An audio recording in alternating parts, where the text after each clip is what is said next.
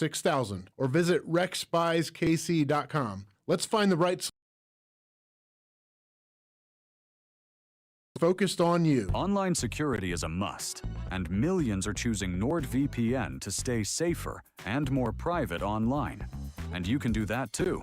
Get NordVPN with 77% off and up to 3 months extra. NordVPN will encrypt your online traffic from data snoopers and internet service providers, while NordVPN's Threat Protection Pro will reduce risk of phishing and alert you about the fake online shops and known scams. And that's not all. If your email address is leaked to the dark web, you will get an instant notification from the Dark Web Monitor and act accordingly. Get the special NordVPN deal today at nordvpn.com. This offer includes a 77% discount on a 2-year plan and up to 3 extra months. Savings and additional terms apply and can be found on nordvpn.com. The offer is valid until October 15th. This Labor Day at Lowe's, shop member-only doorbuster deals for a limited time. Save $50 on an Ego string trimmer, now $169. Plus, get 50% off select Holland pavers. Not a rewards member? Sign up for free today. But hurry, Labor Day doorbuster deals won't last long. Lowe's, we help, you save. Valid through 9/1 while supplies last. Program subject to terms and conditions. Details at lowes.com/terms. Subject to change. If Old Spice Deep Sea Super Hydration Body Wash were music, what would it sound like? Start with the deep sounds of Old Spice's ocean waves and kelp. Layer on the smooth, renewing moisture.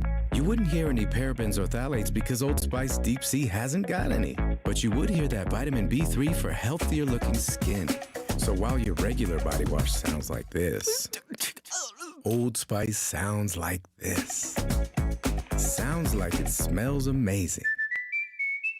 Subscribe to our YouTube channel so that you can watch every show, plus video clips and shorts, all right from your phone, desktop, or tablet. The Fan's YouTube channel at 965 The Fan, KFNC FM and AM, HD1 and HD2, Kansas City, an Odyssey sports station.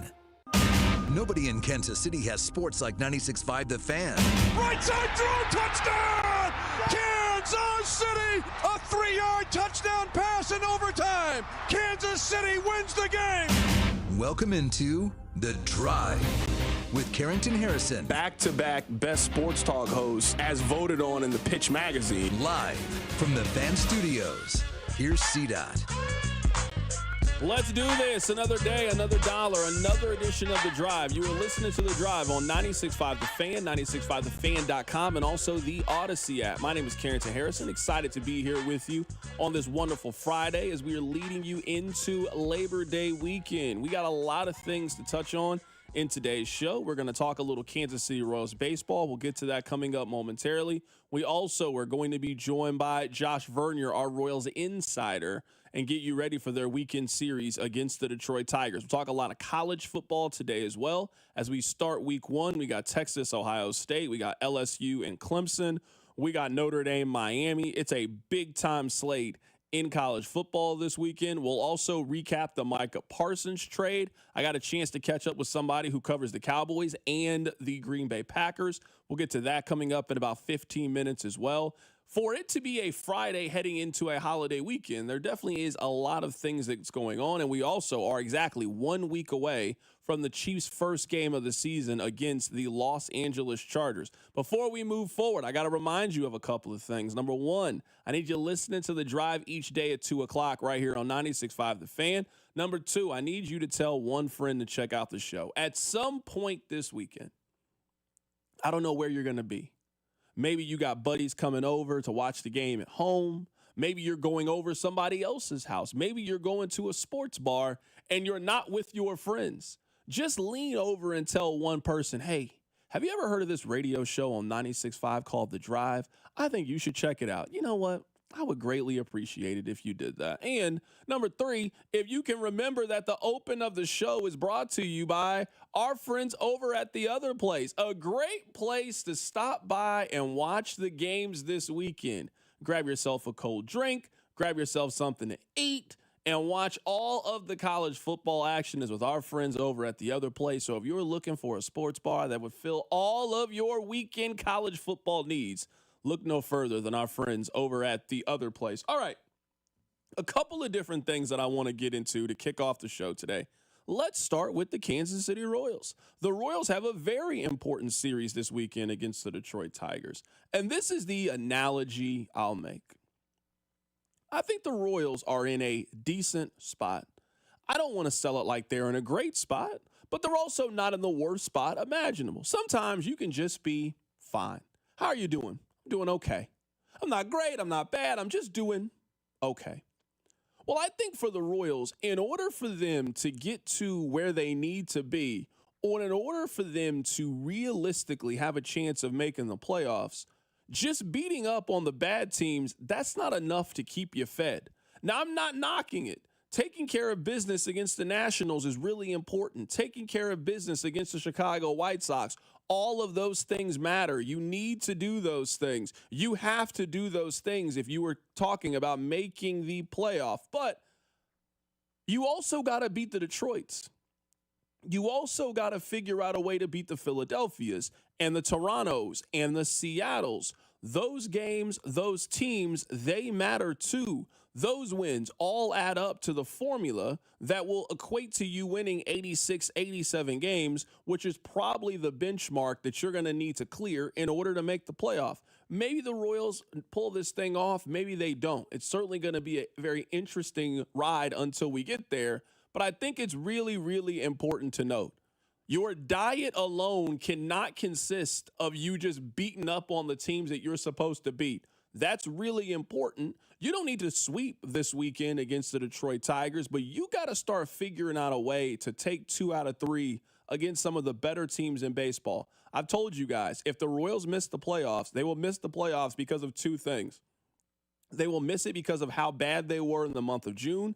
They will also miss the playoffs because of how they performed against the better teams in baseball. They haven't been good, and they haven't really been competitive if you were talking about a season-long record of how they've done against those teams. So it's another shot. It's another one of those teams. You just played this team last weekend. They beat you 2 of 3, but you did look good in the rubber match, the final game of that series. So let's see if you can kind of spin this thing around, get some positive momentum, and let's see if the Royals can take care of business as it looks like. I haven't checked the full weather, but at least today it looks like it's going to be good weather. Hopefully we got good weather planned in Kansas City this weekend. As I was watching the Nebraska game yesterday, and eventually I moved the Missouri game to one of the side TVs. They didn't really need the audio anymore. Like, I could see the beat down they were putting on Central Arkansas, and I felt pretty good. You know what? I think Missouri won this game. After their drive started on the 1-yard line and they drove down the field and scored a touchdown heading into the halftime, I was like, you know what? I think I've seen enough Missouri football for the day. I'm ready for them to play Kansas. And we'll talk about Missouri's quarterback that I thought looked very, very impressive yesterday. I know you're going to say, oh, it was against Central Arkansas. When I tell you the SEC quarterbacks that accomplished what Missouri's quarterback did yesterday, maybe you'll look at his performance just a little bit different. But back to the main point. So I was watching the Missouri game. I eventually was like, you know what? I think Missouri's won this game. The Nebraska game was about to start, so I turned it on the main television. And I'm watching, and it was basically who's who at Arrowhead. If you're somebody that's really important, you were at Arrowhead yesterday. If you're in the Chiefs staff, the Chiefs organization, you made it a point to try to be there. Patrick Mahomes was there. Travis Kelce was there. Isaiah Pacheco was there. Andy Reid, like the people that really matter to this organization, they were all at the game yesterday. They were not the only people at the game. It was a bunch of Nebraska fans.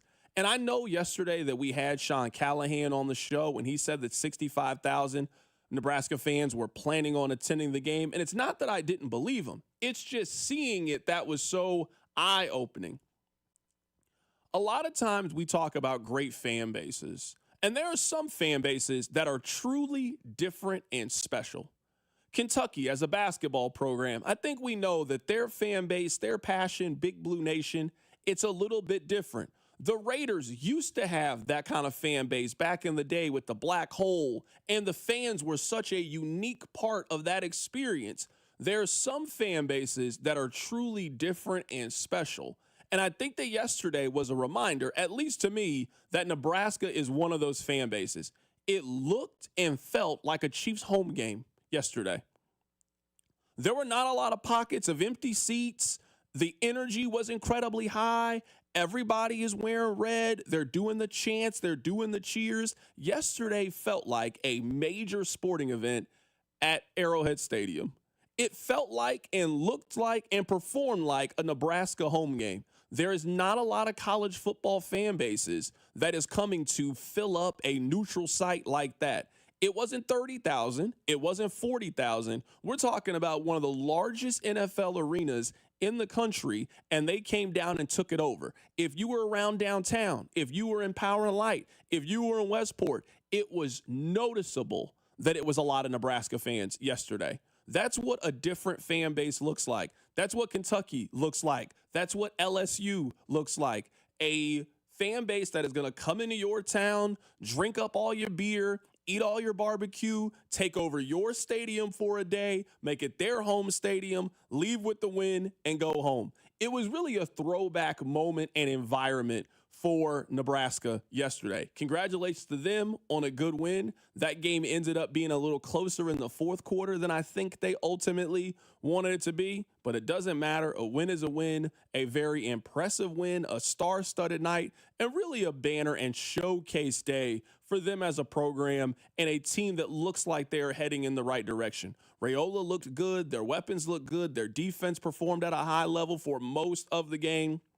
You got to be happy with how everything turned out yesterday if you are a Nebraska fan. It was truly a impressive performance. And again, I cannot stress this enough. There are some fan bases that are different, and Nebraska just has one of those fan bases that is different. I know it's not that far of a drive, but Oklahoma State would not have done that yesterday. There's fan bases that are close to Kansas City that it's a very easy drive for them to make. They are not filling up Arrowhead Stadium the way that we just saw Nebraska do it yesterday against Cincinnati. That was not a neutral site game in any capacity. Yesterday, it was a game in Lincoln, even though it was played 15 minutes, 20 minutes outside of downtown Kansas City. Coming up in a bit, we'll get to the top story in the National Football League. Micah Parsons has been traded from the Cowboys to the Packers. We'll catch up with somebody in Dallas. We'll also catch up with somebody in Green Bay. But you guys know the rules, and I'm not going to let Labor Day or week one of the college football stop us from tradition. We were just talking about college football. Tradition matters, right? Well, you know our tradition. If we talk about the Royals at 2 o'clock, it can only mean one thing. I don't care if Rob isn't here.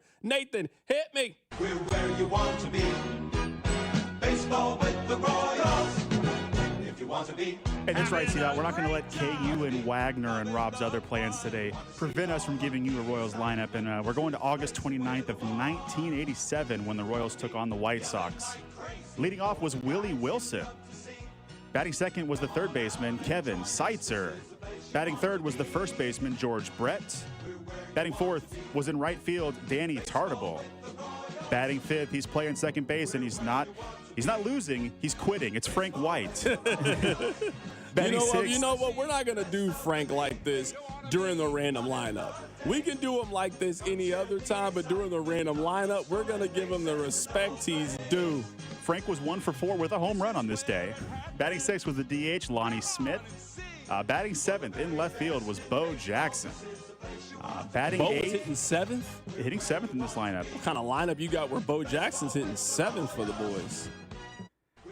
One with Ronnie Jones hitting eighth and playing shortstop. Ross Jones. Never heard of Ross Jones before.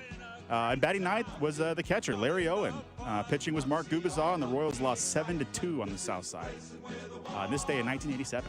Coming up on the other side, we head to Dallas. We also head to Green Bay to talk about the top story in the National Football League. Micah Parsons, he no longer plays for the Cowboys. Keep it right here. So drive. The Drive with Carrington Harrison, your home for the best food takes in KC. Regular old American nachos. You know, I don't need jalapenos with mine, just chips, cheese. Brought to you by DM Injury Law. Have you or a loved one been in a car wreck? Contact DM Injury Law today and get the money you deserve. Car wreck? Remember, Mike's got this. 96.5 The Fan. This Labor Day weekend, we're celebrating Bob's Discount Furniture's 200th store milestone with the entire Bob's family across the country. For more than 30 years, we've believed everyone deserves the home they love. That's why we brought our everyday low prices on furniture, mattresses, and more to over 200 locations from coast to coast and counting. Not to mention free treats for the whole family in our cafes. Celebrate Bob's Discount Furniture's 200 store milestone this Labor Day weekend. Oh, my Bob! When your reputation's on the line, you don't leave anything to chance, especially your primer. Painters trust Kills primers for a smooth start, strong adhesion, and serious stain-blocking power. And now, the full Kills lineup is available exclusively at the Home Depot. Need it fast? Get same-day or next-day delivery, or order online and pick up in-store. Kills primers. Pro results, faster. The Home Depot. If you're a pro, you know. Missouri, get ready! DraftKings Sportsbook, America's top-rated sportsbook app, is coming soon to the Show Me State. Later this football season, you'll be able to bet same-game parlays, money lines, props, and more right here in Missouri. Whether you're backing Kansas City to dominate on Sundays or sweating your basketball picks, DraftKings Sportsbook brings everything you want to elevate your game day, including live in-game betting, lightning-fast payouts, and endless ways to get in on the action, all right from your phone. And when we go live in Missouri, you'll be betting from home with the top-rated sportsbook trusted by millions. Safe, secure, and ready to deliver the action like never before. Download the DraftKings Sportsbook app and use code 965 now to gear up for launch in Missouri. Be the first in line for exclusive promos and can't-miss offers. That's code 965 in partnership with DraftKings Sportsbook. Gambling problem? Call 1-800-GAMBLER. 21 and over. Physically present in Missouri. Eligibility restrictions apply. Terms at DraftKings.com/sportsbook. Subject to regulatory licensing requirements. Don't let clogged drains slow you down. Call Hamilton Plumbing, Heating, AC, and Rooter today for our $79 mainline drain cleaning special. The pros at Hamilton will inspect your drains with video camera technology to pinpoint exactly what is needed to clear those clogs and help prevent expensive drain repairs. The expert technicians at Hamilton are ready 7 days a week to solve your problem the right way, the first time. Over 40 years experience and more than 8,000 five-star reviews ensures your peace of mind. Visit callhamilton.com for details, terms, and conditions. License number 2025-11121. Today we're constantly taking photos and videos to remember our favorite moments. But what about those captured before the smartphone? What about the memories tucked away on aging VHS tapes, film reels, or in fading photos? These cherished memories are fading away with time, vulnerable to threats like heat, moisture, and mold. But fear not, there's a solution to safeguard your legacy. Hi, I'm Adam. And I'm Nick. Together we founded Legacy Box over a decade ago with one mission, to bring your memories into the 21st century. It's time to bid farewell to old tapes you can't watch and faded photos. Legacy Box transforms them into digital treasures, ready to share with a click. Just like magic, your shoebox of memories is now safely stored in the cloud or on a thumb drive. Over 1 million families have trusted Legacy Box, so you can rest assured your priceless moments are in good hands. Don't let your childhood fade away on old tapes. It's time to digitize those priceless moments. Fast forward into the digital age. Visit legacybox.com/value and unlock 50% off your order. That's legacybox.com/value. Check engine or ABS light on? Take the guesswork out of your warning lights with O'Reilly Veriscan. It's free. Ask for O'Reilly Veriscan.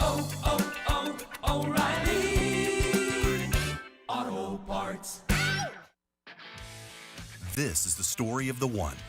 As a lineman, he does whatever it takes to keep the power on in his community. And he wants a partner like Grainger who does the same. Grainger offers the professional-grade products he needs, from voltage detectors to harnesses to hard hats, plus fast, dependable delivery, so he can rise to every challenge. Call 1-800-GRAINGER, click Grainger.com, or just stop by.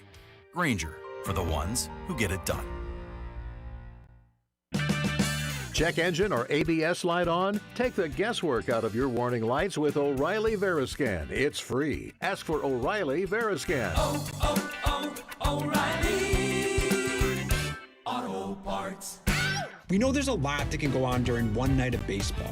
Long home runs, epic pitching performances, catches that defy space, time, and gravity. Climbing the wall. Did he catch it? He did! But what if you could get all of that summarized in a quick, concise, and at least we think, funny podcast that's under 10 minutes? Check out MLB.com's Morning Lineup. It runs Monday through Friday mornings on Spotify, Apple, or wherever you love listening most. You're listening to 96.5 The Fan from the Mission Plumbing, Heating, and Cooling Studios. Hey, Kansas City, it's Vinny Pasquantino. Welcome into The Drive with Carrington Harrison on your home for Royals baseball, 96.5 The Fan.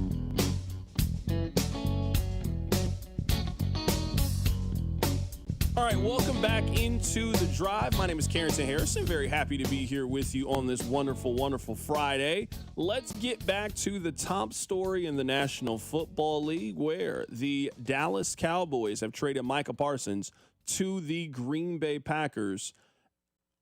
I listened to Jerry Jones' press conference yesterday, and there's this Jay-Z line where he says, "You can't sell me BS. We know the prices." I don't know who Jerry thinks that he's fooling. Jerry at one point said that you shouldn't count them out. Now with all the ammunition that they have, they could still make a move for this season. What player is available heading into week 1 of the NFL season? The only player that was available is, I don't know, Micah Parsons. This is also one of those things that lets you know it's always in your best interest to get this done early, because you waited and waited and waited, and now the going price was $47 million when you probably could have got him for $38 million last year if you simply had agreed to a deal. He also was trying to convince us that it was important for them to get better at stopping the run. So you're telling me in 2025, your plan was, let's get rid of the premium pass rusher to get the older run-stuffing defensive tackle? The logic from Jerry just didn't really make a whole lot of sense. So earlier today, I got a chance to catch up with Kevin Gray. He covers the Dallas Cowboys. I started our conversation with asking him, is he still mad about the trade? Yes, 100% upset with this still in a number of ways, which I imagine we'll get into. Good to be with you as always, my guy. Absolutely, man. You know what I've been seeing? I've been seeing Cowboys fans have been going through the 5 stages of grief. Like, I was listening a little bit to Sean Sharif earlier as I was driving in. He was like, oh, you fans aren't as mad as I thought you were going to be. A couple of other Cowboys fans that I follow. It seems to me like you guys have gone through all 5 of those stages in less than 24 hours, and now Cowboys fans have reached the acceptance stage of all of this. You guys seem fine that they traded their best player a week before the start of the season. I do certainly think there's a number of fans who feel that way. The timing of this is extremely poor because we're literally less than a week away from the start of the regular season when the Cowboys visit the reigning Super Bowl champion Philadelphia Eagles on Thursday Night Football.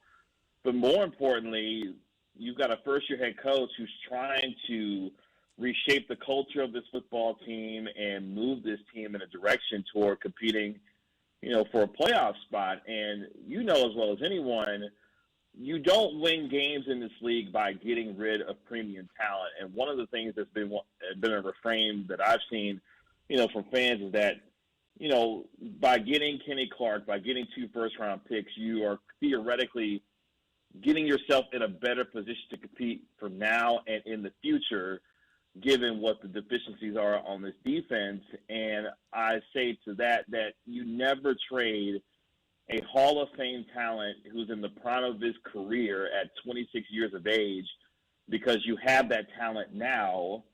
Those 2 first-round picks that you have may not turn out to be nearly as good as the talent that you let go of, and that's the risk that you take with a move like this. So there's a number of reasons why this trade does not make sense, will never make sense. But for the immediacy of this team, they believe they got better because of what they were able to acquire in exchange from Micah Parsons. I wrote down a checklist that you have to rattle off if you're going to make a trade like this. Number 1, you can't trade him to a competitive team in the NFC. This would be a different conversation if they trade him to the Saints, for example, a team that you and I don't think is going to be very good, and there's a chance that the Cowboys get a top 10 pick in exchange for it. They traded him to a team that's better than they are. They beat him the last time they were in the postseason. So we're looking at this pick being somewhere between, I would say, 18 to 25 realistically. And if things go really well for the Packers, an even better selection than that. So you can't trade him in the conference. You got to ship him as far off as you possibly can. B, you have to feel like you fleeced the opposition. There is not a single person that thinks that the Cowboys fleeced the Packers with what they got in return. And if you're going to make this kind of decision, you got to make this decision in April, not in August. I think some of the really important boxes that you need to check if you're going to trade a potential Hall of Fame 26-year-old pass rusher, I'm not sure if the Cowboys did any of those things. No, they didn't. And the number one thing for me is the first thing that you mentioned was you traded him to a conference rival who has ended your postseason with three of the best teams that you've had over the past 10 years. And the Packers now have a generational pass rusher who is going to terrorize his team for the next decade. And even if you get to the idea of trading Micah Parsons, you do it prior to this year's NFL draft to be able to get the kind of draft capital that you need in order to make this team better now if you feel like this team can compete this year. And the other thing, that I'll say about this too is that when you look at what Micah Parsons brought to this team, that's just from a production standpoint, but now what the future of this team looks like, it puts in very much in doubt how this team can compete moving forward because they justified this trade by saying we needed defensive tackle help when they had plenty and adequate cap space during free agency to address the defensive tackle spot. They chose not to do it, and now they use it as a justification, we've got to shore up the run game to trade away their best player on this football team. It just doesn't make sense. Right now, we're talking Cowboys with Kevin Gray. We saw Micah Parsons get traded to the Green Bay Packers. This was the biggest takeaway that I got from the Cowboys doc, and I think it kind of showed itself in this trade. I don't think that Jerry can be around dogs anymore. When he was around a dog like Jimmy Johnson, that was some of his biggest conflicts. If you look at who they've hired over the last 15, 20 years or so, I think he needs to be around a type B personality. I don't think there's anybody in the Cowboys organization to kind of press Jerry when things kind of start to get hot. I don't think there's anybody that can tell Jerry that he's wrong. I also don't think there's anybody that can talk Jerry down. This thing should have never got this far. You had a 26-year-old premium pass rusher. Everybody else in the league was able to resolve their issue with their star player except one team. It was the Cowboys. I think Jerry let this thing get personal in a way that it didn't have to. We're talking about business. We're talking about signing a contract that sets you and your family up for the rest of your life. Yeah, and I think one of the things that reminds folks, unfortunately, of how Jerry Jones continues to chase the 90s is that Micah and him had conversations, 2 days of conversations along with Stephen Jones, to hash out what they thought was an agreement.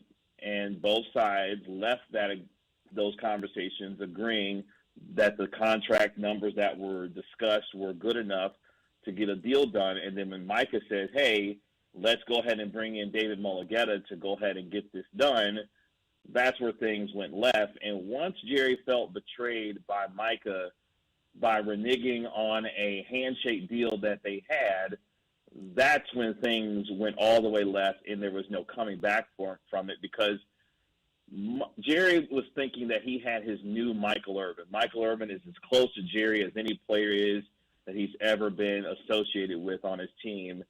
And Jerry thought he had his new Michael Irvin and Micah Parsons, and that just simply did not turn out to be the case because once David Mulligetta got involved, that's when things went in a completely different direction. I keep hearing about this handshake agreement. I certainly understand the principle of the handshake agreement. I also think that this part of the context continues to get left out. Micah Parsons cannot agree to a contract with Jerry Jones. The agent has to handle that. This is the violation of the CBA. I feel like in this, Jerry got mad because Jerry doesn't always want to follow the rules. Business just isn't done the way that you did business. Yes, in 1975, you shook a man's hand and your word was your word. But that's not the agreement that the owners and the players have between one another. I keep hearing about this handshake agreement when Micah could never agree to this. Agreed. I'm right there 100% with you. This is something, if there's blame to assign to Micah Parsons, is that he should have never talked to Jerry and Stephen Jones about contract and about numbers at all. He should have followed the example of his teammates in Dak Prescott and CeeDee Lamb, who immediately got their agents involved from jump to discuss contract terms when it came to their new deals. Micah thought he was different in the fact that he could go to Jerry, discuss these numbers with him, and then be able to move forward from there. But, yeah, Jerry knows better. He knows that he has to talk to the agent in order to consummate a deal and to get one officially done. And he decided that he did not want to bring Mulugeta in because he felt like what was the word and the bond between him and Micah was good enough for Micah to take back to David and things be good from there. But obviously we know that that wasn't the case. That was Kevin Gray, who covers the Dallas Cowboys. That is the Cowboys' perspective of the Micah Parsons trade. They are the losers of the trade. Maybe it ends up working out, right? I don't have a crystal ball. I don't know what's going to happen, but I do know this. There is not a single Packers fan that is upset about the trade. You have to be happy with the compensation that you gave up to go get Micah Parsons, and you are obviously happy with the player. You have a 26-year-old player who has been an all-pro in 3 of his first four seasons in the league. And the 1 year that he wasn't an all-pro, he played in 13 games and had 11 sacks. Micah Parsons is one of the premier pass rushers in the National Football League. That was the Cowboys side of things. Let's get you the Packers side of things. I got a chance to catch up with Mike Wickett, who was feeling good. Oh, C-Dot, thank you for having me on. Today is a great day. I don't know if I've been this excited as a Packers fan since they won the Super Bowl seemingly forever ago in 2011. Let's go! Mike, so let's just start with this. Because when I originally saw the rumors about it, it just didn't make sense to me because the Packers are in the NFC. If they had traded Micah Parsons to the Patriots, it would have made sense. If they had traded him to the Chargers or a team in the AFC, the fact that the Cowboys traded their best player to the team that last eliminated them from the postseason, a team that is very much in contention to win their division, be one of the contenders in the NFC, is just very puzzling to me. And the timing of it, like if you were going to trade Micah, do it in June. You know, do it in June when the prices can be even higher, when all the other teams that you just mentioned haven't made all their free agent moves, haven't given extensions, all that stuff. The timing of it is the second most insane part of it. The most insane part of it is trading them to a good team who, you know, by my math, Carrington, is going to have the 32nd pick the next 2 years. So, like, it's pretty incredible to make this move when they made it, which killed any sort of mega return because I don't even think the Packers paid that big of a price. And then to do it to a team that's good, like trade them to I know the Browns have Myles Garrett, but trade them to a team like the Browns or something out of the conference, out of the division, and it's not going to have a pick in the 20s or 30s. Like none of this makes any sense. But as a Packers fan and someone who has a Packers tattoo on his arm and someone who has covered this team for a very long time, I love this move for Green Bay. Yeah, I said that if you were going to trade Micah Parsons, you have to check off 3 boxes. Number one, you can't trade him to a contending team in the NFC. The sentiment has to feel like you fleeced the opposition. No one thinks that the Cowboys fleeced Green Bay for Micah Parsons, and you also can't trade him in August. I mean, it is August 29th, and the Cowboys just traded their best player. You had to do this on March 29th, not this late in the process. No, and a couple of years ago, you know, we were all having the same conversations, right? They got to lock up Dak, they got to lock up CD, and they got to lock up Micah. And if you were only going to be able to pay 2, who would you pay? And I was always on team Dak and Micah because I think wide receivers are pretty replaceable. I mean, Tom Brady won 7 Super Bowls and didn't win any of them with an elite wide receiver until he got to Tampa Bay with Mike Evans. But this does, I mean, to do this now and to do this and not get the Khalil Mack return, to not get the Herschel Walker return, to get 2 ones from a good team and a guy in Kenny Clark who's been great. He's been a top 5 defensive lineman for most of his career in Green Bay, but he's 28 years old. He doesn't have a lot of tread left on the tires.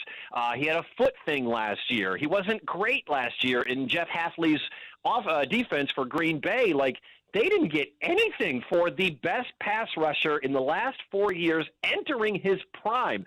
2 guys have had 12 sacks or more in their first 4 years in the NFL. One is Micah Parsons. The other is Reggie White. ironically, who came from Philly to Green Bay and helped win a Super Bowl with the Packers. Right now, we're talking to Mike Wickett, who covers the Green Bay Packers. This feels like the most important question of all of it. How sad are you to lose Kenny Clark? Not. I mean, he's been a good guy. He's been a great player. I mean, other than Aaron Donald and Chris Jones, there was a time when he was a top 3, top 4 defensive lineman.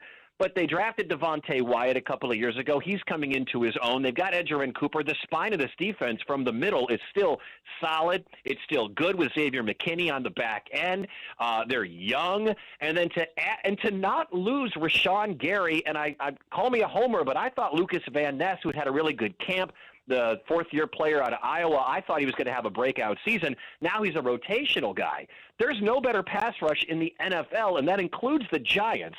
There's no better pass rush in the NFL on the edges than Rashawn Gary and Micah Parsons in the NFL. And then they've got guys like Van Ness and Egbare coming in the rotation. Like, this is a massive upgrade for Green Bay. Mike, if you are looking at the NFC, I think most people would put Philadelphia at number 1. They certainly earned it. They got the heavyweight championship crown. They won the Super Bowl last year. Do you think the Packers are now the second best team in the NFC? Yeah, I think the argument is easy to make. I mean, you know me. I've come on your show for the last 4 years talking about how good I think Jordan Love is, or the last 3 years. And I think Love, he's one of 5 quarterbacks in the NFL to be top 5 in QBR the last 2 seasons. The other guys are names like Lamar and Mahomes. I think, or Lamar and Josh Allen and Brock Purdy, all the really good quarterbacks. I think this team is primed and ready. And I heard at the end of last year when they got beat by Philly in the playoffs, they said it's time to start winning. And that has kind of been the theme in the offseason for Green Bay. They're still the youngest team in the NFL. They added Micah Parsons and got younger, which is amazing. But the time is right now to win. Love is healthy. They finally drafted a wide receiver in Golden in the first round. They've got a stud in the backfield in Josh Jacobs. Their offensive line got better. They added Parsons. I mean, this team made moves in the offseason to address their weaknesses.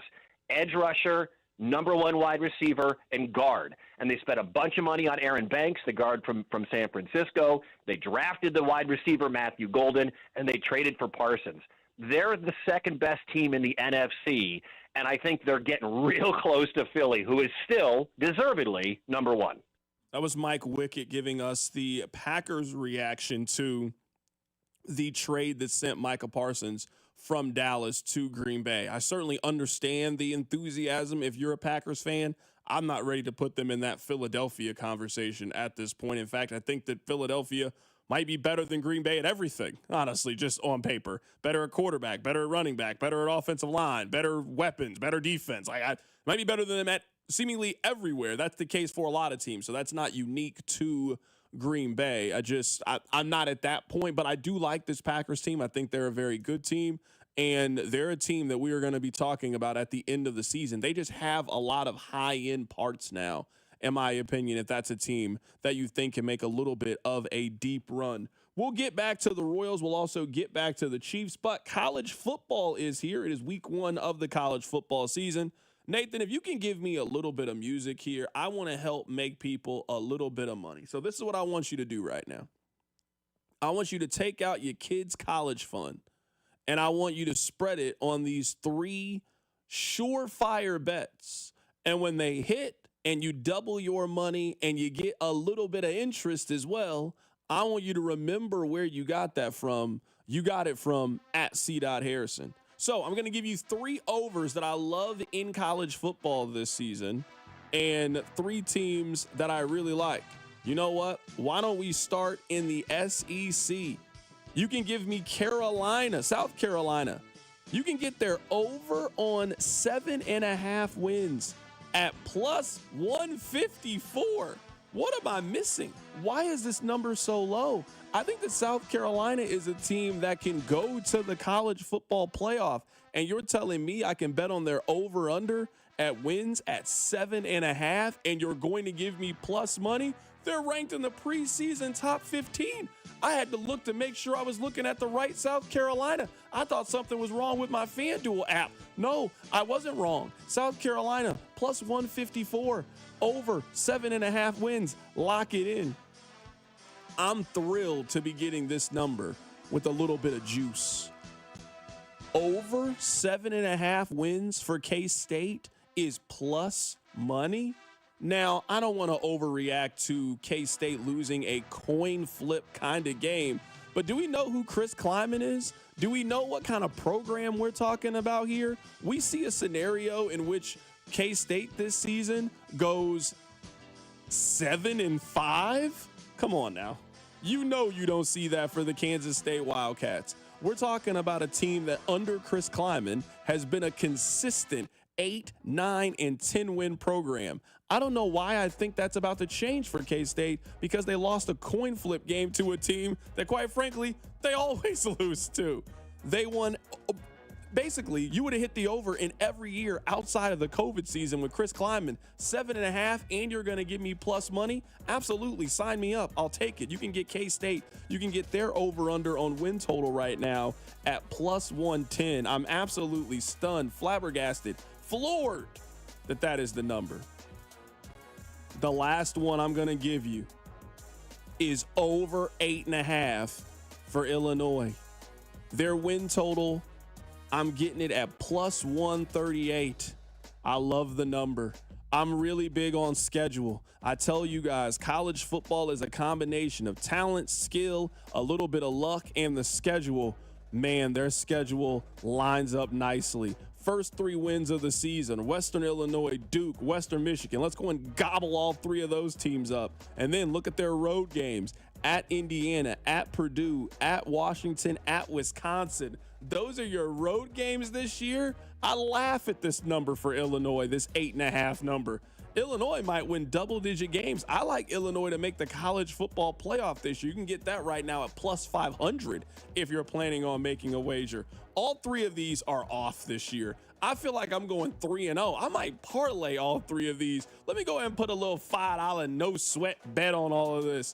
Illinois over 8.5. South Carolina over 7.5. A disrespectful number. Plus 154. And I'll take the over on K-State at plus 110. Go ahead and line me all of those up. Those numbers come courtesy of FanDuel. Can't believe they're going to give me K-State 7. K-State should be 8.5. It's an overreaction to week 0. Complete overreaction to week 0. I love getting Kansas State and plus money. Doesn't make any sense at all for that to be the case. Coming up on the other side, we'll get you ready for week 1. We'll get you ready for week 1 in college football. We'll also get you ready for week 1 with the Chiefs. We have an update on Jaylen Royals. That's all coming up. Keep it right here. So drive. The Drive with Carrington Harrison. Watch the show on YouTube by subscribing to the 965 YouTube channel. The Drive, brought to you by DM Entry Law. Have you or a loved one been in a car wreck? Contact DM Entry Law today and get the money you deserve. Car wreck? Remember, Mike's got this. 96.5, The Fan.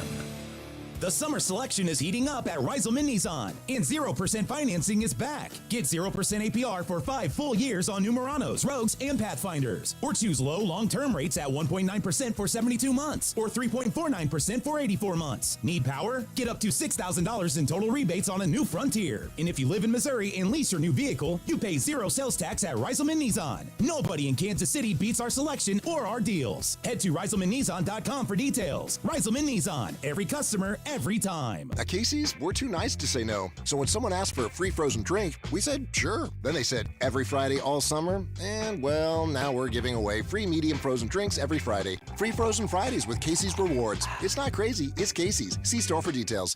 Here we go. Count on Sundays with the NFL on CBS and Paramount Plus. This is incredible. Watch your local NFL game live all season long. And he's in for a touchdown. Visit ParamountPlus.com/NFL to get started today. This is the story of the one. As a safety manager at a manufacturing plant, he does everything he can to keep his coworkers safe.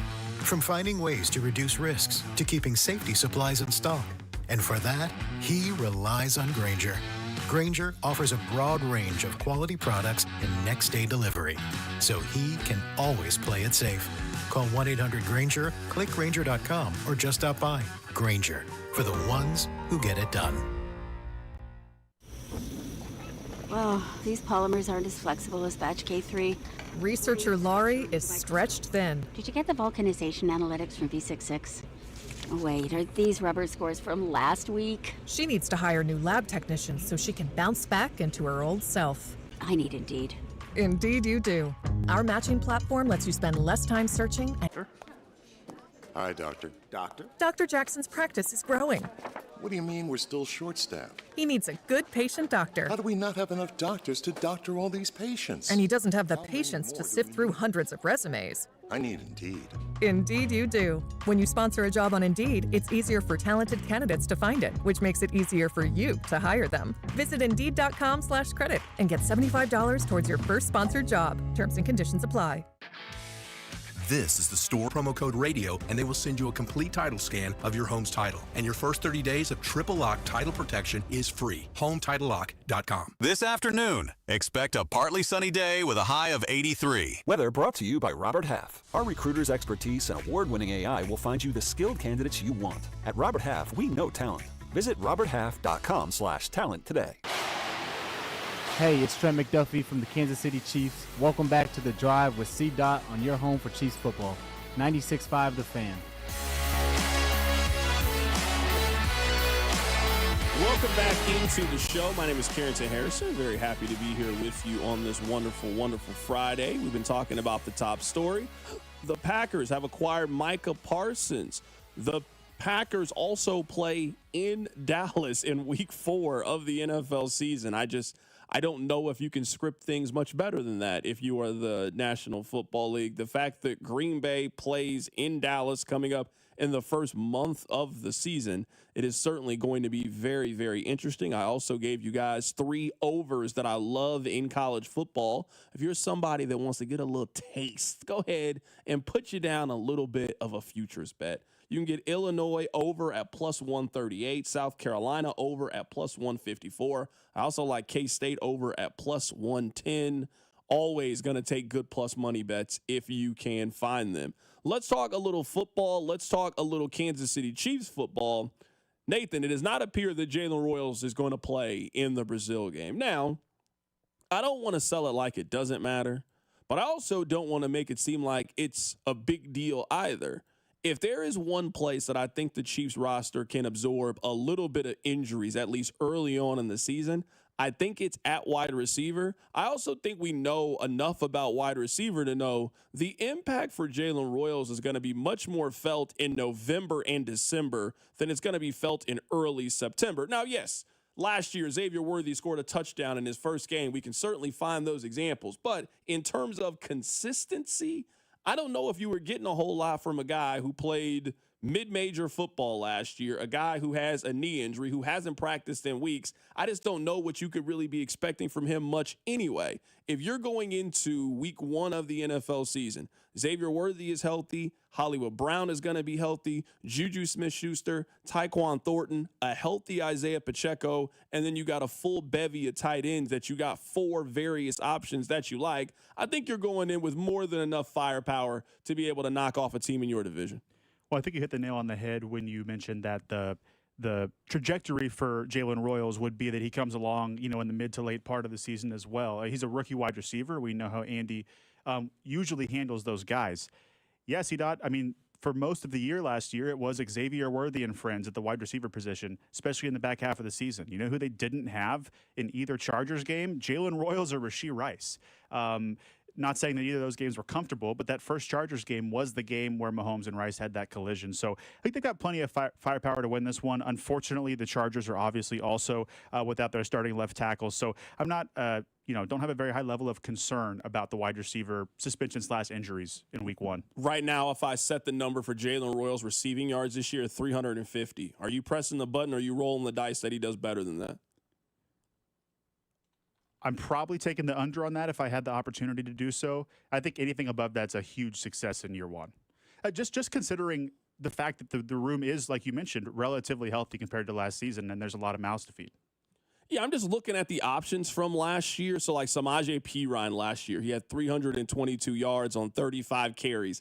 That's about what I'm guessing is probably the high-end ceiling for what I think Jaylen Royals is going to get. Obviously, there's more excitement for what he can be as a future prospect, but you're just behind other guys. And when you get everybody healthy, if you get everybody healthy, Jaylen Royals becomes your 5th or 6th wide receiver option. There just isn't really a lot of room for you to grow. I think the hope for Jaylen Royals is, I don't want to use the term redshirt year, but you got a lot of guys who are on 1-year contracts right now. Juju's on a 1-year contract. Hollywood Brown is on a 1-year contract. The hope is that you don't need to bring those guys back for next year. Tyquan Thornton, also another one of those guys. And now Jaylen Royals is ready to step in and be that number 3 pass catching option for you next year.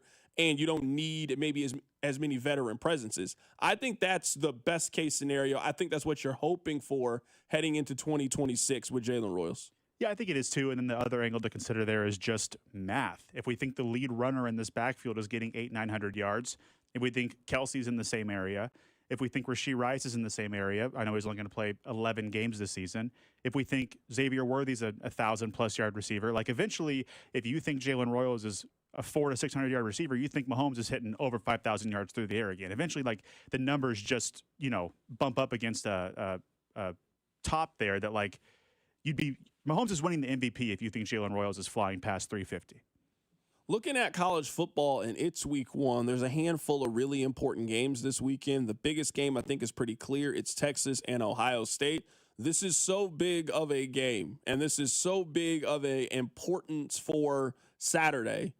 Fox is going to air the end of College Game Day because of Lee Corso. So think about how important it is. The two rivals right now, ESPN and Fox, they're both competing for whose pregame show we're going to watch. There's so much respect for Lee Corso that they are going to show the mascot head on Fox. That is a big deal. That is directly going to lead into essentially what feels like the debut for Arch Manning. I know that he has started before. I know that he has played before. So this is not 100% sight unseen.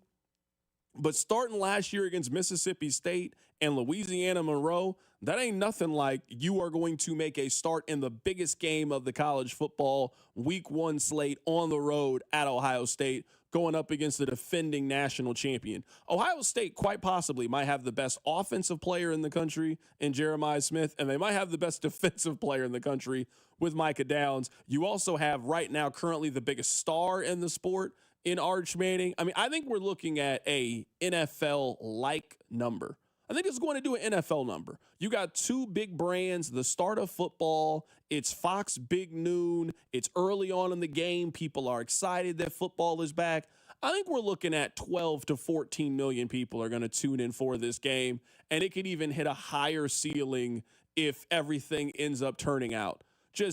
It's kind of the right combination of really everything for this to be an absolute ratings monster for Fox. You have LSU and Clemson. LSU is a team, and they haven't won a week 1 game since Jamar Chase and Justin Jefferson were teammates with each other back at LSU. It has been a while since they have gotten off to a good start. Clemson, Nathan, is kind of one of those teams the last handful of years. They do really well in the ACC. They haven't really done too great when they've kind of gone outside their conference. So these are two teams. I mean, somebody's got to win this game. A team that has not shown an ability in week 1. Another team that has not shown you that they can beat a caliber of opponent that I think LSU is. It's also a night game, Death Valley. There's a lot to be excited about. You got Notre Dame and Miami going up against each other this weekend as well. I actually think this game isn't getting nearly the love that it should be. Baylor and Auburn is a really interesting game. Maybe I'm the only one that feels that way. Maybe I'm just excited that college football is back. We had a guest on that thinks that Baylor could win the Big 12. So we're talking about a sleeper team, and I think Auburn's going to be improved this season as well. And then you got North Carolina and TCU. Those two teams play on Monday. I'm just excited to see Bill Belichick because there's been a lot of noise around Bill. And it ain't really been football noise. It's been a lot of nonsense with Bill. You could tell me literally anything will happen with North Carolina, and I would believe you. Like, if you told me that North Carolina went 4-8 this year, I couldn't tell you that you were wrong. if you told me that North Carolina had a chance of making the college football playoff, and they are kind of like what BYU was last year in Colorado, teams that kind of hung around in the mix until the very end of the season and ultimately fell off. If that's what North Carolina is, I wouldn't really be surprised. They have the best X's and O's coach, at least our perception, in the history of football. I don't know what North Carolina can be. But I also haven't really seen Bill Belichick be great too many times if Tom Brady also wasn't around. So I'm really looking at this as like a week of questions. I think that every game that is out there has a major question mark attached to it, whether it's Texas, Ohio State, LSU, Clemson, Notre Dame, Miami, TCU, North Carolina. We didn't even mention Colorado and Georgia Tech as being one of those games. What does Colorado look like? What does Deion look like without Shedeur and Travis Hunter? There's just major question marks everywhere in week one of college football season. I can't remember the last time a week one slate as a whole captivated me this much. I've been racking my brain and can't come up with anything over here. Obviously, Texas and Ohio State, just due to the pageantry, like you mentioned, the Arch Manning's essential debut, the NFL talent that's on that field, Lee Corso's just everything, the pageantry that'll be involved in that game. It's going to be a spectacle. The North Carolina game, yes, you're right. I'll be locked in for obvious reasons, but it's LSU and Clemson for me. Like you mentioned, Clemson has struggled in these non-con games early in the season. And then JT Noah and I were talking in the bullpen here about Brian Kelly's seat, if LSU loses again to start the season. It is absolutely crazy that they have not won since before the pandemic in week one. I think it's going to be a lead early on next week if Clemson beats LSU and LSU doesn't snap that streak. So I'm locked in on LSU Clemson more than any of them. Coming up in about an hour or so, we're going to be joined by Josh Vern, our Royals insider. The Royals have a very important series at home this weekend against the Detroit Tigers. We'll get to it coming up. Keep it right here. It's The Drive on 96.5 The Fan. You're listening to The Drive with Carrington Harrison, host of the Random Royals lineup on 96.5 The Fan. Baseball with the Royals. Brought to you by DM Injury Law. Have you or a loved one been in a car wreck? Contact DM Injury Law today and get the money you deserve. Car wreck? Remember, Mike's got this. Hey guys, it's Carrington Harrison from The Drive. Summer is officially here, and that means the sun is out and the grill is hot and life is calling you. But what if you're just not feeling it? Low energy, brain fog, maybe you have no drive. It might not just be your age. It could be low testosterone. At Heartland Men's Health, they know what you're going through, and they know exactly how to help. Low T can lead to poor sleep, weight gain, low sex drive, and zero motivation, but it doesn't have to be that way. Do you know what the first step is? It's taking the free Low T quiz at heartlandmenshealth.com. It only takes 2 minutes. Then schedule your $99 consult. That includes lab work and a full medical review. And if your treatment starts that day, that means your visit is on the house. Don't wait. Heartland Men's Health is changing lives in Overland Park, Independence, and North Kansas City. Call this number, 844-447-6600, or visit heartlandmenshealth.com today. That one phone call can change your life, can change your summer. So get back to feeling like yourself. Pick up the phone and call Heartland Men's Health today. Need to sell your house in Kansas City but not sure what the best option is? Selling a home, especially when dealing with foreclosure, divorce, job relocation, or an inherited property, can feel overwhelming. That's why I don't just make offers. I help homeowners understand all their options so they can make the right choice with no pressure and no obligation. I'm Rex, a local homebuyer and resident right here in Kansas City. Whether you're looking for a fast cash sale or just want to explore your choices, I'll walk you through the pros and cons of selling to me or listing with an agent. If selling directly is your best move, I'll offer you a fair cash price and a closing timeline that fits your needs in as little as 7 days or on your schedule. No repairs, no commissions, no hidden fees. Just a transparent, hassle-free process so you know exactly what to expect. Let's talk. Call 816-330-6000 or visit rexbuyskc.com for a free, no-pressure consultation. Rex Buys KC, helping homeowners make informed decisions with confidence. 5,000 average amount of money people in the U.S. are now spending on gas in a year. $5,000. That's crazy. If you drive, you have to download Upside, the free app that gives you cash back every time you get gas. That's right. You can earn real cash back with Upside just by buying the gas you're already buying. You can literally start earning cash back today. I use Upside every time I fill up, and I've already made around $300. You're putting gas in your car anyway. Why not get real cash back? If you like free money, download Upside. Upside? I'm saving the cash I earn from using Upside to help pay for a vacation later this year. Download the free Upside app now to earn cash back every time you buy gas. Use promo code CODE to get an extra 35 cents per gallon on your first tank. You can cash out anytime right to your bank, PayPal, or a gift card for Amazon and other brands. Just download the free Upside app and use promo code CODE for a 35 cents per gallon bonus on your first tank. That's code CODE for a 35 cents per gallon bonus. It's O-Rewards Member Appreciation Month at O'Reilly Auto Parts. Up to $100 in bonus rewards available at O'Reilly Auto Parts. O'Reilly Auto Parts. This is the story of the one. As a lineman, he does whatever it takes to keep the power on in his community. And he wants a partner like Grainger who does the same. Grainger offers the professional-grade products he needs, from voltage detectors to harnesses to hard hats, plus fast, dependable delivery, so he can rise to every challenge. Call 1-800-GRAINGER, click Grainger.com, or just stop by. Grainger, for the ones who get it done.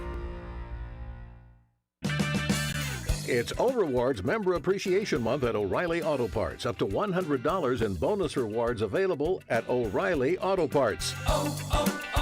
O'Reilly Auto Parts.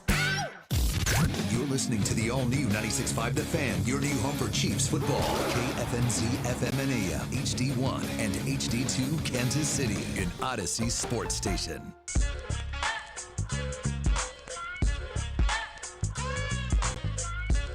One of the beautiful things about sports is that you can sort of get off and get back on the bandwagon whenever you want.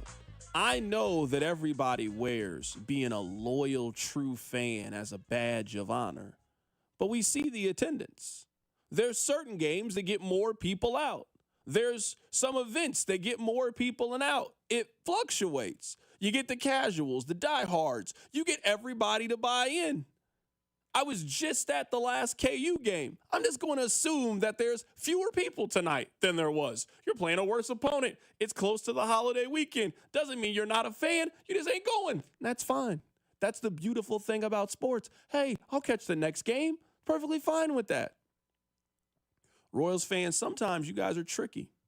And I know what you're trying to do. You don't want to get yourself hurt because you've been hurt before. If you believe and buy into the Royals and it doesn't work out, you'll be disappointed. But that's what sports fandom is. The Chiefs disappointed you for 30 years of your life. Eventually it paid off. And now look at you. You've felt the confetti. You've seen the parades. You know what it's like to be a champion. I'm telling you right now, all it takes is for the Royals to win one of these kinds of series. They don't have to sweep the Tigers. But if they win this series against the Tigers, Nathan, and things kind of shake out, and we're talking about on Monday, the Royals are 2, 1.5, 1 game back of the wild card. Football will be the biggest story on Tuesday when we all get back to work. But there will be excitement. There will be buzz about the Royals. There will start to be a feeling of, oh, they can do this. The Royals have to really give you a chance to believe. They got to give you a chance to dream a little bit. If they give you that chance, I think that the city will buy in. I think that the city will ride the wave, so to speak. But they got to give you that. And them beating up on the Nationals, that's not creating that energy. Them beating up on the White Sox is great. I think this team is going to finish over 500, back-to-back seasons of them finishing over 500. We got to be realistic. That's just not something the Royals have accomplished a lot in our lifetime. But if the Royals can just put together a couple of these series against the opponents that they have and start to change the narrative just a bit, because the narrative amongst the fan base is these aren't series that they think you can win. You can't beat the Tigers. You can't beat Toronto. You can't beat the Yankees. It's not realistic to think that you can win that. If they can do it, if they can prove it, I think you'll really start to see the shift and the energy change towards the Royals. It's always going to feel like this is the most important series that they have because of the stakes, because of everything that is at play. And I think a lot of people, I think the majority of people are somewhere in the same ballpark that I am. Hey, this team's certainly battled. They fought back. They're going to win 84, 85 games, and that's probably just not going to be enough in order for you to make the playoffs. I'm also a little bit of a skeptic. I need to see them win a series like this. I need to see them take 2 or 3 or sweep the Detroit Tigers, and then you look up and you're thinking, wow, hold on, the Royals are only a game back in the wild card, and there's 30 games to play? Well, you absolutely can make the playoffs if that's the case. I think Royals fans are waiting for something seismic to happen, something really, really surprising to get them to buy in fully to this year's squad. Well, you're right on that point, and neither of us claim to be therapists, but that's exactly, in my opinion, what Royals fans do. It's incredibly annoying, but we do it. We're all guilty of it. And, Josh Vern, who's going to join us at 4, could tell you better than anyone, man, when the Royals give up a 2-run home run in the top of the second inning, the text line just floods with everyone needs fired, we're jumping off the bandwagon, it's football season. Well, they come back in the bottom of the 8th against a bad team like the White Sox, and all of a sudden the team's going to the World Series. No, we're very excited about this team. We're just putting up this facade, this front. Like you mentioned, we don't want to get hurt. We're going to be the first ones to say that it's going to fall apart so that when it does, we don't get hurt. But there is excitement about this team, and you're right about the timing of it sort of showing itself after this weekend. After this weekend, there's 25 games left. 6 of them are against the Angels, 3 against the A's, 3 against the Twins. These are winnable games down the stretch here, at least more losing teams than winning teams that are going to come across the Royal schedule in September. So, it's time to start winning against those good teams. It's time to take 2 out of 3 against the Tigers. But if they do, they're going to be fighting for headlines next week. I completely agree. I think you'll be able to feel the momentum really shift if the Royals can really take advantage of this homestand. The Royals are 69-65. They're 3 games back, and they got a 9-game homestand. They got a 9-game homestand. The Royals realistically need to win 6 of these next 9 games. That's at a minimum.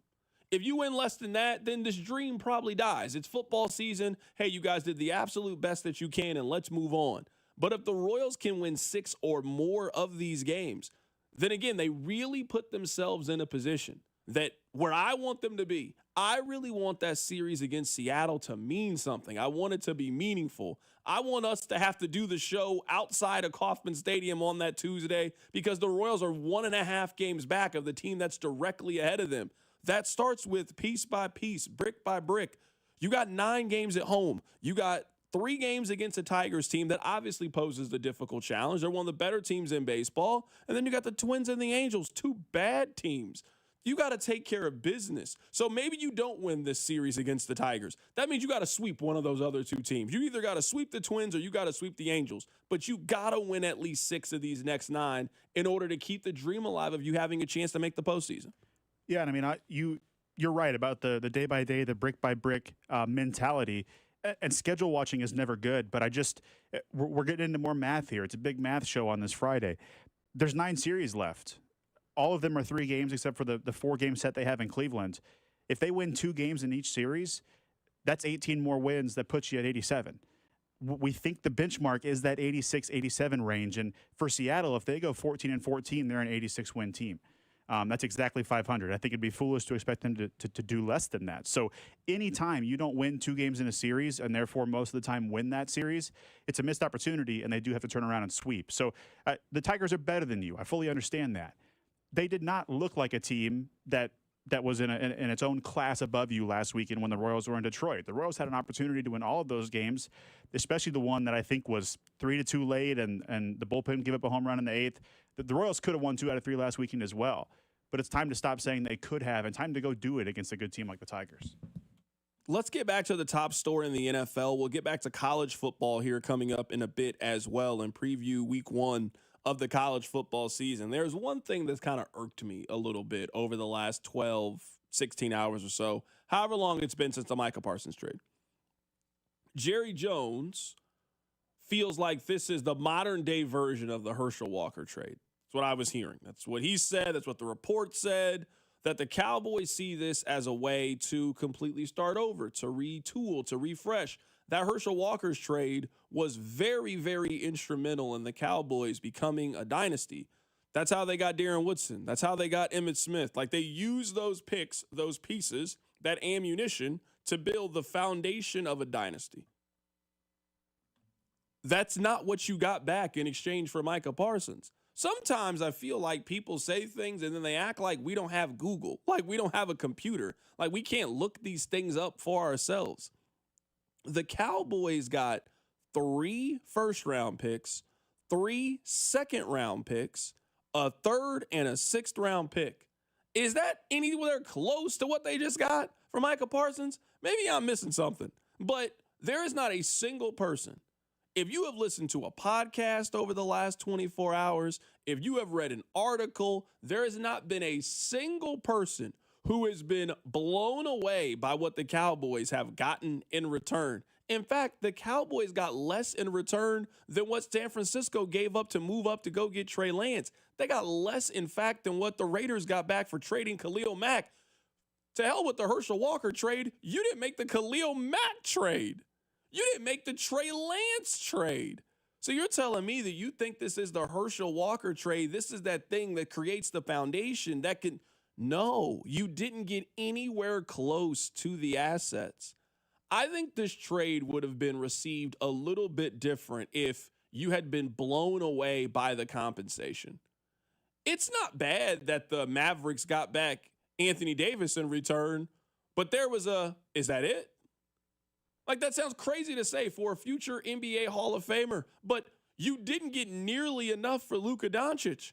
And then to live in a city, to see that happen, to hear it, and then I'm not saying you did the exact same thing, but to then also make a trade for a 26-year-old superstar who has had at least 12 sacks in every season that he has played, and for us to still be like, that's all you got? I think what you got was just quite simply the floor.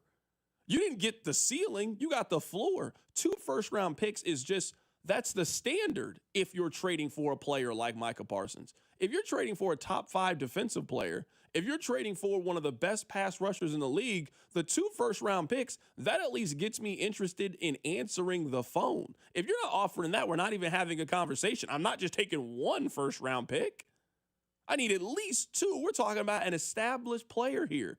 You gave up 2 first-round picks and Kenny Clark? That was it? I bet the Packers had to put the phone on mute and turn around and say, is he serious? Yes, we'll take this deal. Maybe this doesn't end up working out for the Packers, but this was a swing that you had to take. This is nothing. The compensation is nothing. It honestly is nothing. This is equivalent to what the Chiefs gave up to go get Felix Onyeudike and Xavier Worthy. Would you give up those 2 picks for the chance of getting Micah Parsons? Well, of course you would if you were the Green Bay Packers. This was a no-brainer to me for them. And the fact that Jerry is trying to spin this like some generational trade haul that they got, yes, that's what happened with Herschel Walker.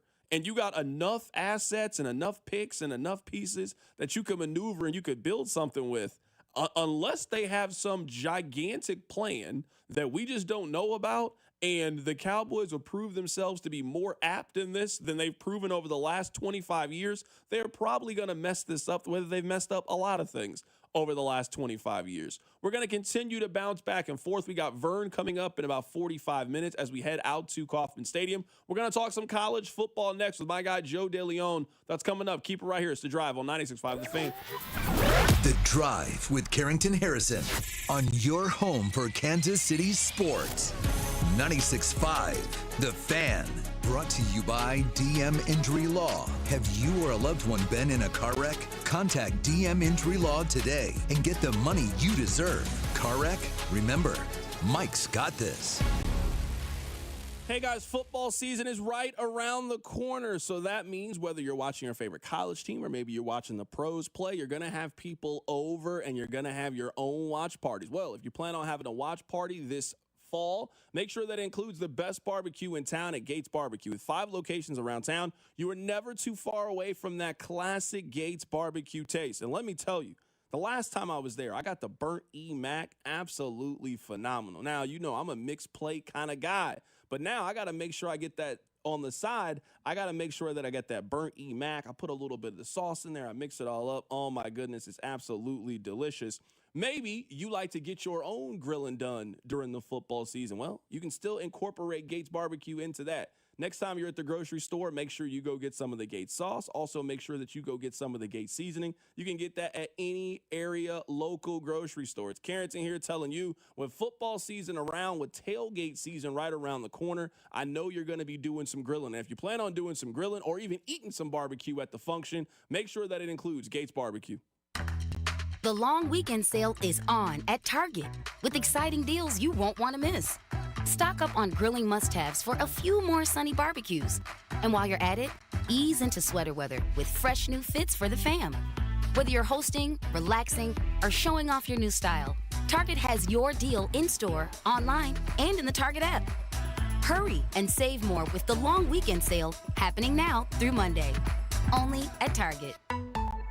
$5,000. That's the average amount of money people in the U.S. are now spending on gas in a year. $5,000. That's crazy. If you drive, you have to download Upside, the free app that gives you cash back every time you get gas. That's right. You can earn real cash back with Upside just by buying the gas you're already buying. You can literally start earning cash back today. I use Upside every time I fill up, and I've already made around $200-$300. You're putting gas in your car anyway. Why not get real cash back? If you like free money, download Upside. I'm saving the cash I earn from using Upside to help pay for a vacation later this year. Download the free Upside app now to earn cash back every time you buy gas. Use promo code CODE to get an extra 35 cents per gallon on your first tank. You can cash out anytime right to your bank, PayPal, or a gift card for Amazon and other brands. Just download the free Upside app and use promo code CODE for a 35 cents per gallon bonus on your first tank. That's code CODE for a 35 cents per gallon bonus.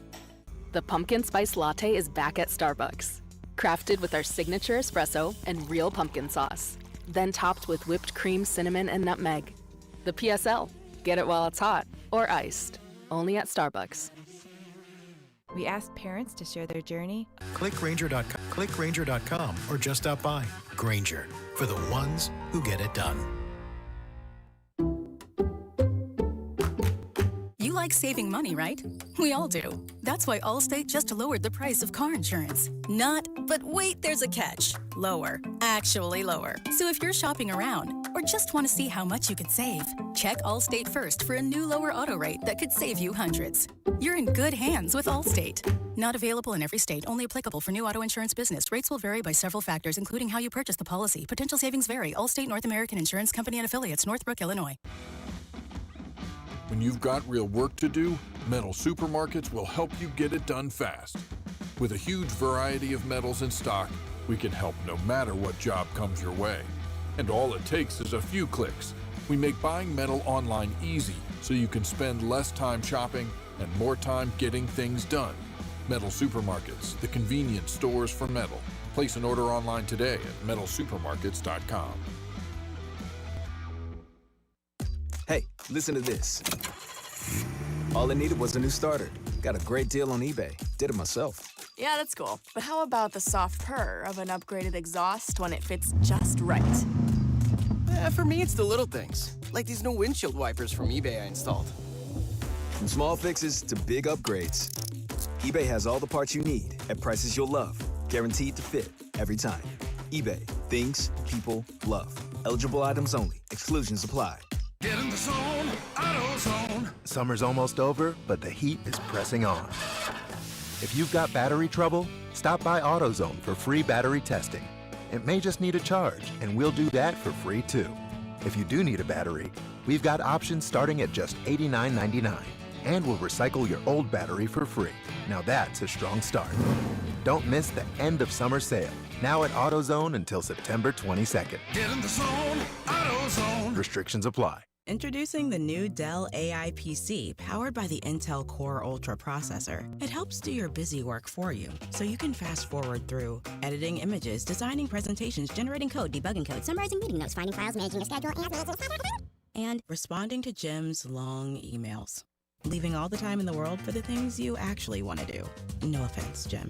Get a new Dell AI PC at dell.com/AI-PC. How those ahead stay ahead. Chiefs coverage is brought to you by New Century Ram Dodge Jeep in Paola. Why buy your next vehicle at New Century Chrysler Dodge Jeep Ram in Paola? Simple. Honest guys that don't need to add big city overhead into the price. Search New Century Chrysler Dodge Jeep Ram to see the complete inventory. Here's traffic, brought to you by DM Injury Law. Have you or a loved one been in a car wreck? Contact DM Injury Law today and get the money you deserve. Car wreck? Remember, Mike's got this.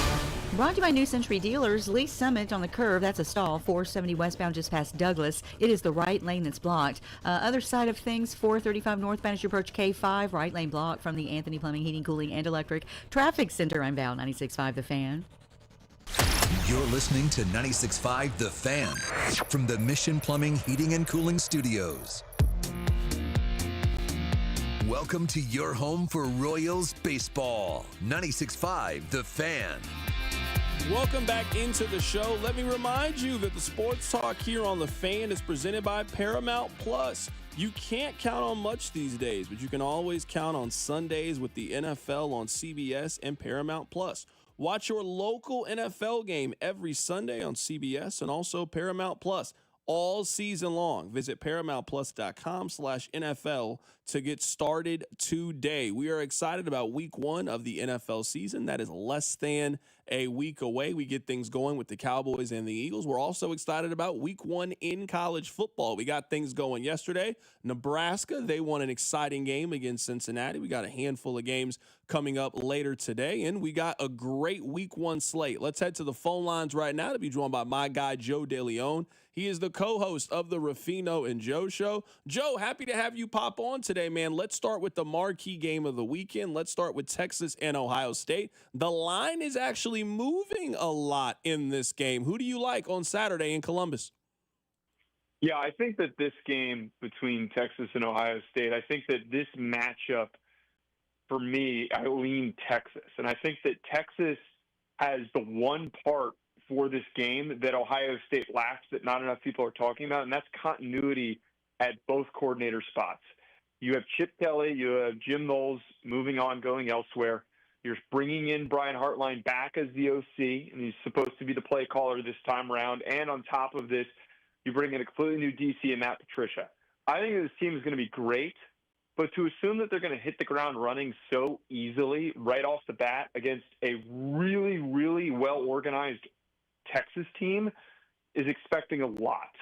I think also where Texas has an advantage with these teams being evenly matched and also turning over a couple of important players from last year that left to go on to the NFL, Texas has a lot more depth on the interior of their defensive line. And I think that that depth is going to show up late in the game when they need it to. On top of this, there's a stark difference between the running back rooms between these two teams. I think that Ohio State's running back room with Peoples and with Donaldson, they're going to be a decent pairing this year. But they don't stack up to me with Trey Wisner and Cedric Baxter, who's coming back from the injury that he suffered last season and he missed the entire year. People forget that he was a former 5-star that was super dynamic as a true freshman, and the NFL scouts love him as a potential high pick in the 2026 draft. So I think both those reasons for me, I'm taking Texas, and I'm also pushing Texas money line as one of my favorite bets this week. I think that those parts of this game are really, really going to show up. You know that you and I also like to take a look at the gambling perspective of things. Are you surprised at how much movement we've seen? I feel like you can get it at Texas as a favorite, Ohio State as a favorite. This line has been anything but solid the last 48 hours. It now looks like Texas is a slight favorite. Are you surprised at the movement? I'm not, and it's one of those things, and I try not to fall victim to this when I place bets, because it's really like a superstition thing when we say this. But it always makes me feel super weird when a line moves this much because it means everybody's betting in favor of said team. If everybody agrees, something's going to go amiss. Something's going to go wrong. But it doesn't surprise me because I'm not the only college football expert or betting expert that's been pushing this. I've done a number of other national spots on betting outlets, and almost every single time there's agreement. There is total agreement. I have not had anybody push back on me on saying that I think Texas wins this game and I'm putting money down on Texas to win the game. And because of that, that has turned into this result where the line has moved as much as it has. Right now, we're talking to Joe DeLeon, just taking a closer look at week 1 of the college football season. Let's talk about Arch Manning. My big theme for this week in college football is answering questions. There's a lot of big questions in college football. Can Alabama bounce back? How good is Arch Manning? What about Bill Belichick in year 1 at UNC? The fact that Arch Manning, who has been the most discussed, most hyped, most sought-after prospect in college football the last handful of years, the fact that he makes his de facto debut. I know he played against Mississippi State and Louisiana Monroe or one of those kind of teams on the road against the Horseshoe in the most watched game in college football for the week. That's your official debut in college football. The fact that that happens on the road at Ohio State against a team of that caliber, I just don't know what to expect from Arch. You could tell me that he throws for 180 yards, 1 touchdown, and 1 interception. You could tell me that he throws for 3 touchdowns and runs for another. I don't know how you can be surprised at any outcome today. Yeah, I don't think you should be surprised by any outcome, but Carrington, I have to sadly admit I am one of the idiots that is aggressively buying into Arch Manning to have not only a tremendous season this year, but also a tremendous first game against Ohio State. I don't know what it is about this kid, and I'm not saying this because his last name is Manning, but I don't know what it is about him where he gives off this vibe that I think he's the type of player that thrives in attention. There's a lot of athletes and there's a lot of quarterbacks who I think are the opposite. But really simple example, Nico last year, it felt like the more attention he was getting, the worse he was playing. And he didn't play up the expectation. I think Arch is the opposite here, where he just has been waiting and waiting and waiting and preparing and being patient. And now is his chance to prove to everybody that he's more than just the Manning name. He is a kid who has been around football all of his life. He's got this cerebral, natural ability to play the game. I know that we have such a small sample size of film, and I think that this plays to why I'm so excited about him. People use the argument of, he barely played and he had turnovers in those games. That's not enough to go off of to say that he's going to be good. If anything, it's a bit problematic. I think it's the opposite. If we dig into the film and we see some of the tremendous throws that he was able to show, the touch, the timing, just the easy decision-making despite having so few reps, that's what gets me excited. I think that as the season progresses and he gets more chances out there in more tense situations, he is going to make bigger and bigger plays. For as little time he has been playing college football and as few reps he has taken in this sport, he was not supposed to be able to make some of the throws that he did last year. So I'm buying in blindly. I think that this is going to pan out. I do not think this is going to be a circumstance where Arch goes on to be disappointing. From an Ohio State perspective, I mean, there's no team that lost as much talent as they did last year. Still very talented, but they lost a lot via the draft and graduation. How do you feel like they've replenished that talent in Columbus?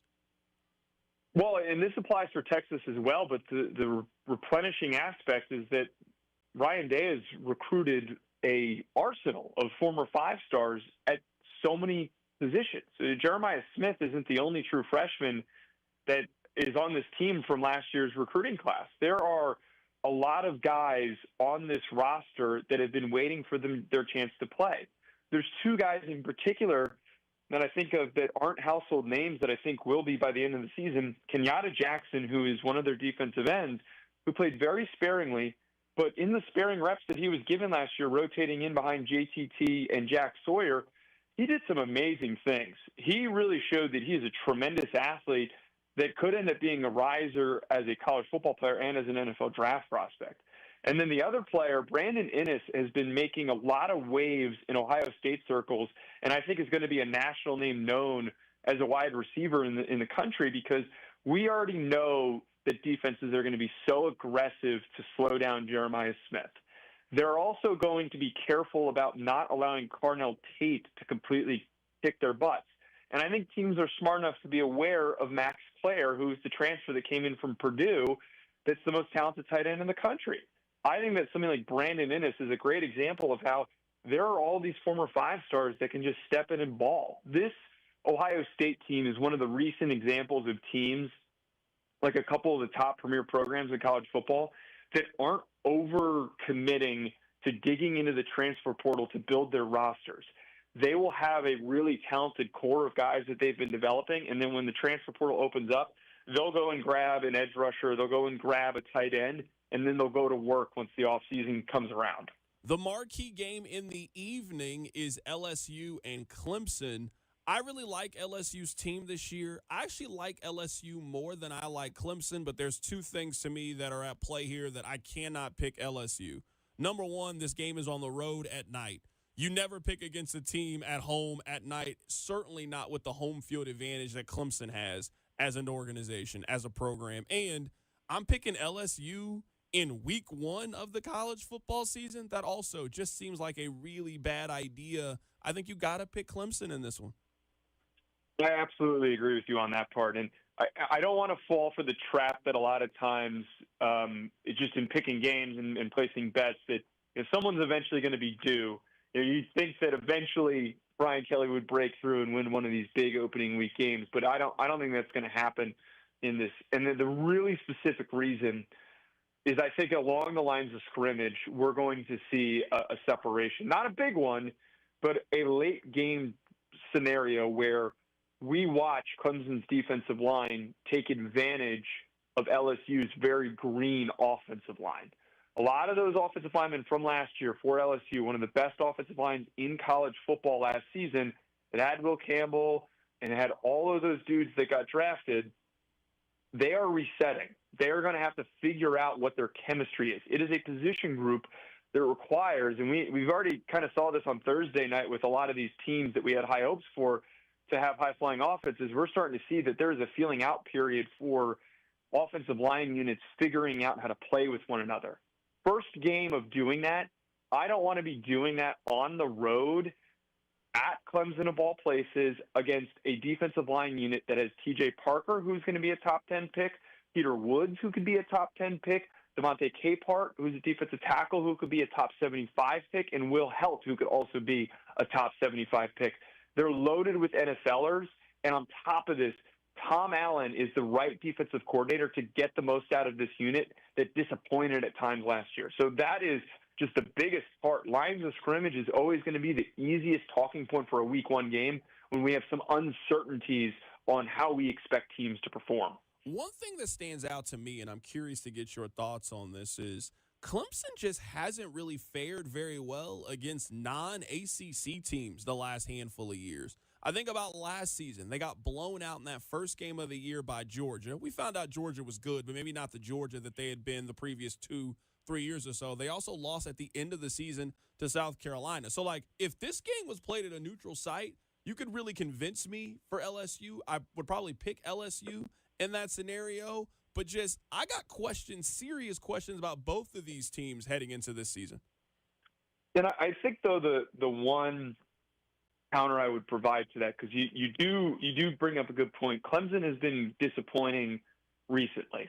But I think that we got to dig a little bit deeper into the fact that Clemson's disappointing seasons over the past couple of years have just been derived by the fact that they've been some of Dabo Swinney's worst rosters.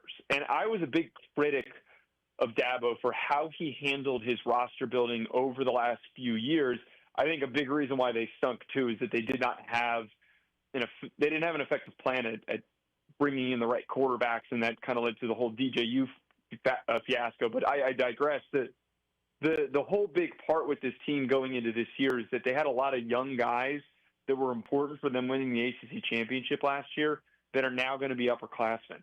This team is very different than the one that struggled against Georgia. It is battle-tested. It is prepared to win at home against a team like LSU. So I think that this season is really going to be different. It's a big reason why I've been backing Clemson and a lot of these Clemson players to have massive 2025 seasons. Joe, do you like LSU to make the college football playoff? I asked that question because their schedule is tough. I'm not sure if there is a team in the country that has a much more difficult schedule than the Tigers. Do you have them as a playoff team? So this is a very, very loaded conversation because for those who might have missed this, the college football playoff announced that they're adjusting their approach to evaluating teams that deserve to get into the college football playoff. They're emphasizing more, after all the criticism that they got last year, wins against marquee opponents, and they're going to reevaluate losses against certain teams. So strength of schedule now is going to matter even more. And I bring this up to say, you just mentioned the difficult schedule. LSU has one of the hardest schedules in college football this season. I think that there's a realistic world, and last year this wouldn't have come to fruition whatsoever because we had 3 teams that this applied to. I think that there's a world that LSU goes 9-3, and they're one of the last teams that gets in.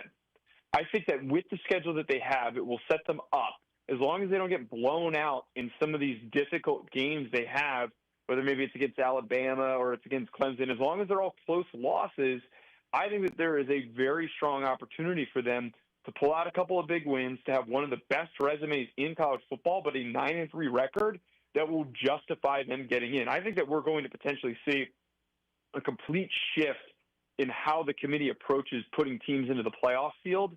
And I think that we're probably going to see less of the teams that are like SMU getting into the mix, maybe even a team like Indiana getting pushed out if a team like LSU does end up going 9-3. But I think it's also accomplishable to that point for them to go 10-2 and to secure a spot as well. Let's talk about Alabama and Florida State. It is so weird to say this, but there is a lot of pressure on Alabama. They always say you don't want to be the guy that replaces the guy. Alabama had a couple uncharacteristic losses last year. They missed the college football playoff. They head into another difficult season. This maybe isn't a team that is as loaded as some Alabama teams in years past. It's so crazy to think for a team that could go 10-3, 9-4. It's going to be a lot of pressure on Kalen DeBoer heading into year 3 if they don't make the college football playoff this season. Yeah, and I think that the pressure has also built up because surprisingly and suddenly over the past couple of weeks, there's been a lot of driving force for Alabama to be considered to be one of the best teams in the country that will finish the year atop the SEC as one of the highest-ranked teams in the college football playoff. And the buzz almost seems random. I think it's justified, but it seems random. Nobody was really talking about them at the beginning of the offseason, and it just kind of propped up recently as this, this dark horse to surprise everybody. I think where the hype comes from is, one, Ryan Grubb comes back. There's less off of, or when I say comes back, he rejoins Kalen DeBoer, who was the offensive coordinator for when Washington went on their title run that they did. It takes less off of Kalen DeBoer's plate, and I think it's going to activate a lot for Ty Simpson. There are a lot of high expectations for Simpson, who's been around for a very long time and has been able to digest and improve sitting behind Jalen Milroe. But where the talent of this team needs to be recognized the most is that they've got a very gifted offensive line that was very young last year, that was really inconsistent, that I think is going to take a step forward. They have a defensive line that applies in that same exact area. There's some injuries on the defensive line with Tim Keenan, but James Smith is super gifted. There's a linebacker room's athletic, and their secondary is super, super explosive. There is a lot of athleticism in that secondary that I think can really produce some game-altering plays with picks and pass deflections in key situations. So that's where the hype is coming from. And like you said, you don't want to be the guy to replace the guy. It was hard last year. It was hard to get guys to buy in his first year, and you saw the translation to where there were a lot of silly mistakes, a lot of penalties, just a lot of late game mental lapses that really, really hurt them. I think that this is going to be a very different year for Alabama. I just can't get all the way there with them winning the SEC in 2025. That is my guy, Joe DeLeon. Be sure to check him out. He is the co-host of the Ruffino and Joe Show, one of my favorite people to talk college football with. Just want to help get you guys ready for week 1 of the college football season. Speaking of week 1 of the college football season, I saw some people debating this, and I just want to weigh in. I want to give my thoughts. You guys know that Dylan Raola, the very talented quarterback from Nebraska, he's a big fan of Patrick Mahomes. Considers him to be an idol, consider him to be a mentor. He is a fan. And I think Mahomes has kind of taken a liking to it. I mean, he was in the locker room during the AFC Championship celebration. Like, Mahomes and him have a relationship with each other. And you guys know, obviously, he's a big fan, and he kind of copies a lot of Mahomes stuff, right? And I saw people very split on, is this cool? Is this not cool? Is this creepy? Hey, he was a kid coming up. It's okay to have an idol. It's okay. All of that makes sense to me. To me, where I think that Dylan Raola is a little bit off is he doesn't seem to have his own personality. His personality seems to be Patrick Mahomes' personality. You guys remember that scene in the movie Coming to America where Eddie Murphy's about to get married and he's talking to Vanessa Bell Calloway, her character, and he's like, well, what do you like? And she's like, well, whatever it is you like. And he's like, no, I know what I like. I want to know what you like. Whatever it is you like. And they just kept going back and forth. It's actually a very funny part of the movie. If you've ever seen Coming to America, that's how Dylan Raola is. I don't think people really give him a hard time for having a favorite player and doing some of the things. It's almost like he has taken everything that we know about Patrick Mahomes' personality and tried to incorporate it into his life. His look, his hairstyle, his glasses, his mannerisms. He's even doing the little finger thing. What are we doing? You guys know the finger thing I'm talking about with Mahomes. Mahomes completes a pass or throws an incompletion. He just starts doing that little finger fluttering thing. I don't know what it is. He's doing that now. Everything that we know about Mahomes, you have just now taken his whole persona and tried to make it yours. That's what the rest of us think is a little bit weird. That's it. I understand. You're 19, 20. I'm not here to be too hard on a teenager. And I get it. We all wanted to copy somebody. You maybe bought shoes because of another person, or you liked a certain kind of music, or whatever it is. Like, we all have been influenced at one point. I never tried to make my entire personality 50 Cent. That's weird.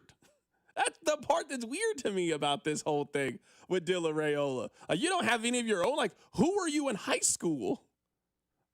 That's what part I can't fully wrap my head around. I mean, I'm rooting for the kid. I really am rooting for the kid. I think he's good. I think he can play. I want him to just get some of your own things. Something. Like, Kobe eventually found his own thing. Yeah, he copied a lot of Mike's game, but the Mamba mentality, you kind of found your own lane. You haven't found any of it. Word for word, bar for bar, you just copy Patrick Mahomes. Come on now, that can't be the move. Somebody's got to tell you. You got to create your own personality. You got to separate yourself in some way. Coming up in 20 minutes, we'll be joined by Josh Vern, our Royals insider. That's all coming up. Keep it right here. So drive. Hey, it's Cole Reagans from the Kansas City Royals. You're listening to The Drive with CDOT on 96.5 The Fan. Brought to you by DM Injury Law. Have you or a loved one been in a car wreck? Contact DM Injury Law today and get the money you deserve. Car wreck? Remember, Mike's got this.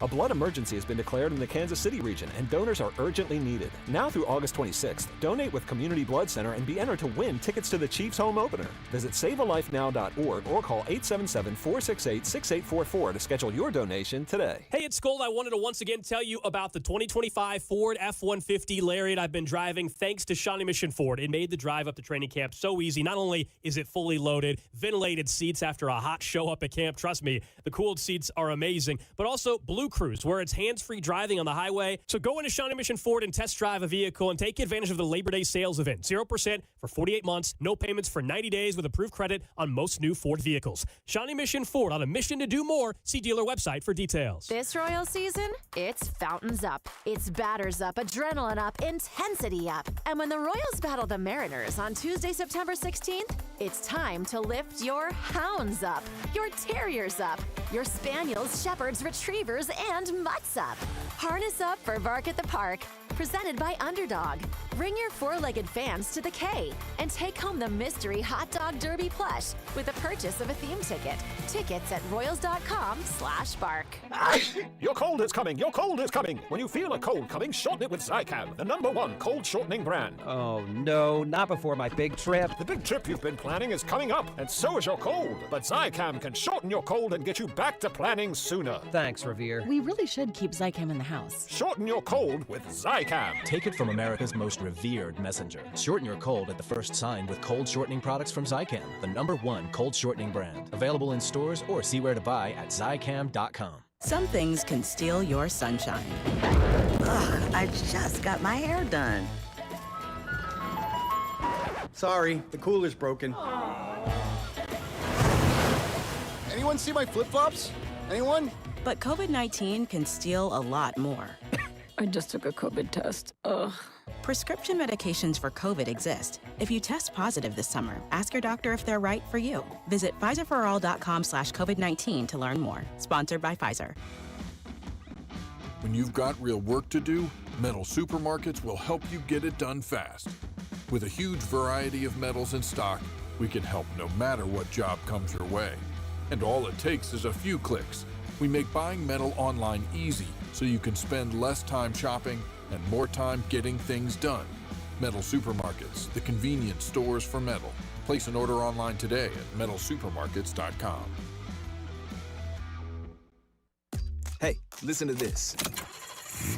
All I needed was a new starter. Got a great deal on eBay. Did it myself. Yeah, that's cool. But how about the soft purr of an upgraded exhaust when it fits just right?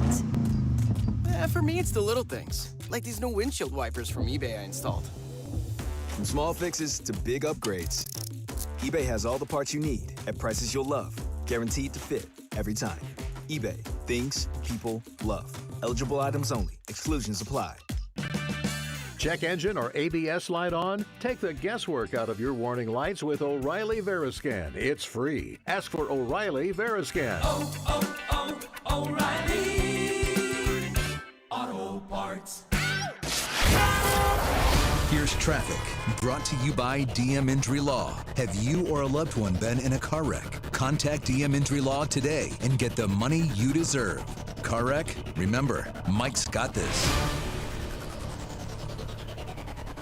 Brought to you by O'Reilly Auto Parts. You've got a crash with debris, 435 northbound, the on-ramp from Bannister. A right lane is blocked, and that's on Liquor Delay Building. Coming down 35 southbound as you approach 635, that's a stall in the right lane from the Anthony Plumbing, Heating, Cooling, and Electric Traffic Center. I'm Val, 96.5 The Fan. Hey, it's Cole Reagans from the Kansas City Royals. You're listening to The Drive with CDOT on 96.5 The Fan. All right. This segment is going to be just a collection of random thoughts that I've accumulated over the last 24 hours. I'll share them with you, and then we'll be joined by Josh Verner. So if you guys will indulge me for just a little bit. I was thinking this randomly as I was watching the Cincinnati-Nebraska game. Patrick Mahomes was 13 years old when Taylor Swift made Love Story. Like, you know the song I'm talking about, you know? You know the song. Can you imagine if you had told a 13-year-old Patrick Mahomes, that I'm sure was listening to this on the radio, if you had told him, hey, you know what? One day you're going to be in her wedding. Like, you're not going to be the one getting married to her. You're just going to be in the wedding. I wonder what 13-year-old Patrick Mahomes would have told you. Like, just think about that. Like, that's the way your life turned out. Hey, this person on the radio that has this really catchy tune, you're going to become pretty good friends with her. One day, you're going to be close enough to her and her fiance that you're going to be in their wedding one day. Like, how do you think about that? I wish we could go back in time and figure that out. I was thinking that because, you know, she was at the Nebraska-Cincinnati game, and, I mean, I get it. They kept showing her, and they kept zooming in on the ring. And at one point, even I was like, bro, I don't care about this. Let's keep going.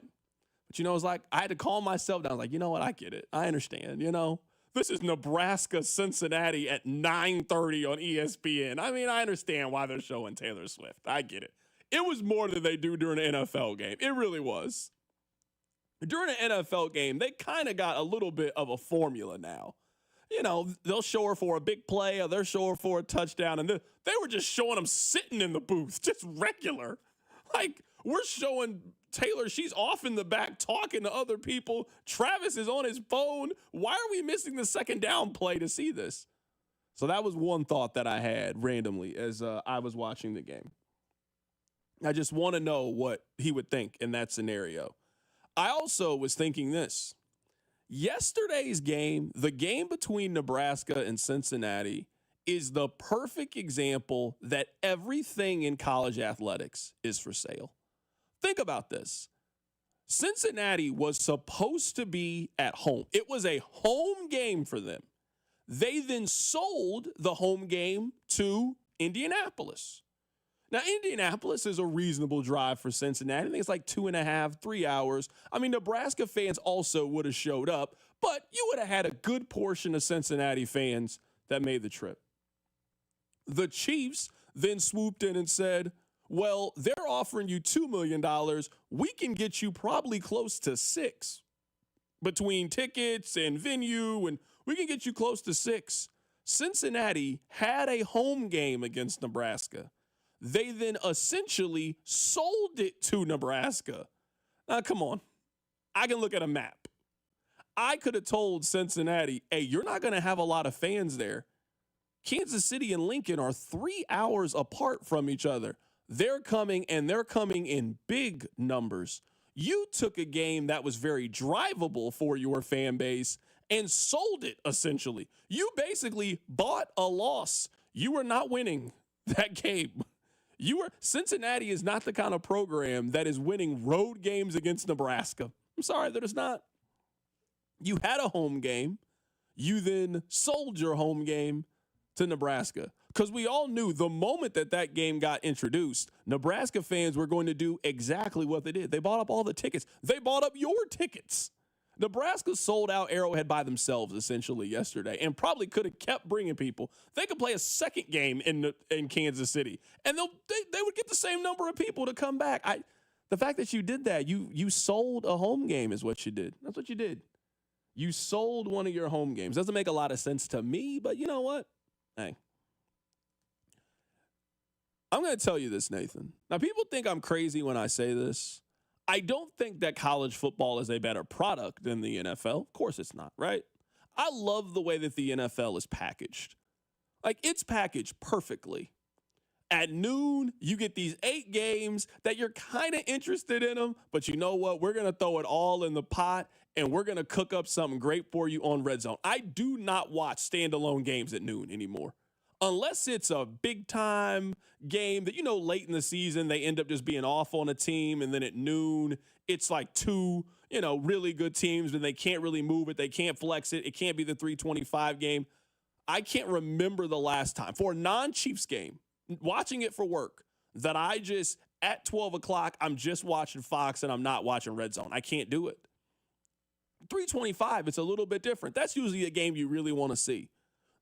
That's Bills and Ravens. That's Chiefs and Bengals. Yeah, I'm watching the 325 game, and usually by that point, all the good games are off Red Zone. Then it's those random West Coast games. The ones, it's like Arizona's on and the Raiders are on. Like, I don't need the sound for Red Zone for that. I'm okay. I'm all right. And then you got Sunday Night Football, etc. What I love so much about college football is you just get absolutely overloaded in every single window. Think about week 1 of the college football season. At 11 o'clock, you have probably the best game of the day between Texas and Ohio State. That's the number 1 and number 2 ranked teams in the coaches poll. Texas is the number 1 team in both polls. Ohio State's the defending national champion. That's the game you first get when you wake up. And that's opposite Tennessee and Syracuse that I actually think can be a good competitive game. I mean, it's not getting main TV love. It'll get that second TV. I'll show it a little love. So then when that game goes off, you then head right into Alabama and Florida State. And this isn't even one of those, Jerry World specials. They love to play one of those neutral site games down in Dallas. No, this game is actually at Florida State. So it's going to be a great environment, great crowd. It's going to be a lot of fun. Alabama on the road against Florida State. That's the 2:30 window. And then at night, you get LSU and Clemson, and then there's a bunch of other games. And then just what I love about it is very different than the NFL. You don't need Sunday ticket or any extra package to really enjoy college football. Think about when it's really humming. You get games on ESPN, ESPN2, ESPNU, SEC Network, ABC, Fox, all at the exact same time. All you got to do is be quick enough on the remotes to get everything going at one time. That's not how the NFL is. That's not how it's packaged unless you have Sunday ticket. I really love that aspect of it. I love how you can sit down on the couch on a Saturday and you can basically just watch everything right there from your basic television package. That's a big plus to me for college football. Well, I think Red Zone is the only thing that's like that in terms of the chaos, except, as you mentioned, the Red Zone is usually featuring the Saints and the Dolphins and the Giants and the Browns. So it's games you don't really care about, and you're watching them for the format. Man, college football, not only this weekend, I'm looking at, I think it's week 9 or 10, the first weekend in November. Man, you've got like 6 matchups against ranked teams. It's Penn State, Ohio State, Miami, SMU, Texas Tech, Kansas State, Oklahoma, Tennessee, Georgia, Florida, on down the line. These are days where you put TV 1 on Fox, TV 2 on ESPN, you kick your feet up, and I'll see you tomorrow. I see what you're saying about that format and the packaging of college football. Obviously, it's not as good of a product as the NFL. But again, I'm watching Red Zone because of the formatting, not because of the actual substance. Man, these football games are good all day long in college football. The last random thought that I had that I want to share with you is that Jerry Jones is really the worst kind of combination of leader. He is a mediocre, stubborn person. I imagine a lot of the people that we talk about are actually really stubborn. Like, something tells me that Patrick Mahomes is really stubborn. You know, I'm just going to guess. Like, we've kind of seen, hey, you should go get an MRI. No, I'm not getting an MRI. You know, I just assume that's part of his personality. It's hard to be as great as he is without having a little bit of that tendency. But you know what? You're usually willing to put up with it because you're really, really good. You know, the worst kind of people in this aspect are really stubborn, mediocre people. Hey, man, that doesn't work. You know what you're talking about. Yes, it does. Okay. All right. I'm trying to tell you that that's probably not going to work. The Cowboys have been mediocre for 25 years, and Jerry is still so hell-bent on doing it. It's my way or the highway. That's the worst kind of leadership quality you can have. Nobody is saying that it has to be ultra collaborative. You ultimately are the one paying for everything. You're the owner. You definitely get a voice in things, but we see a lot of organizations where, yes, the owner gets an input, but the owner is not the end-all, be-all. And one of the problems for the Cowboys is they don't have anybody that can stand up to Jerry Jones. Look at the last 20 years of coaches that they've had. Dave Campo, Chan Gailey, Jason Garrett, McCarthy. It's clear that Jerry is an alpha. He is a wolf. And any time that he has been around other wolves or hired them as head coaches, he has always felt threatened because they want credit for the success. I'm watching this Cowboys documentary. There's basically an entire episode of Jerry doesn't feel like Jimmy did this. Jimmy doesn't feel like Jerry did this. So they just argue about it. And ultimately you're thinking, why does it matter? Aren't you guys working on the same team? Aren't you guys like, why is it so important for you for us to think that you did this thing and not the other person? They're two really stubborn people. But Jimmy was really good at what he did, and he had that sounding board that Jerry could never really go off the rails. There's not another team in the NFL that would have hired Brian Schottenheimer. Not another one. Think about that. They're America's team. No other team was interested in your head coach but you. No one else would have interviewed him. He would not be a head coach in the league. That's who you hired. And then before you even let him coach a game, you traded his best player. You couldn't do that with certain head coaches who have a little bit of pull, who have some gravitas, who could push back on you. And that's kind of why the Cowboys are the Cowboys. Coming up at the top of the hour, we'll be joined by Vern. Keep it right here. It's The Drive. The Drive with Carrington Harrison on your new home for Chiefs football.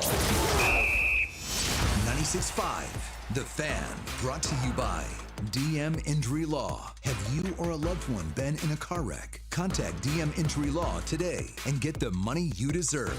Car wreck? Remember, Mike's got this. Here's traffic, brought to you by DM Injury Law. Have you or a loved one been in a car wreck? Contact DM Injury Law today and get the money you deserve. Car wreck? Remember, Mike's got this. Brought to you by O'Reilly Auto Parts. You've got a crash with debris, 435 northbound, the on-ramp from Bannister. A right lane is blocked, and that's on Liquor Delay Building. Coming down 35 southbound as you approach 635, that's a stall in the right lane from the Anthony Plumbing, Heating, Cooling, and Electric Traffic Center. I'm Val, 96.5 The Fan. The wait is finally over. Football season is here, and FanDuel is getting you ready for kickoff with an offer that you don't want to miss. New customers, you can bet just $5 and get $300 in bonus bets if you win. That's right. Pick a bet, any bet. Bet $5, and if it wins, you'll unlock $300 in bonus bets to use all across the app. Use it how you want. Build your favorite parlays, bet player props, ride the live lines, whatever your style is. Remember, FanDuel has you covered. The NFL season is finally here, and there's only one question. Are you ready to play? Be sure to check out FanDuel.com/KFNZ. Use that promo code to download the FanDuel app today and get started. FanDuel is an official sportsbook partner of 96.5 The Fan. 21 and present in Kansas. First online real money wager only. $5 first deposit required. Bonus issue is non-withdrawable bonus pass, which expires 7 days after restrictions apply. See terms at sportsbook.fanduel.com. FanDuel is offering online sports wagering in Kansas under agreement with Kansas Star Casino, LLC. Gambling problem? Can help is your best bet. Call 1-800-522-4700. Visit ksgamblinghelp.com. This is Jeff for Heartland Men's Health, where we've successfully treated thousands of men for low testosterone and helped them feel like their old selves again. Please take a moment and listen to how we help this patient. Hi, my name is John, and I've been on ED and testosterone treatment at Heartland Men's Health for the past 15 months. I could tell, I was starting to go downhill, and my wife kept telling me, well, you need to go to a clinic that'll specialize in that. And that's what eventually led me into the men's clinic here.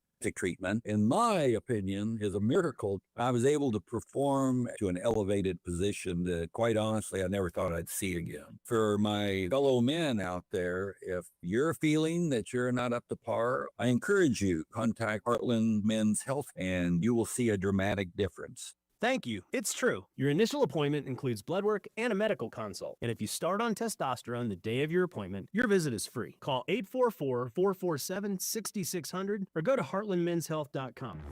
If your end of summer plans don't include a trip to Macy's, then you're missing out because our Labor Day sale has huge savings to wrap up the season in style. Like dresses from Karl Lagerfeld and INC, 100 and under. Plus, just what you need for fall, like Levi's for your whole crew, 30 to 40% off. It's also the best time to update your home with our lowest prices of the season on furniture, mattresses, and more. Hurry in. Macy's Labor Day sale is going on now. Savings off already reduced prices. Exclusions apply. Hey, it's Rex here with RexBuysKC.com, your local KC home buyer. If you own a property in the Kansas City or surrounding area and want to sell it fast and at a fair price, write this number down, 816-330-6000. I'm a private real estate investor, not some hedge fund or large national chain. My family and I live right here in KC. I can pay cash and close on your timeline, even in as little as 3 days. Here at RexBuysKC.com, we're improving Kansas City one house at a time. I buy inherited houses, vacant houses, foreclosure houses, behind in payment houses, my tenant won't pay the rent houses, and properties that need complete rehabs. Do you own a house that's trashed and needs thousands of dollars in repairs? Great. If you own a house and want to sell it fast, call me at this number, 816-330-6000. That's 816-330-6000, or go to RexBuysKC.com. That's RexBuysKC.com, and I look forward to working with you. $5,000. That's the average amount of money people in the U.S. are now spending on gas in a year. $5,000. That's crazy. If you drive, you have to download Upside, the free app that gives you cash back every time you get gas. That's right. You can earn real cash back with Upside just by buying the gas you're already buying. You can literally start earning cash back today. I use Upside every time I fill up, and I've already made around $300. You're putting gas in your car anyway. Why not get real cash back? If you like free money, download Upside. I'm saving the cash I earn from using Upside to help pay for a vacation later this year. Download the free Upside app now to earn cash back every time you buy gas. Use promo code CODE to get an extra 35 cents per gallon on your first tank. You can cash out anytime right to your bank, PayPal, or a gift card for Amazon and other brands. Just download the free Upside app and use promo code CODE for a 35 cents per gallon bonus on your first tank. That's code for a 35 cents per gallon bonus. Tonight, expect a low of 63 with partly cloudy skies. Weather brought to you by Staples. Have you heard? The Staples Easy button is back with even more easy. Press it for custom prints, shipping services, even passport photos. Staples. That was easy. When it comes to buying a car, simple wins. Rob Sight Ford has the inventory, the trade values, and the non-commissioned team that puts you first. No pressure, just 4.8 stars on Google for a reason. ROBSIGHT.com. Have you watched Die Royal Decree? How about Chiefs Take Tuesday? Or would you rather Wednesday? Follow us on Instagram at TheFan965 for exclusive video content, giveaways, and behind-the-scenes action. 96.5 The Fan, KFNC FM and AM, HD1 and HD2, Kansas City, in Odyssey Sports Station.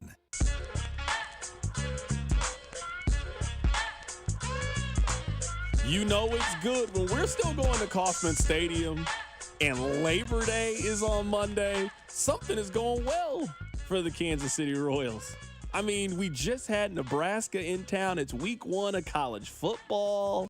The Chiefs are a week away, and we're still talking Royals. Vern, how you doing, my friend? I'm doing all right. How are you? Vern, I don't know if we've ever done this before. At least not in the 2020s. I don't know if we've done this. Were we doing this last year? Doing what? Talking this late into the season. I would hope so. They went to the playoffs last year. Okay, yeah, of course we were. Yeah, no, we talked. Yeah, of course. You know, it's a big boy city. You can talk about baseball and football at the same time. Right now, we're talking to our guy, Josh Vern. You're happy to have him on the show today. Vern, do you hate Nebraska? Have you guys got to the point in the Big Ten that, like, you just dislike Nebraska, or did it just not matter to you guys? Well, I hate them because they stole half of that national championship back in 1997 because Scott Frost was up there crying. Tom Osborne. Right, it was Tom Osborne's final season. Yep. Was that Scott Frost? I just remember some white quarterback up there boo-hooing for Tom Osborne. So, but no, they don't matter in the grand scheme of things. Desmond Howard running back that kick return and then doing the Heisman celebration after is like one of the coolest things ever. Yeah, that's Ohio State, though. I'm just thinking in general. Like, just like really cool. You know what I mean? Like, I was just thinking a little Michigan. Just a little, there's nobody cooler than Charles Woodson. To me, he has the greatest trophy case in the history of defensive football. All right, Vern, let's talk about the Royals. You don't seem like you want to go on this nostalgic Michigan, we hate Nebraska together. Just trip down memory lane with me. So let's talk about the Royals here just a bit. This is the point that I made earlier. At some point, in order for the Royals to stay fed, you got to eat something other than bad teams. Like, you got to have a well-balanced diet. Nobody is saying you got to sweep the Tigers or sweep the Blue Jays or the Phillies, but you got to stay afloat against those teams. Keep doing what you're doing against the White Sox and the Nationals, absolutely. But if this team misses the postseason, they'll miss it because of June. They'll also miss it because they just haven't been able to stay afloat against the good teams. You got another series against one of those teams. You got a 9-game homestand here, and it starts off against the Tigers. You got to get off to a good foot. You got to get off to a good start against Detroit. Did they have that balanced diet last year? Because they made it to the playoffs last year by feasting on bad teams, most notably the Chicago White Sox. The record this season against above 500 teams, to me, is somewhat overblown. The reason why, if this team falls short, the reason why they're going to fall short of October is their offense. It has nothing to do with how they performed against good teams. They were a bad offense, maybe the worst offense for 3.5 months. That's the reason why this team, if they ultimately do fall short, that's going to be how, in my opinion, 2025 is going to be remembered. But you have 28 games to go. You're 3 back of the Seattle Mariners. Yeah, every game's a playoff game from here on out. Whether you're facing the White Sox or the Detroit Tigers, they're all massive. And when you look at the schedule, yeah, there are a lot of good teams. I don't know. Well, do we call Cleveland a good team? Does Cleveland match that criteria? Because at one point they were an above 500 team. They might not be when you get to Cleveland. Right now they're at an even 500. So I don't know, man. I just have such a difficult time lending all that much credence to the win-loss record of the early point of the season and acting as if it has any sort of has any sort of reflection on this year's team, or excuse me, any sort of reflection on this current team, because it's just so vastly different with the addition of Frazier and Yastrzemski and the loss of Bubic and Cole Reagan. So everything that happened before the All-Star break is basically a different team. Now, what matters is they lost a lot of those games. Yes, as you're pointing out, 2 winning teams. But the reason why wasn't because the other team was good. The reason why they lost so many of those games is because the offense was so bad. Right now, we're talking to our Royals insider, Josh Vern. Vern, looking at the Detroit Tigers, this was it feels like they were around 500 team last year at the trade deadline. They ended up making a lot of moves. People thought that they were waving the white flag. They've been one of the 5 best teams in baseball since last year's trade deadline. What turned things around for this Tigers team where now they have the most wins of any team in the American League? Well, you go back to last year. They traded away Jack Flaherty, parted with a bullpen arm, traded away Mark Canha. I think the buy-in last season, not just from the guys in the bullpen who were extraordinary to finish off 2024, but also buy-in from the starters to know, hey, you're on a really short leash unless your name is Tarek Skubal. You have to throw in the fact that they do have the best left-handed pitcher on the planet. This season, Javi Baez could be the comeback player of the year. Spencer Torkelson is finally looking like that 1-1. And then the way that they, a lot like the Royals, play the matchups. For as many people in Kansas City that scream that, Mike Yastrzemski and Kyle Isbell need to be in there against every left-handed pitcher, Detroit has a guy that's much better than both of those guys, and Kerry Carpenter, and he's not out there facing every single left-handed pitcher. So they have a really good manager. They have a really good roster. They attack the bases. To me, they remind me a lot of the 2015 Royals in the reckless abandon in which they attack the game in. I enjoy watching them, and sadly, they're the team that I was hoping the Royals would be this season. They're having the sophomore album that I was hoping that the Royals would here in 2025. They've put this division on notice that we're going to be a problem for a while. I was hoping that was going to be the Royals. That's certainly a good analogy when it comes to Detroit. I am curious to get your thoughts on this. The Royals, you would think just in theory, you mentioned the offense against Skubal, you would think that Skubal just gives them fits. They've actually had a lot of success against him this season. They're 2-0 against him. Why do you think they've had success against him? Well, one of them, they won the game 1-0. Michael Wacha took a one-hitter, I think, into the 8th inning. So Wacha won that game.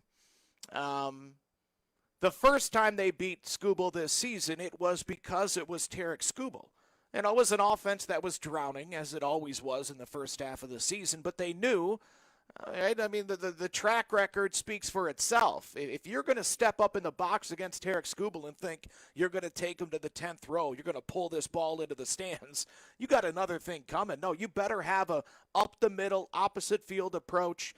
Take what the pitcher gives you, lay down a bunt if you have to. Do what it takes to scratch across one run against a guy like Skubal, who the Royals will see coming up on Sunday. You had Vinny in the lineup. I think he was hitting 6th or 7th because he was struggling so much early in the season. So they moved him down to face the lefty, and he was a part of a multi-run inning early on in that game. So, when you're facing the best, it's a lot like when people come to Arrowhead to face the Chiefs. You need to be on your P's and Q's. You need to have the best possible game plan and approach if you're going to beat the Chiefs. And if you're going to beat Tarek Skubal, you better not try to play hero. It better be team ball. And that's what it's been twice. 2 of the 3 times the Royals have beaten Detroit this season, Skubal's been on the hill. And once again, Sunday, it's Skubal-Wacha, so we get that great pitching matchup one more time. Vern, I'll get you out of here with this. I know you don't get a lot of these, at least until kind of the mid and late fall. But let's say you're having people over to watch the game, just the fellas, a couple of fellas, and you're watching the game. What's your go-to? Is there something that you're cooking? Is there something that the wife is making? Are you ordering pizza? What's a watch the game with Josh Vernier spread? The local barbecue spot. And then if I can, I'll make some sort of like a chili con queso. So local barbecue spot and then big old vat of chili con queso. I didn't really take you to be a guy that's throwing down in the crock pot. I would have never guessed that. It's too good, man. I end up eating the entire thing, and I never even end up touching the barbecue. I just wolf that stuff down. I'm a pig, man. What kind of chips are you getting with this? Because I love the scoops. The scoops. I don't know whose idea it was to turn the tortilla chip into a little bowl. Like Great the Frito idea. scoops? Yeah. Fritos. See, those don't last in my house. Chips don't often last in my house. The only chip that's going to survive the night is a tortilla chip. So if there's anything else, if there's a Frito, man, I'm eating that when I get home tonight. So that normally doesn't make it to chili con queso night. That is our guy, Josh Vernier, joining us on the show today. The Royals have a very important series this weekend against the Detroit Tigers. Vern, we'll catch up with you after the holiday, my man. I appreciate it, buddy. Absolutely. Take care. That is our guy, Josh Vern. You're joining us on the show today. The Royals, they play host to the Detroit Tigers. I think we'll get good crowds out there this weekend if the weather holds up. It's a very important series. It's a holiday weekend. The Royals need these games. I think the Kansas City is going to show up for the weekend series against the Tigers. All right, coming up on the other side, we'll bounce back and forth between the NFL and also college football. It is week 1 for both sports. We'll get to it. Keep it right here. It's The Drive. The Drive with Carrington Harrison. Catch Hall of Famer Denny Matthews every Monday at 3. And gone, Bobby Witt. On your home for Royals baseball, 96.5 The Fan. Brought to you by DM Injury Law. Have you or a loved one been in a car wreck? Contact DM Injury Law today and get the money you deserve. Car wreck? Remember, Mike's got this. Want to see the 2015 World Champion Royals swing it again? Come out to Home Run Derby X at Kauffman Stadium for a reunion on September 13th. Eric Hosmer, Mike Moustakis, Alex Gordon, Ben Zobrist, and Lorenzo Cain take their cuts against reps from the Blue Jays and the Mets. Come join the action for a night of massive dingers, slick defense, and target-smashing thrill. You don't want to miss it. Get your tickets now at MLB.com/HRDXKC. Major League Baseball trademarks used with permission. If Old Spice Deep Sea Super Hydration Body Wash were music, what would it sound like? Start with the deep sounds of Old Spice's ocean waves and kelp. Layer on the smooth, renewing moisture. You wouldn't hear any parabens or phthalates because Old Spice Deep Sea hasn't got any. But you would hear that vitamin B3 for healthier looking skin. So while your regular body wash sounds like this, Old Spice sounds like this. Sounds like it smells amazing. There's nothing like when you get that part from eBay and it just fits. Yeah, the first time. So you can do less of this and get right back to more of this. At eBay, you'll find all the parts you need, guaranteed to fit, at prices you'll love. Sounds good, doesn't it? eBay. Things people love. Eligible items only. Exclusions apply. This is the story of the one. As a lineman, he does whatever it takes to keep the power on in his community. And he wants a partner like Grainger who does the same. Grainger offers the professional-grade products he needs, from voltage detectors to harnesses to hard hats, plus fast, dependable delivery, so he can rise to every challenge. Call 1-800-GRAINGER, click Grainger.com, or just stop by. Grainger, for the ones who get it done. If you could hear Old Spice Fiji Antiperspirant, what would it sound like? First, you'd start with Fiji Antiperspirant's amazing scent of palm trees. Add pure notes of fresh coconut and layer on 24/7 odor and sweat protection. You won't hear any dyes or parabens because with Fiji, you won't have any. So while your regular antiperspirant sounds like this, Old Spice Fiji sounds like this. Sounds like it smells amazing. Oh no. Ah, that's the sound of someone who's misplaced My debit card. their debit card. Where'd I leave that thing? Not at the gas pump, or the checkout counter, or the roof of your car.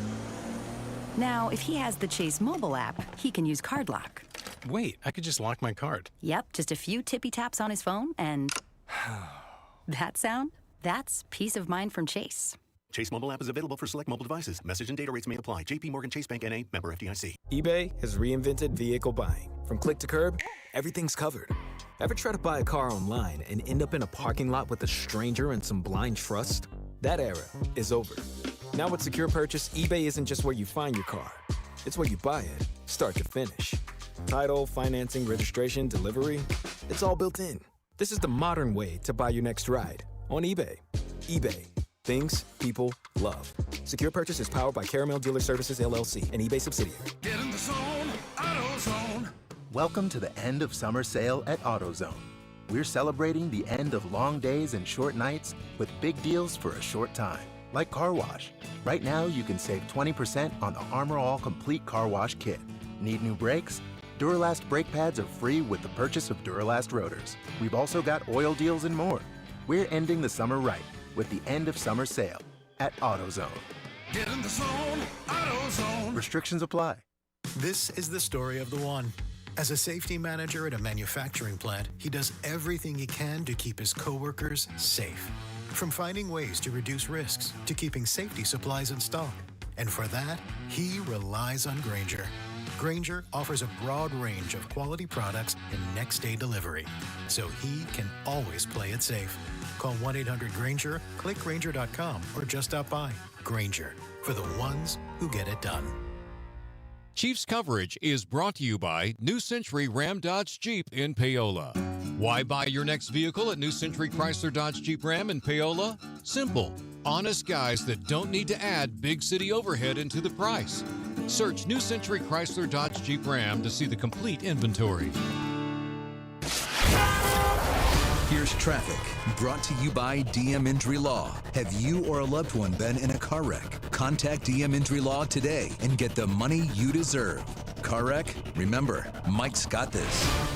Brought to you by New Century Dealers. We've got the new crash that is down south 435. Northbound before K32 call, it is the center lane blocked. And downtown is 670 eastbound past Broadway, right lane closed. From the Anthony Plumbing, Heating, Cooling, and Electric Traffic Center on Val, 96.5 The Fan. You're listening to 96.5 The Fan from the Mission Plumbing, Heating, and Cooling Studios. Hey, it's Juju Smith-Schuster from the Kansas City Chiefs. Welcome back to The Drive with C-Dot on your home for Chiefs football. 96.5 The Fan. Welcome back into The Drive. My name is Carrington Harrison. Very happy to be here with you on this wonderful, wonderful Friday, getting you ready for week one of the college football season. Also getting you ready for week one of the NFL season, as the Chiefs, they are a week away from their game against the Los Angeles Chargers. We are less than a week away from the Cowboys kicking off their season against the Philadelphia Eagles. That is the first game of the NFL season.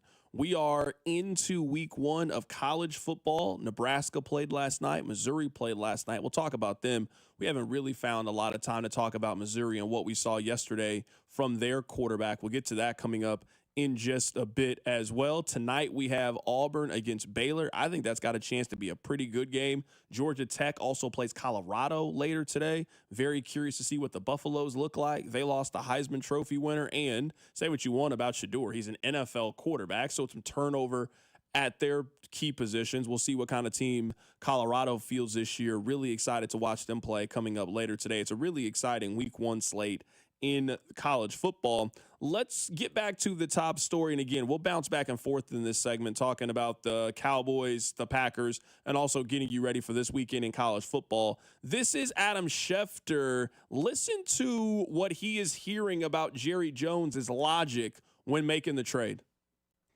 Jerry Jones felt like this was his modern-day version of a Herschel Walker trade.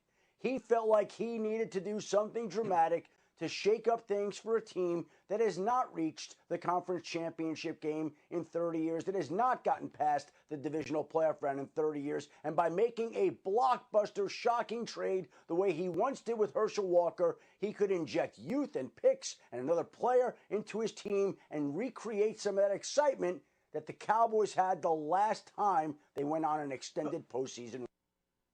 All right. This is the frustrating part about this analogy. You didn't get anywhere close to what you got for the Herschel Walker trade. If that's what we were discussing with the Cowboys, if we were discussing how they got a once-in-a-generation type haul for Micah Parsons, I don't think it would be that big of a deal. Obviously, we would talk about it. It would be discussed, but I don't think the Cowboys would really be getting crushed for the move. I don't know if people kind of remember the details of the Herschel Walker trade. The Cowboys got 6 picks in that trade. The Cowboys got 2 for Micah Parsons. What the Cowboys got for Herschel Walker, they got a first-round pick in 90, 91, and 92. They got 3 second-round picks in those same years. They also got a 3rd and a 6th-round pick, and that's not to mention they also got multiple players in the deal. They gave that up for a running back. And Herschel Walker is great. We ain't talking about Barry Sanders. We ain't talking about Walter Payton. Herschel Walker was a good back, great back. It's not close. This is not the Herschel Walker trade. This isn't even the biggest compensation that we've had in the last decade for a player.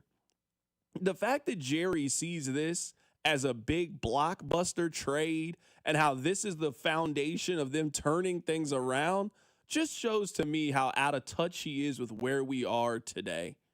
I get how if you get 3 first-round picks and 3 seconds, and now you got a lot of ammunition to kind of wheel and deal. That makes sense to me. The Cowboys did this in August. You know what they did? They traded Micah Parsons for Kenny Clark, and they got 2 future lottery tickets that could end up being big-time pieces for them. It could end up being a whole big bag of nothing. That's how the draft works.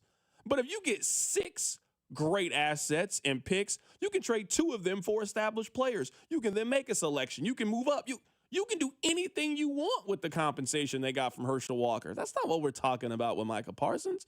If you were going to make this deal, the sentiment needed to be that you got 200 cents on the dollar, that you completely overcharged, that when you look at the Kelley Blue Book value, it says 15, but you got 24 for it. Well, then you got to sell the car in that scenario. If you got $200 face value in some tickets and somebody comes and offers you $700 for the tickets, babe, you know what? I'm happy to watch the game at home. We'll go to the next Chiefs home game. That's not what we're talking about with Micah Parsons. So I think that's really, really important to note in all of this. That's just not what you got back in return. It still blows my mind when thinking about this trade that the Cowboys traded him to a team that's better than them. That's the part that just I cannot get over. When the Chiefs had Tyreek Hill and they were going to trade him to the Jets or the Dolphins. You ain't really that worried about either one of those 2 teams. Yeah, the Jets, you can have them. You haven't made the playoffs since the Y2K era. Great. If you want Tyreek Hill, Miami, okay, here, take them. Get what you want. It's not like Kansas City traded him to Baltimore. It's not like Kansas City traded him to Buffalo or Philadelphia or one of those kind of teams. They traded him to a team behind them in the race. I don't understand how the last time you were in the playoffs, this organization could put a clown suit on you the way that the Packers did. You then give them your best player and now think that that is going to help you close the gap between you and them. The logic behind it is so flawed to me in all of this. If you want to trade him to an NFC team, fine. Trade him to the Arizona Cardinals if you wanted to do this. If you really wanted to trade him in the NFC, trade him to Carolina. There's a chance with Carolina you get the 7th overall pick. Why would you trade him to Green Bay, a team that's better than you, a team that's more consistent than you are? It's not like we think that Green Bay is going to give you the 9th overall pick. You traded Micah Parsons for the 25th and 27th overall pick and the next 2 drafts, and you think that's the Herschel Walker kind of package? It's just nonsense what we're talking about with this Dallas Cowboys team, Nathan. It's nonsense. Yeah, you're telling me that the New England Patriots were not offering a package that would start with 2 first-round picks? They had to have been. It also blows my mind that just like you, that this team that acquired him is now the second favorite team behind the Eagles to come out of the NFC. The thing that upsets me the most about this Micah Parsons trade is that Jerry Jones, at the same time, as you just heard Adam Schefter, believes this is the move to shake things up because they haven't been deep in the playoffs in 30 years. I don't understand how getting worse today breaks that streak. You get Kenny Clark, who fine, run-stuffing interior defensive lineman. Maybe he's a Pro Bowler for another couple of years, and you get 2 future draft picks, which, like you said, are going to be late in the first round. So what's the best-case scenario there? George Karlaftis on next year's Cowboys team? And that's what they got for – I mean, what is Micah Parsons? The 2nd best pass rusher in the NFL? I'd probably go Garrett 1, and then I'd probably put Parsons over T.J. Watt in the 2, but you could debate the 2 and the 3 For there. sure. I mean, so it's not even close to the same compensation. I understand Herschel Walker was great. Even the Tyreek Hill trade, the Chiefs got 5 picks back for him. So you could at least understand that, while, hey, the roster looks worse today, I can see the building blocks for the future. 2 draft picks and an interior defensive lineman, this is – you cannot, on one end, say that this is just a business decision and it was not personal, and then also say we're going for it this year as well. This is a 6-7 win football team. I don't think it was much better with Micah Parsons on it, but they've punted on this season with this trade. I don't think that Jerry was capable of removing his feeling and emotion from a business deal. You might be a little too young for this, Nathan, but there's a movie. It's called New Jack City. And in the movie, the main character, Wesley Snipes' character, says, it's business. It's never personal. I'm reading this story. I was reading it during the commercial break. It was on ESPN.com, and it was like reasons why Bill Barnwell thinks these trades happen. I really like Bill Barnwell. The number one reason he put, Jerry Jones believes that he had been betrayed and decided to take a stand against a player and an agent on principle. There is no room for that in business. We're talking about the football business. This is what I believe happened. And I think we have enough reports from around football to think this is what happened. I think that Jerry Jones and Micah Parsons had an informal conversation about his deal. I think that Jerry said, I'm going to take care of you. I think they were talking very specifics, numbers. I do believe that Micah Parsons shook his hand. Now, I don't think Jerry Jones said, I'm going to offer you this. Micah Parsons shook his hand as an indication of, I accept the deal.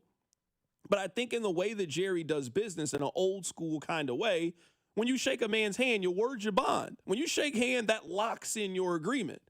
I then think that Micah Parsons went to his agent, said that he shook his hand on this deal. I think his agent said, no, you're worth more than that. Let me take this over and I can get you more money. And Micah Parsons was like, cool. And then we started down this road. It is important to note that it is a violation of the collective bargaining agreement for a player to negotiate his contract directly with an agent. So Micah should have never been in that situation. I also think that Jerry Jones at 82 years old shouldn't be as emotional as a 26-year-old. I get why Micah is a little bit emotional, right? He podcasts, he does this stuff. We've seen him go off on Twitter. I understand how he has impulse control issues. I don't get how an 80-something-year-old man does that, especially when you have been the kind of businessman and oil tycoon that you've been. I think Jerry got his feelings hurt. I think Jerry took that handshake to mean we don't need to negotiate this anymore. You've agreed. There's more work to be done. You then found out that, no, that was not the case. Now that same person that you shook their hand is now asking you for more money and wants more things. And I don't think that Jerry could ever get over that. I think that blinded him in this and made you, at least in the short term, to make a very, very foolish decision. Yeah, I've got two issues with Jerry Jones's feelings getting hurt, like you mentioned. One is this whole we do business by we made a verbal agreement. We shook hands. It needs to stand for something. I'm drawing a line on the sand. That's immediately negated by circumventing Micah Parsons' agent and this whole thing. So best case scenario, Jerry, is you're right that you had a verbal agreement, but you also did wrong, and you were equally wrong. Two wrongs don't make a right. Everyone's parents told them that growing up, and you're an 82-year-old man, like you mentioned. But the second thing is, I'm sure you've had buddies like this, C-Dot. I've had buddies like this. You know, you're sitting there, maybe you're out, maybe you're at home, whatever, and the relationship has fallen apart recently, and he's getting back on his feet, but he's still in that stage where his feelings are hurt. And maybe you see a picture of the ex out with her new man or whatever, and he starts saying things, I make more money than him, I'm better looking than him. That's exactly what Jerry Jones is doing right here. He's going on about the guaranteed money. He's going on about the substance of the offer he made to Micah Parsons. So on one hand, he's saying, hey, I drew a line in the sand. On the other hand, he's saying, well, I had a better offer on the table than the Packers did. He's so emotional and frustrated by this that he can't even, keep that line of thinking straight. He doesn't know which angle he wants to take. He's just butthurt about the situation. I have a side note that has nothing to do with what we've been talking about, and I promise you we'll get back to it. But I saw this pop up on social media, and I have to ask you the question. Do you have Facebook, Nathan? I imagine you have Facebook, right? It's the second most popular website on the internet behind Google.com. Everybody is on Facebook. I'm sure you see this all the time. Do you think that our friends and our relatives know that the picture that they're sharing is AI? Because how often are you just scrolling on Facebook and it'll be a clear fake story and a fake picture? It'll be Patrick Mahomes at Denny's holding a debit card and paying for a mom and 7 kids to eat. And then it's like people commenting underneath it, which, okay, I don't assume those are real people. I wouldn't really care about this. But then it'll be your mom's best friend that is sharing the picture like, oh, that's nice. And I'm sitting there thinking, you can't see that that's not Patrick Mahomes. What's going on here? Every time I get on there, right now there's this AI concert thing like, oh, would you go to this? And I'm like, you guys can't tell that this is not a real concert? What is happening here? Am I the only one that has this happen? I wish we had the text line up, but we don't have the text line. We haven't had the text line for like 2 days now. I normally would be reading you guys' text. The reason I haven't been is I cannot see the text line. I cannot be the only person that every time and again, I don't even mind that the AI stuff happens at this point. I can see what's real and what's not real. I only care that people you love are the people that are sharing this thing. And then I don't want to think differently about you. Like, you've been my brother. You know, I was in your wedding. We're really close friends. You're falling for AI pictures on Facebook. This is who you've been the whole time. I start to question my own friendships when I see that. You're not the only one. It drives me up the wall. I don't understand how AI gets people. And maybe that's just because I haven't been got to my knowledge yet. Maybe it's coming for me one of these days too. But it's usually those of the older generation. And if my mom's listening, I'm sorry, Mom, I got to do this to you. You know that I love you. My mom's a pretty forward-thinking person. You know, she'll bring up a social issue or a more of a modern concern, and she'll say something, and I'm like, Mom, it's actually pretty forward-thinking. I think a lot of people your age, you know, wouldn't have that line of thought towards that. So I got to give her credit. But then last week, Carrington, she shares a news article that's clearly fake about some old lady flirting with cops on the side of the road. It's a picture of a lady with a walker, and they're putting her in handcuffs, and she's saying something about, you know, getting together with one of them. And like 7 of her friends her age in the comments are like, dude, this is so clearly fake. Like, did you get hacked? What's going on? This happened literally a week ago. I had to give her a phone call. Like, Mom, you got to take that down. Like, what are we doing? I'll send you the post. I'll find the post. I'll send it to you. Show you what I'm talking about. But man, it must be because it hasn't happened to me yet. And like I said, maybe it's coming around, and I'll be the first one to admit that when it does. But I don't understand. I don't know how you can fall for it. I really wish we had the text line up for this topic. I really do. I don't even see how you could fall for it. It's not even like the AI pictures are good enough to look believable. And the stories they always put with it are the most ridiculous stories that you have ever heard. Oh, it's Travis Kelce carrying a puppy and the apartment's on fire behind him or something. And it's like a cartoon. It looks like a cartoon. Did you see the one fake story that was circulating the internet? This was maybe like 2 months ago. It was like Lucas Urseg, but I think it was like other players that like donated like 90% of their salary to this charitable thing. It was I'm like, Chris Bubich. Hey, It was Chris Bubich. How many different players on the Royals do you think are now just playing for free because they care so much about the wildfires in California? You think the whole team just ain't getting paid anymore? Look, what do you guys think? These are important causes. I'm not trying to make light of them, but the headline was literally Chris Bubich is solving world hunger. That's like literally what the headline was. Dude, it's out of control, and it's a scary statement on where society is headed. And we don't need to go down that road and get too doom and gloom, but I do not understand. Never once have I even thought to myself, that's real when it's AI. It's so clearly fake to me. I just don't understand it. Well, every single time. Let's get back to very serious sports things. Another thing I actually saw on the internet, and this time it was real. Mark Donovan wants to continue having games like they just had yesterday at Arrowhead. This is a phenomenal idea. It's not like you thought of something like that couldn't have been thought of. Now it's just simply the execution of it. I think that a majority of us are all in favor of every year in August to kick off the season, one of those regional old Big 8 teams will play a game at Arrowhead to kick off the season. There's money in it for everybody. Now, maybe you're not asking one of the local schools in this to give up a home game, but I think we just saw there's a lot of schools like Cincinnati that are very happy to give up a home game. So Missouri doesn't have to give up a home game. KU doesn't have to give up a home game. Iowa State, Nebraska, Arkansas, any of those teams that are within a driving distance of Kansas City, but it's clearly evident Cincinnati it was a game that was meant to be played on their campus. At first, they sold it to Indianapolis, and then the Chiefs basically bought it from Indianapolis. Everybody came up financially. Now, everybody wanted this for Cincinnati because they lost the game. But trust me, if the Chiefs are willing to guarantee that amount of money for an opponent, they will get good opponents and good teams to play at Arrowhead.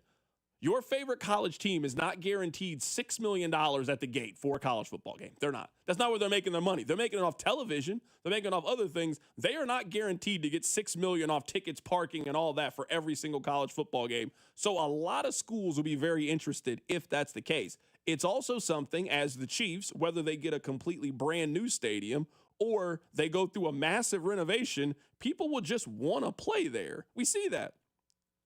Now, this weekend, I understand that Atlanta's a better college football hub than what we're talking about. Atlanta has back-to-back days of college football games. They have one tomorrow night and one on Sunday night. So back-to-back days in one of the marquee new stadiums in the country, they're having big-time college football games. I think Tennessee plays there, and then there's another game of South Carolina. South Carolina plays there on Sunday night. So I'm talking real good teams that regionally make sense. A lot of people from Knoxville are making the trip to Atlanta. A lot of the people from South Carolina are making it a weekend trip to go down to Atlanta. Why can't Kansas City with this either? They have the newest stadium in the NFL or a completely renovated stadium with $1 billion facelift. They could be one of those teams. You're not hosting a bowl game. It's in the winter when they have bowl games, and they're not putting bowl games outside in Kansas City. I'm sorry. They ain't putting them there. They might put them outside at Fenway Park or in Wrigley Field. Kansas City is not getting a bowl game, but you can get one of these early season kickoff kind of games. So I'm super interested in it. I hope that the Chiefs continue to do it. I hope that they continue to find teams that regionally and locally make sense to play at Arrowhead, to play in these little one-off regular season games. Yesterday was just a good look for everybody. I got to agree. I think week one is perfect. As you mentioned, it's a cold weather city, and we're not getting a bowl game. But I also think that Nebraska was the perfect team to kick this off. Well, going back to the KU home games last year due to the renovation, because before that, the college football games that were played here were Northwest Missouri State against Pitt State, right? Which is great, but this is a different level we're talking about here. And I think going forward, if any local team plus Nebraska, OU, Iowa State, teams that are in that sort of 3 to 4 hour driving distance away, if they're playing a big non-con game, you got to think Arrowhead in week one is the venue for that non-con game. If K-State's hosting an Ole Miss or something in a non-con game, put it at Arrowhead Stadium. Coming up at the top of the hour, we'll get back to the top stories of the day. We're getting you ready for week one, whether it's college or the NFL. Football season is officially here. Keep it locked in right here. It's The Drive. The Drive with Carrington Harrison on your new home for Royals baseball. 96.5 The Fan. Brought to you by DM Injury Law. Have you or a loved one been in a car wreck? Contact DM Injury Law today and get the money you deserve. Car wreck? Remember, Mike's got this. Hey, it's Gold. I wanted to once again tell you about the 2025 Ford F-150 Lariat I've been driving thanks to Shawnee Mission Ford. It made the drive up to training camp so easy. Not only is it fully loaded, ventilated seats after a hot show up at camp. Trust me, the cooled seats are amazing. But also Blue Cruise, where it's hands-free driving on the highway. So go into Shawnee Mission Ford and test drive a vehicle and take advantage of the Labor Day sales event. 0% for 48 months, no payments for 90 days with approved credit on most new Ford vehicles. Shawnee Mission Ford, on a mission to do more. See dealer website for details. Listen up, folks. I want to tell you guys about my new obsession. It's Daisy French Onion Dip. With football season here, it is the perfect dip for your chips, your wings. The delicious Daisy French Onion Dip and the Daisy Ranch Dip, they're game changers. They're delicious as a homemade dip, and they're made with real herbs and real spices and also ingredients that you find right there in your kitchen. So the next time you're having people come over to celebrate the start of the football season, you better make sure you have one thing, and I'm talking about that Daisy French Onion Dip. You can find it the next time you go to the grocery store. Lincoln Park. From Zero World Tour 2025. You ready?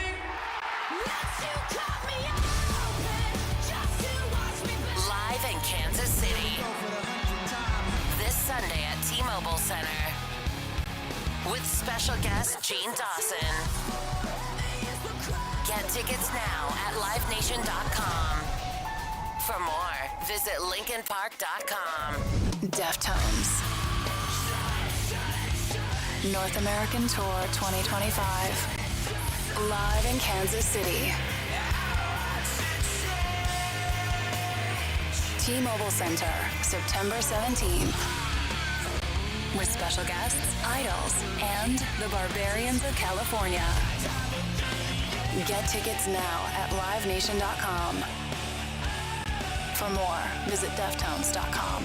Men, the summer is here. Longer days, warmer nights, and romance in the air. Intimate dinners, walks on the beach, dancing in the moonlight. But if you have erectile dysfunction, you know it can ruin romance, both for you and the one you love. This is Jeff for Heartland Men's Health. And if you have ED, don't let another summer go by without getting treated. Because intimacy is one of the greatest things in life, and fear of not being able to perform should not be something you have to deal with. At Heartland Men's Health, we're ED experts. We've successfully treated tens of thousands of men. Our protocols work when others don't, and we have treatments that are effective in well over 90% of cases. You could even last up to an hour or more and perform like you haven't in years. So call us. Your initial appointment is only $99 and includes blood work, a medical consult, and if medically advised, a test dose. And if that test dose doesn't work in the office, your visit is free. Call 844-447-6600. That's 844-447-6600, or go to heartlandmenshealth.com. Finding great candidates to hire can be like, well, trying to find a needle in a haystack. Sure, you can post your job to some job board, but then all you can do is hope the right person comes along, which is why you should try ZipRecruiter for free at ziprecruiter.com/free. ZipRecruiter doesn't depend on candidates finding you. Its powerful technology identifies people with the right experience and actively invites them to apply to your job. You get qualified candidates fast. So while other companies might deliver a lot of hay, ZipRecruiter finds you what you're looking for. The needle in the haystack. 4 out of 5 employers who post a job on ZipRecruiter get a quality candidate through the site within the first day. ZipRecruiter, the smartest way to hire. And right now, you can try ZipRecruiter for free. That's right, free. Just go to this exclusive web address, ziprecruiter.com/free. That's ziprecruiter.com/free. ZipRecruiter.com/free. Get in the zone, AutoZone. Welcome to the end of summer sale at AutoZone. We're celebrating the end of long days and short nights with big deals for a short time, like car wash. Right now, you can save 20% on the Armor All Complete Car Wash Kit. Need new brakes? Duralast brake pads are free with the purchase of Duralast rotors. We've also got oil deals and more. We're ending the summer right with the end of summer sale at AutoZone. Get in the zone, AutoZone. Restrictions apply. This is the story of the one. As a safety manager at a manufacturing plant, he does everything he can to keep his coworkers safe. From finding ways to reduce risks to keeping safety supplies in stock. And for that, he relies on Grainger. Grainger offers a broad range of quality products and next-day delivery, so he can always play it safe. Call 1-800-GRAINGER, click Grainger.com, or just stop by. Grainger, for the ones who get it done. Here's traffic, brought to you by DM Injury Law. Have you or a loved one been in a car wreck? Contact DM Injury Law today and get the money you deserve. Car wreck? Remember, Mike's got this. Still working the wreck, a 2-car crash, 435 northbound before K32 call. Right lane is blocked. Down south, that's a stall, but big backups. 470 eastbound as you approach 71 in the right lane from the Anthony Plumbing, Heating, Cooling, and Electric Traffic Center on Val 96.5 The Fan. You're listening to The Drive with Carrington Harrison on 96.5 The Fan and the Odyssey app. All right, coming up at the top of the hour, we'll get to the top stories of the day. I want to make one point, and I think this might be the most important point that I've ever made on this show. Part of being in a relationship is you have to be interested in things that your partner is really interested in. Like some of you were watching Love Island. You don't care about Love Island. You watch Love Island because the person that you love watches Love Island. You're watching Real Housewives of the Potomac. You didn't know where the Potomac was, but you were watching this show because the person that you love loves this show and you want to make them happy. That's why you're watching Extreme Cheapskates, because you want this person in your life to be happy. Taylor Swift is a billionaire. She's a billionaire. Taylor Swift could quite honestly be doing anything in the world outside of on a Thursday night. She is in Kansas City, Missouri, watching Nebraska, who won 7 games last year, play Cincinnati in college football. Just imagine that. Imagine that. Imagine the amount of love that you got to have for your partner. When you could be doing anything else in the world, you also could be hanging out with quite literally anybody you want to. Tomorrow, if Taylor Swift's like, you know what? I really want to go have dinner with Adele. She could have dinner with Adele tomorrow if she wants to and eat at any restaurant. You know what? She loves Travis Kelce so much. She is in Kansas City, Missouri on a Thursday for a game that kicked off at 8 Central. And she's watching Nebraska, Cincinnati in a college football game. And honestly, seemed to be into it. Like, seemed to be cheering and watching it and having a good time and socializing. She's paying attention. She all right with me, man. I'm serious. She cool with me. I don't know why people got a problem with Taylor Swift. She cool with me. That's real love. Think about it. It's hard for you to get your wife to sit down and watch the game with you. Your wife barely wants to watch the Chiefs. They keep going to the Super Bowl. Neither one of those teams are going anywhere near that level of success. But she's just right there supporting her man, loving on him. Hey, babe, I'm interested in what you're into. If you want to watch Real Housewives of Atlanta, I'm right here watching it with you. That's real love. That's how you know it's real. When you start watching Twilight, when you've seen all the Harry Potters with your partner, that's when it's real. That's when you know it's love.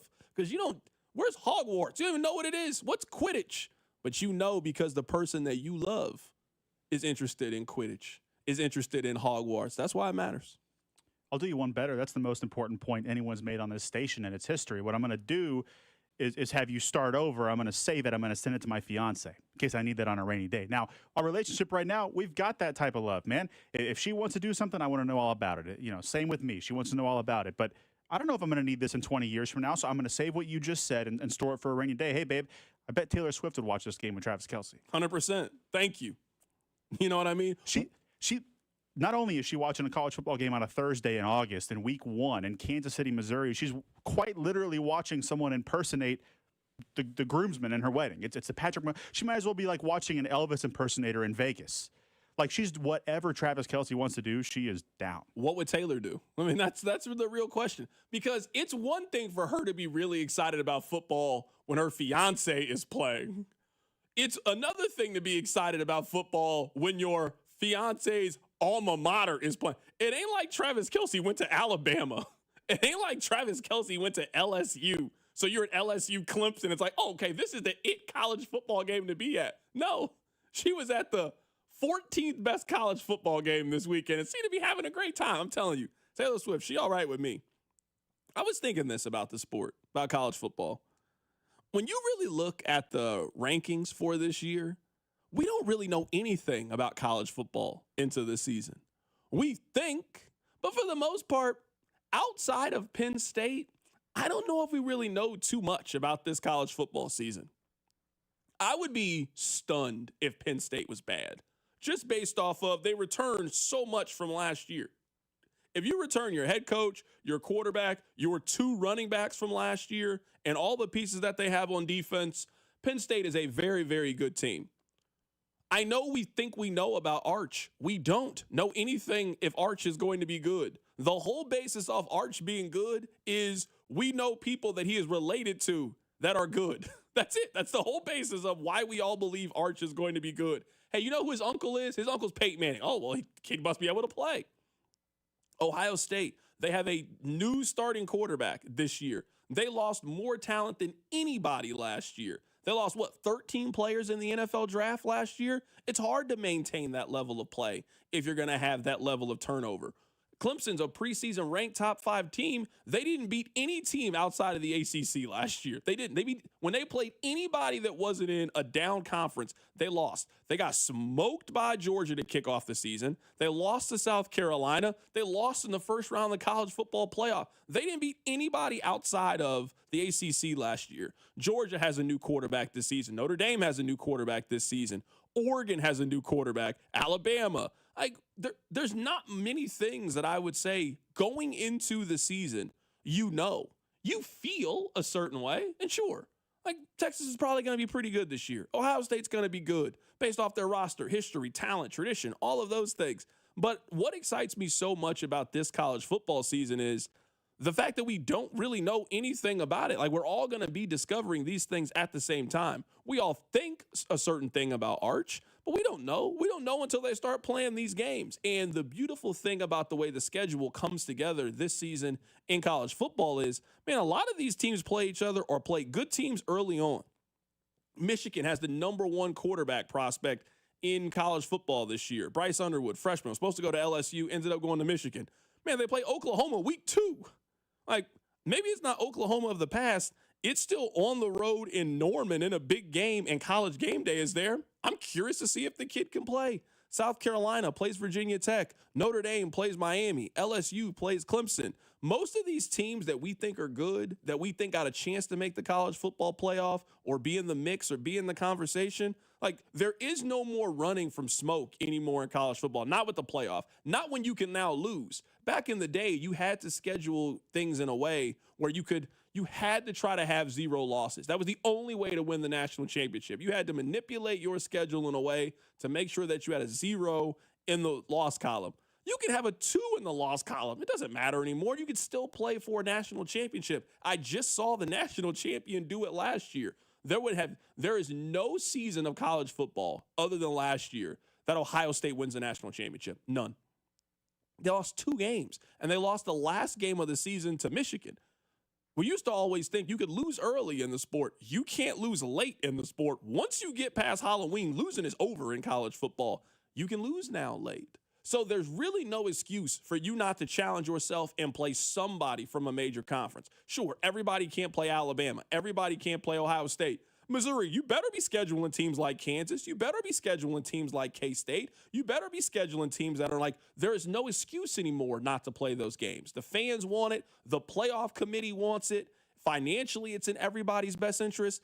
Now that you're playing these kind of games, it really, really puts more of an excitement, I think, to the early part of the college football season. Coming up on the other side, we'll talk about the Royals as they begin their series against the Detroit Tigers. We are a week away from week 1 of the Kansas City Chiefs game against the Chargers. We'll continue to talk about Micah Parsons, who has been traded to the Packers. It's a lot going on. College football is here as well. Keep it locked in right here. It's The Drive. The Drive with Carrington Harrison on your new home for K-State Athletics, 96.5 The Fan. Brought to you by DM Injury Law. Have you or a loved one been in a car wreck? Contact DM Injury Law today and get the money you deserve. Car wreck? Remember, Mike's got this. Here's traffic, brought to you by DM Injury Law. Have you or a loved one been in a car wreck? Contact DM Injury Law today and get the money you deserve. Car wreck? Remember, Mike's got this. Brought to you by DM Injury Law. Still working the crash. 435 northbound just before K32. Right lane is blocked. Blue Ridge, that's a stall. 470 westbound just past Douglas. Right lane is blocked there. Big backups on look or delay from the Anthony Plumbing, Heating, Cooling, and Electric Traffic Center on Val 96.5 The Fan.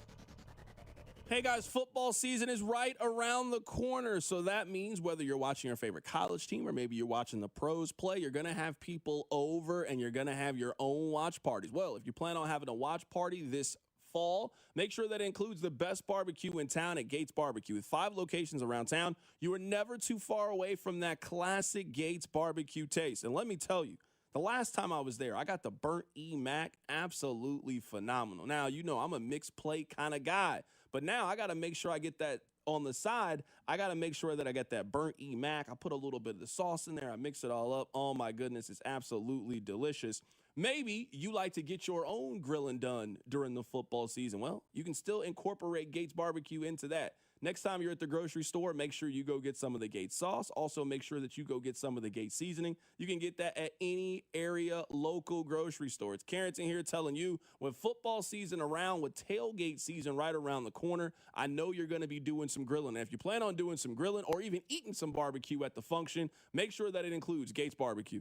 Still paying interest? Reiselman Nissan just dropped 0% APR for 60 months on new Muranos, Rogues, and Pathfinders. Or stretch it out, 1.9% for 72 months, or even 84 months at just 3.49% APR. Need torque? Take home a new Frontier and grab up to $6,000 in total rebates. And if you live in Missouri and lease your new vehicle, you pay 0 sales tax. That's real money saved. These deals are real, but they won't last. Tap over to ReiselmanNissan.com. Reiselman Nissan. Every customer, every time. Missouri, get ready! DraftKings Sportsbook, America's top-rated sportsbook app, is coming soon to the Show Me State. Later this football season, you'll be able to bet same-game parlays, money lines, props, and more right here in Missouri. Whether you're backing Kansas City to dominate on Sundays or sweating your basketball picks, DraftKings Sportsbook brings everything you want to elevate your game day, including live in-game betting, lightning-fast payouts, and endless ways to get in on the action, all right from your phone. And when we go live in Missouri, you'll be betting from home with the top-rated sportsbook trusted by millions. Safe, secure, and ready to deliver the action like never before. Download the DraftKings Sportsbook app and use code 965 now to gear up for launch in Missouri. Be the first in line for exclusive promos and can't-miss offers. That's code 965 in partnership with DraftKings Sportsbook. Gambling problem? Call 1-800-GAMBLER. 21 and over. Physically present in Missouri. Eligibility restrictions apply. Terms at DraftKings.com/sportsbook. Subject to regulatory licensing requirements.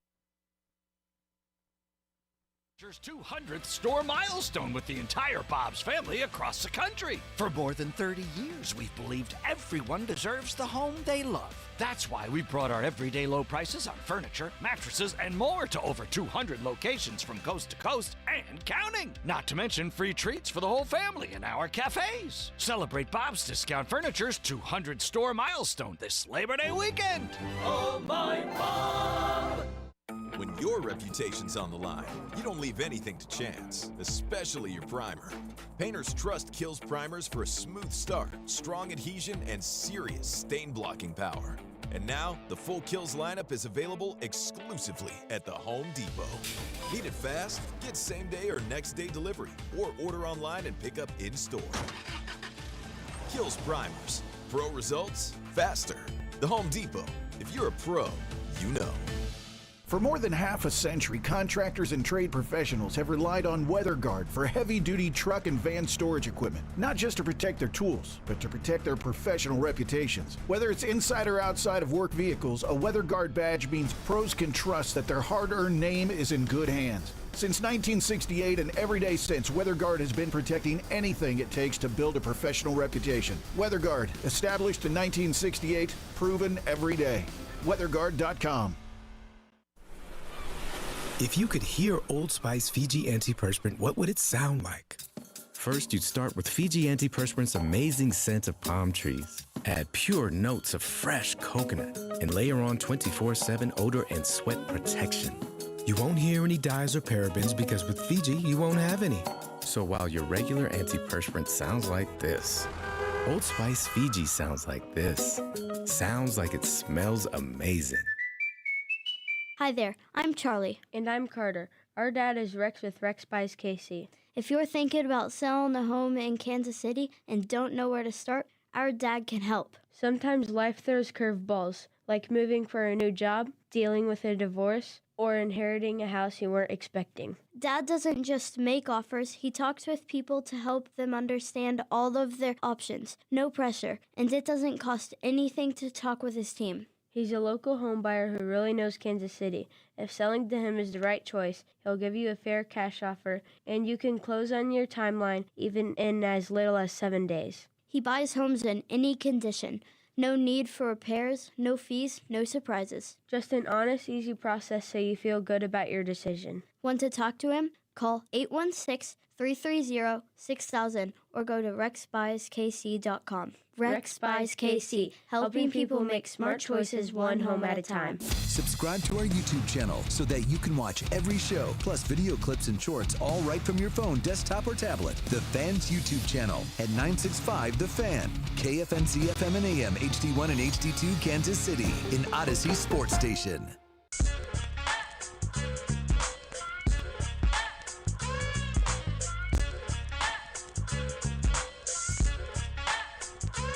All right, let me ask you guys a question. Now, I wish we had the text line because this would probably go a little bit better, but Nathan, you can help me and you can answer it. The fact that we have done this show without taking any phone calls or reading any texts, and it's a Friday before a holiday, is just a real testament to me and you, Nathan, a real testament to us. But how do you guys handle fantasy football when it's time to pay? Because everything seems fine and dandy when it's time to get people rounded up to play fantasy football. Like, everybody is into, hey, let's watch the football. Hey, let's watch the games. Hey, there's a chance you could win money at the end. There's also a chance that you can lose money as well. Some of you have been playing fantasy football in this league for 8 years, and you ain't never won the league. You're 400 down in this league.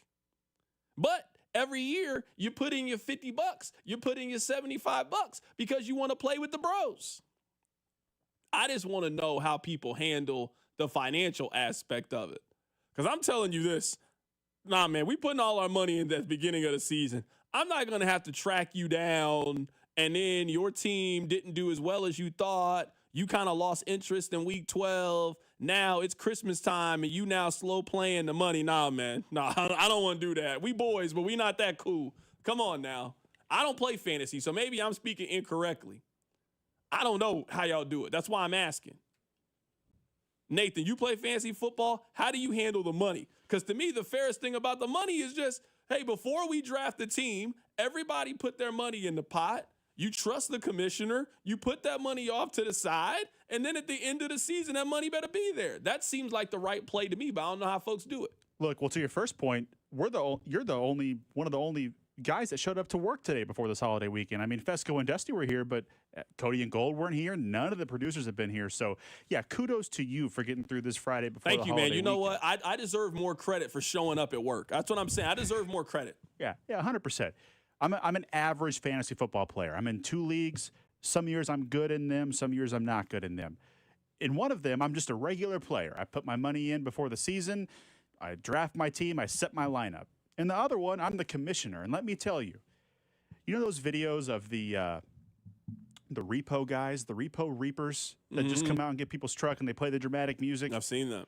That's what I feel like trying to collect this money. It is real. These people, they want to talk about all, the scoring, and they want to talk about putting defensive guys in there. They want to talk about the trade deadline. They have all these ideas for the perfect fit. We got to do this for the punishment. We got to select the draft order this way. Hey man, you got my $50? Crickets. Crickets, dude. It is the worst. That's not the way I want to play fantasy football. I would never wish being a commissioner on anybody else, but yeah, just pay before the draft. Yeah, pay your dues. Get it over with. The last time that I was in a fantasy league, we did a weekly fantasy league, and it was on DraftKings.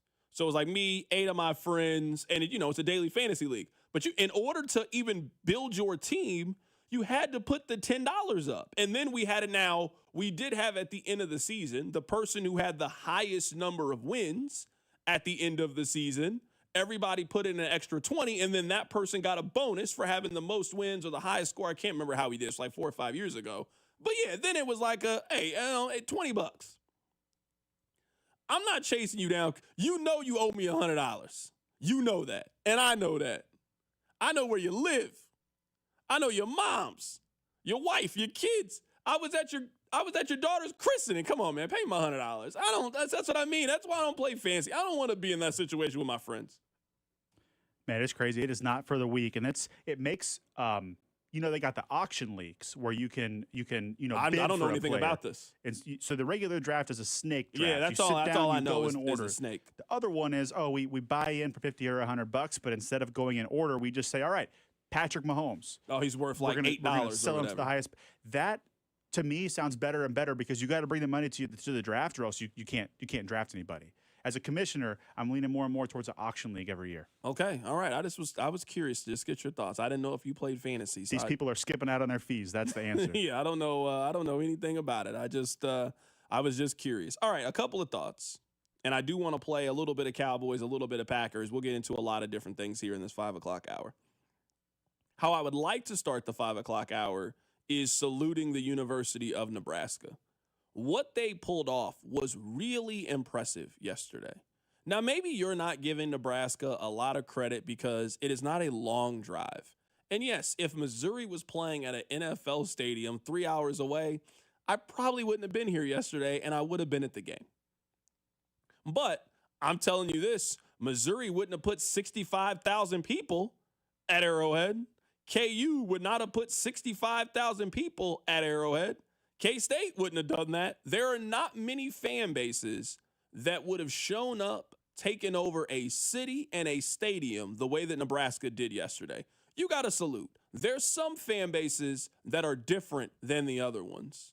Kentucky in basketball has one of those kind of fan bases in Big Blue Nation. Nebraska is one of those kind of fan bases.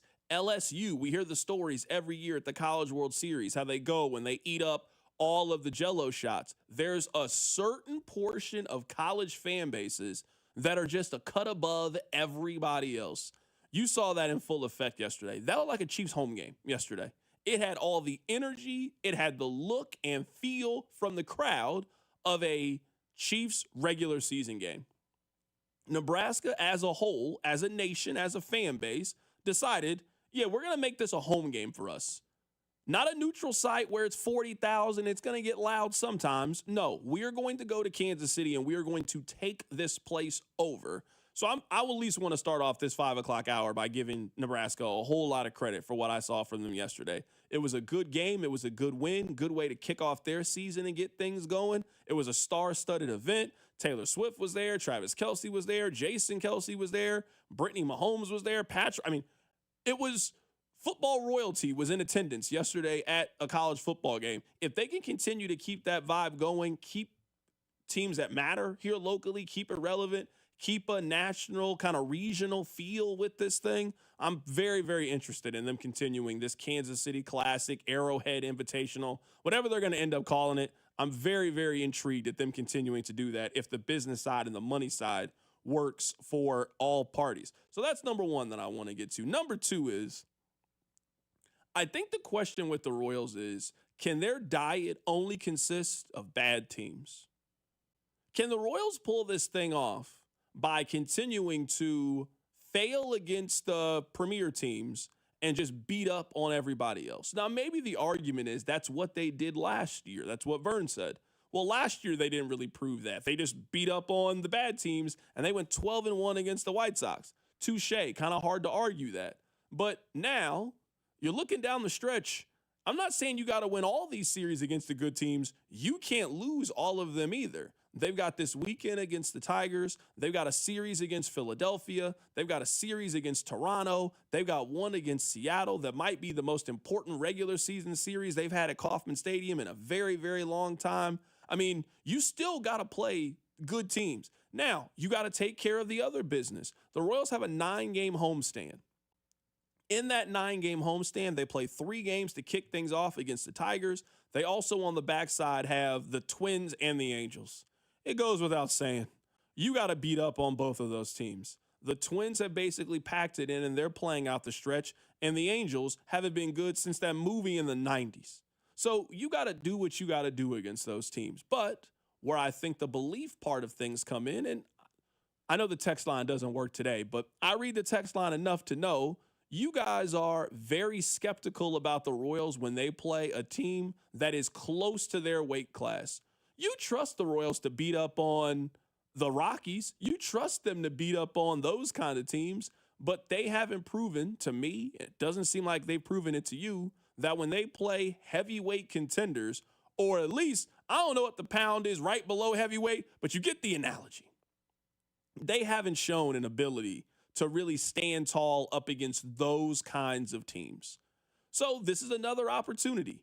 If the Royals can win this series and they're 1.5 games back, 2 games back of Seattle, and they continue to keep it close and they continue to keep it relevant, I don't think there'll be a top story every single day. I don't think that next Thursday we're talking a lot of Royals baseball when it's the first day of the NFL season, or next Friday when it's a Red Friday. But if the Royals can just get through this stretch, and when they come back for their next homestand where they play Seattle and Toronto, I think that Kansas City is going to respond very well. I think that Kansas City is going to show up for the Royals if those series end up meaning something and end up being important.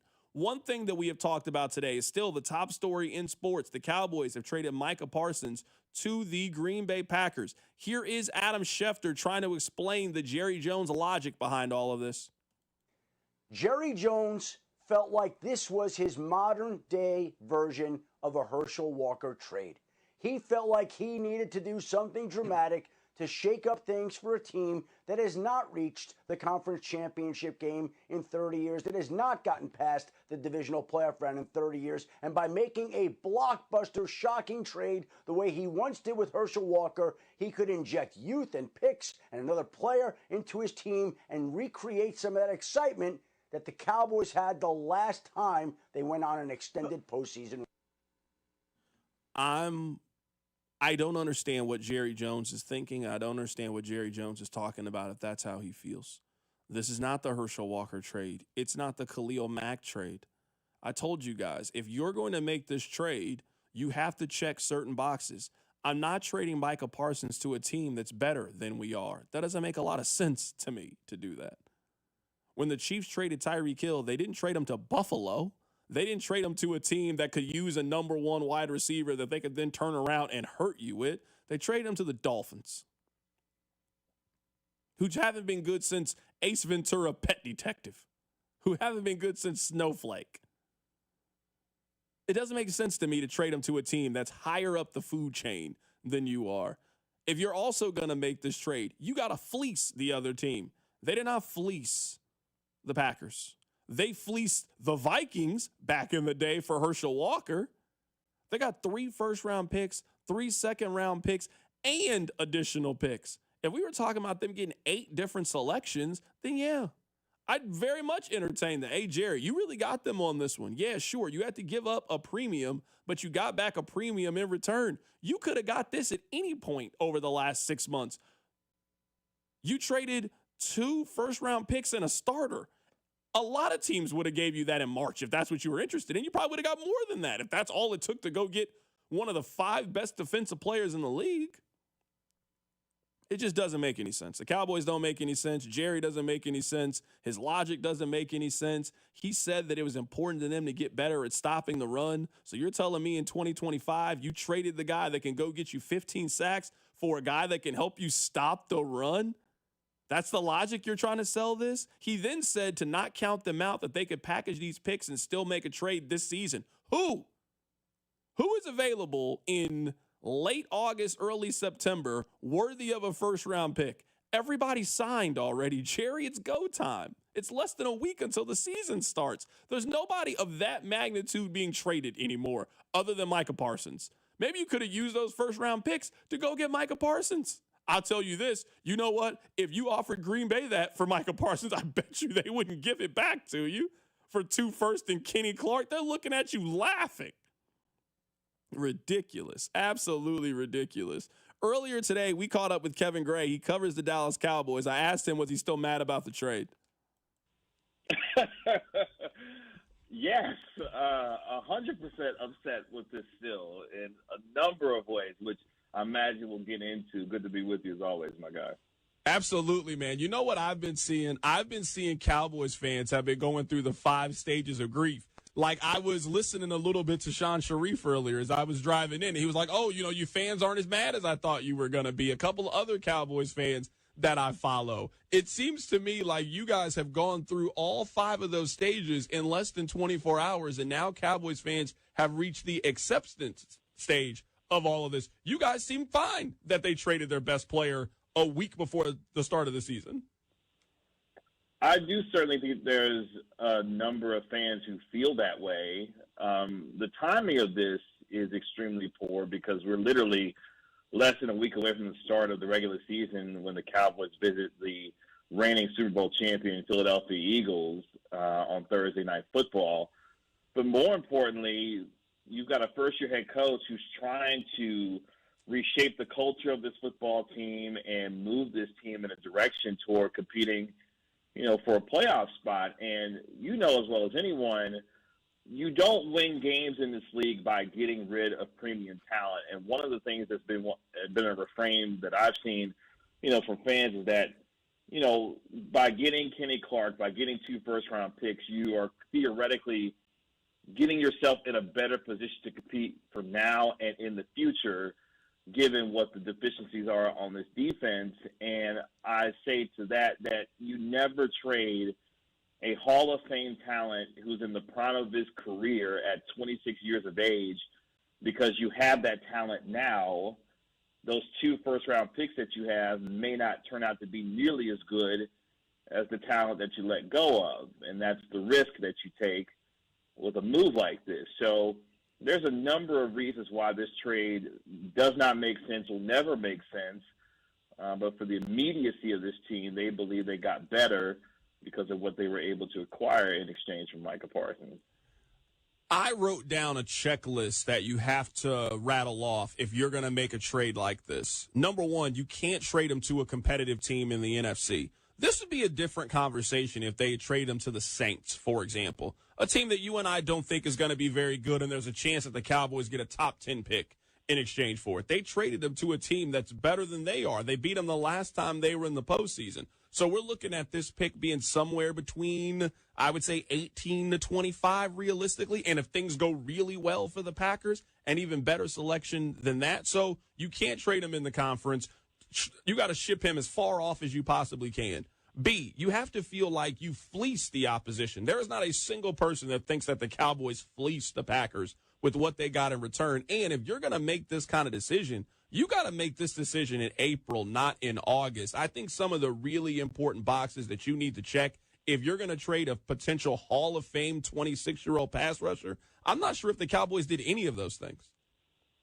No, they didn't. And the number one thing for me is the first thing that you mentioned was you traded him to a conference rival who has ended your postseason with 3 of the best teams that you've had over the past 10 years. And the Packers now have a generational pass rusher who is going to terrorize his team for the next decade. And even if you get to the idea of trading Micah Parsons, you do it prior to this year's NFL draft to be able to get the kind of draft capital that you need in order to make this team better now if you feel like this team can compete this year. And the other thing, you know, that I'll say about this too is that when you look at what Micah Parsons brought to this team, you know, that's just from a production standpoint, but now what the future of this team looks like, it puts in very much in doubt how this team can compete moving forward because they justified this trade by saying we needed defensive tackle help when they had plenty and adequate cap space during free agency to address the defensive tackle spot. They chose not to do it, and now they use it as a justification, oh, we've got to shore up the run game to trade away their best player on this football team. It just doesn't make sense. I keep hearing about this handshake agreement. I certainly understand the principle of the handshake agreement. I also think that this part of the context continues to get left out. Micah Parsons cannot agree to a contract with Jerry Jones. The agent has to handle that. This is a violation of the CBA. I feel like in this, Jerry got mad because Jerry doesn't always want to follow the rules. Business just isn't done the way that you did business. Yes, in 1975, you shook a man's hand and your word was your word. But that's not the agreement that the owners and the players have between one another. I keep hearing about this handshake agreement when Micah could never agree to this.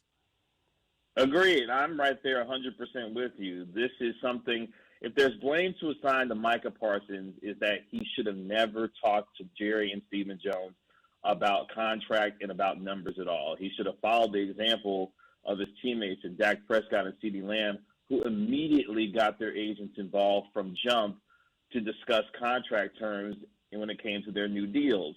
Micah thought he was different in the fact that he could go to Jerry, discuss these numbers with him, and then be able to move forward from there. But, yeah, Jerry knows better. He knows that he has to talk to the agent in order to consummate a deal and to get one officially done.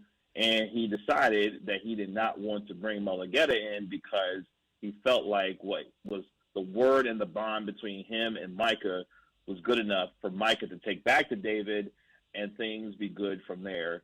But obviously we know that that wasn't the case. That is my guy, Kevin Gray, who covers the Dallas Cowboys. Wanted to get his thoughts on the trade that sent Micah Parsons to the Green Bay Packers. Let's talk a little Chiefs here, and we'll get to some college football coming up on the other side of the commercial break. So I think the news today is kind of simple. I don't think that Jaylen Royals is going to play in their first game of the season. I don't want to make it seem like it doesn't matter. I also don't want to make it seem like it's the biggest deal in the world. I think it's just fine. I think the Chiefs are prepared to deal with a couple of injuries in that wide receiver room, even without having Rashee Rice, who is suspended. Heading into next Friday, if you were telling me that they have Xavier Worthy, Hollywood Brown, Juju Smith-Schuster, Tyquan Thornton, we're not talking about the bevy of tight ends that they have with Kelsey Gray, Wiley, and Robert Tonyan, who was on the 53-man roster. You got a healthy Isaiah Pacheco. I think Brashard Smith is going to help them some in the passing game. They certainly got enough to get by over the next couple of weeks, whether it's with an injury with Jaylen Royals or not having Rashee Rice for the first 6 weeks of the NFL season. They'll be fine. It is not ideal. You obviously want to try to have everybody, but you also understand that injuries are going to pop up. You're going to have them as the season progresses, and it's about managing them. There are some positions on the field that the Chiefs, I think, are equipped to manage those injuries pretty well. Wide receiver number 4 is one of those positions. They're in a spot that they can manage not having Jaylen Royals for 1 week, 2 week. They don't have to put him on IR. They can keep that roster spot. You just simply make him inactive. You still keep it open where you can bring certain players back and move guys around. You know how it's a little bit of a balancing act on how you're going to handle the NFL roster, how fluid it is over the course of the season. So I think you're fine. We'll see what happens with Omar Norman-Lott. We'll see if he ends up being healthy enough to play. Sounds like he's been dealing with the high ankle sprain. Seems like he's been dealing with some sort of leg injury. So we'll see if he ends up being healthy and available to play. But, I mean, when we get back from vacation on Tuesday, it's go time. The Chiefs play in a handful of days. You know, it's a divisional matchup. We'll really start to break this game down. But I just wanted to let you guys know kind of where we are from a news standpoint, that the only thing really right now is that you're not going to have Jaylen Royals for week 1 of the NFL season. It seems very doubtful that that's going to be the case. I think we are going to find out. He hasn't been practicing. He hasn't been healthy. I don't really know how you can expect him to play coming up next week in Brazil. Coming up on the other side, we'll continue to get you ready for week 1 of the college football season. Keep it locked in right here. It's The Drive on 96.5 The Fan. The Drive with Carrington Harrison. This man was a bona fide scrub. On 96.5 The Fan. Brought to you by DM Injury Law. Have you or a loved one been in a car wreck? Contact DM Injury Law today and get the money you deserve. Car wreck? Remember, Mike's got this. Listen up, folks. I want to tell you guys about my new obsession. It's Daisy French Onion Dip. With football season here, it is the perfect dip for your chips, your wings. The delicious Daisy French Onion Dip and the Daisy Ranch Dip, they're game changers. They're delicious as a homemade dip, and they're made with real herbs and real spices and also ingredients that you find right there in your kitchen. So the next time you're having people come over to celebrate the start of the football season, you better make sure you have one thing, and I'm talking about that Daisy French Onion Dip. You can find it the next time you go to the grocery store. Flooded bathroom? AC on the fritz? When things go wrong, you need reliable service fast. Call Hamilton Plumbing, Heating, AC, and Rooter and take $50 off any HVAC, plumbing, or electrical repair over $200. The pros at Hamilton are ready 7 days a week to fix the problem. Over 40 years experience, more than 8,000 5-star reviews, plus our exceptional service guarantee means you can trust Hamilton to bring comfort and calm back to your home. Visit callhamilton.com for details, terms, and conditions. License number 2025-11121. Moms and dads, do you wish you could know where your kids' shoes are at all times? Now you can with Skechers' newest Apple AirTag compatible sneakers, Find My Skechers. There's a clever hidden AirTag compartment under the shoe's insole. It's sleek, secure, and your child can't feel or see it. Then you can check where your kids' shoes are on the Find My app. Plus, they're available for boys and girls. Get Find My Skechers at Skechers.com, a Skechers store near you, or wherever kids' shoes are sold. Apple AirTags sold separately. Having insurance isn't the same as having State Farm. It's like needing a best man speech, but getting one from some random +1. I am honored to be standing here today, also confused and a little hungry. Does anyone want to switch entrees? Pretty sure I checked beef. You wouldn't settle for just any speech, so don't settle for just any insurance. Get the real deal with State Farm. Like a good neighbor, State Farm is there. If Twisted Tea Hard Iced Tea was your best friend, It would be the kind of friend that starts an impromptu dance party in the supermarket aisle that turns into an all-day pool party rager at your place, and you don't even own a pool. Twisted Tea Hard Iced Tea turns any day into a legendary adventure. It's smooth and refreshing real iced tea with just the right kick of alcohol. Twisted Tea Hard Iced Tea. Keep it twisted. Twisted Tea Brewing Company, Cincinnati, Ohio. Please drink responsibly. Get in the zone, AutoZone. Summer's almost over, but the heat is pressing on. If you've got battery trouble, stop by AutoZone for free battery testing. It may just need a charge, and we'll do that for free too. If you do need a battery, we've got options starting at just $89.99, and we'll recycle your old battery for free. Now that's a strong start. Don't miss the end of summer sale, now at AutoZone until September 22nd. Get in the zone, AutoZone. Restrictions apply. This is the story of the one. As a lineman, he does whatever it takes to keep the power on in his community. And he wants a partner like Grainger who does the same. Grainger offers the professional-grade products he needs, from voltage detectors to harnesses to hard hats, plus fast, dependable delivery, so he can rise to every challenge. Call 1-800-GRAINGER, click Grainger.com, or just stop by. Grainger, for the ones who get it done. Chiefs coverage is brought to you by New Century Ram Dodge Jeep in Paola. Why buy your next vehicle at New Century Chrysler Dodge Jeep Ram in Paola? Simple. Honest guys that don't need to add big city overhead into the price. Search New Century Chrysler Dodge Jeep Ram to see the complete inventory. Here's traffic, brought to you by DM Injury Law. Have you or a loved one been in a car wreck? Contact DM Injury Law today and get the money you deserve. Car wreck? Remember, Mike's got this. Brought to you by New Century Dealers. We've got a new crash, 435 westbound at K10 westbound. Right lane is blocked, and then near Olathe, that 35 northbound before 119th. The problem is a crash blocking the right lane. From the Anthony Plumbing, Heating, Cooling, Electric Traffic Center, I'm Val, 96.5 The Fan. Hey, this is Patrick Mahomes. Catch me every Tuesday with CDOT at 3:15, right here on your home for Chiefs football, 96.5 The Fan.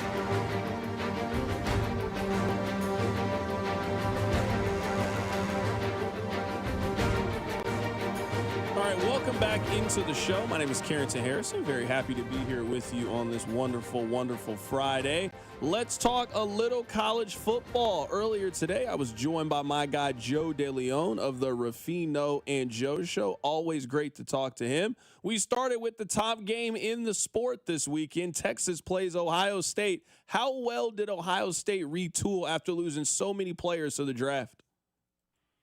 Well, and this applies for Texas as well, but the replenishing aspect is that Ryan Day has recruited a arsenal of former five-stars at so many positions. Jeremiah Smith isn't the only true freshman that is on this team from last year's recruiting class. There are a lot of guys on this roster that have been waiting for their chance to play. There's two guys in particular that I think of that aren't household names that I think will be by the end of the season. Kenyatta Jackson, who is one of their defensive ends, who played very sparingly, but in the sparing reps that he was given last year, rotating in behind JTT and Jack Sawyer, he did some amazing things. He really showed that he is a tremendous athlete that could end up being a riser as a college football player and as an NFL draft prospect. And then the other player, Brandon Inniss, has been making a lot of waves in Ohio State circles, and I think is going to be a national name known as a wide receiver in the country, because we already know that defenses are going to be so aggressive to slow down Jeremiah Smith.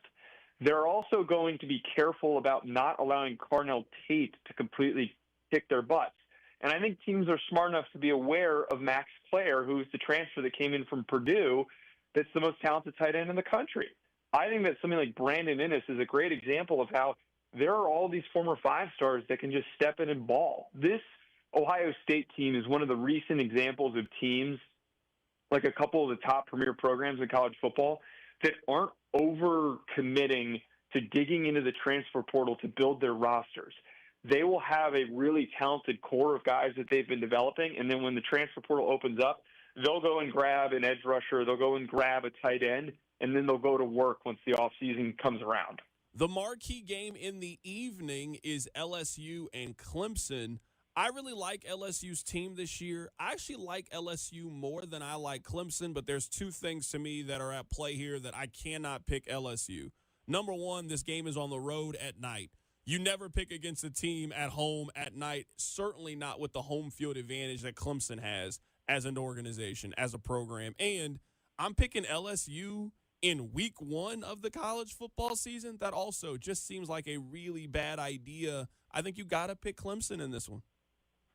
I absolutely agree with you on that part. And I don't want to fall for the trap that a lot of times it's just in picking games and placing bets that if someone's eventually going to be due, you'd think that eventually Brian Kelly would break through and win one of these big opening week games. But I don't think that's going to happen in this. And the really specific reason is I think along the lines of scrimmage, we're going to see a separation. Not a big one, but a late game scenario where we watch Clemson's defensive line take advantage of LSU's very green offensive line. A lot of those offensive linemen from last year for LSU, one of the best offensive lines in college football last season, it had Will Campbell and it had all of those dudes that got drafted, they are resetting. They are going to have to figure out what their chemistry is. It is a position group that requires, and we've already kind of saw this on Thursday night with a lot of these teams that we had high hopes for to have high-flying offenses. We're starting to see that there is a feeling out period for offensive line units figuring out how to play with one another.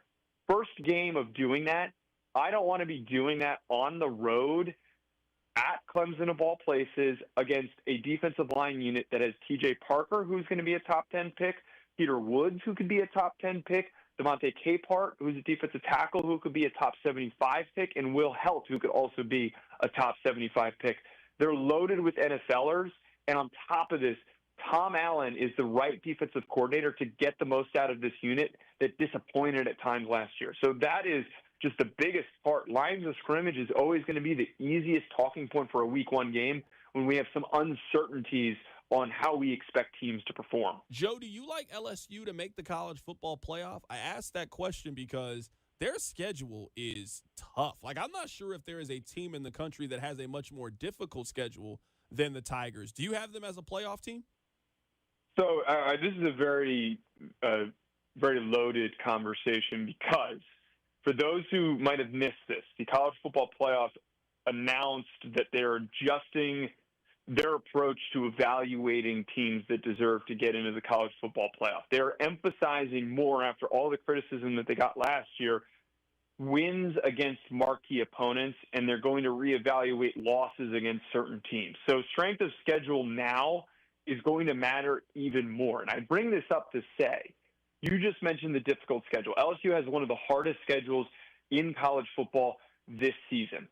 I think that there's a realistic world, and last year this wouldn't have come to fruition whatsoever because we had three teams that this applied to.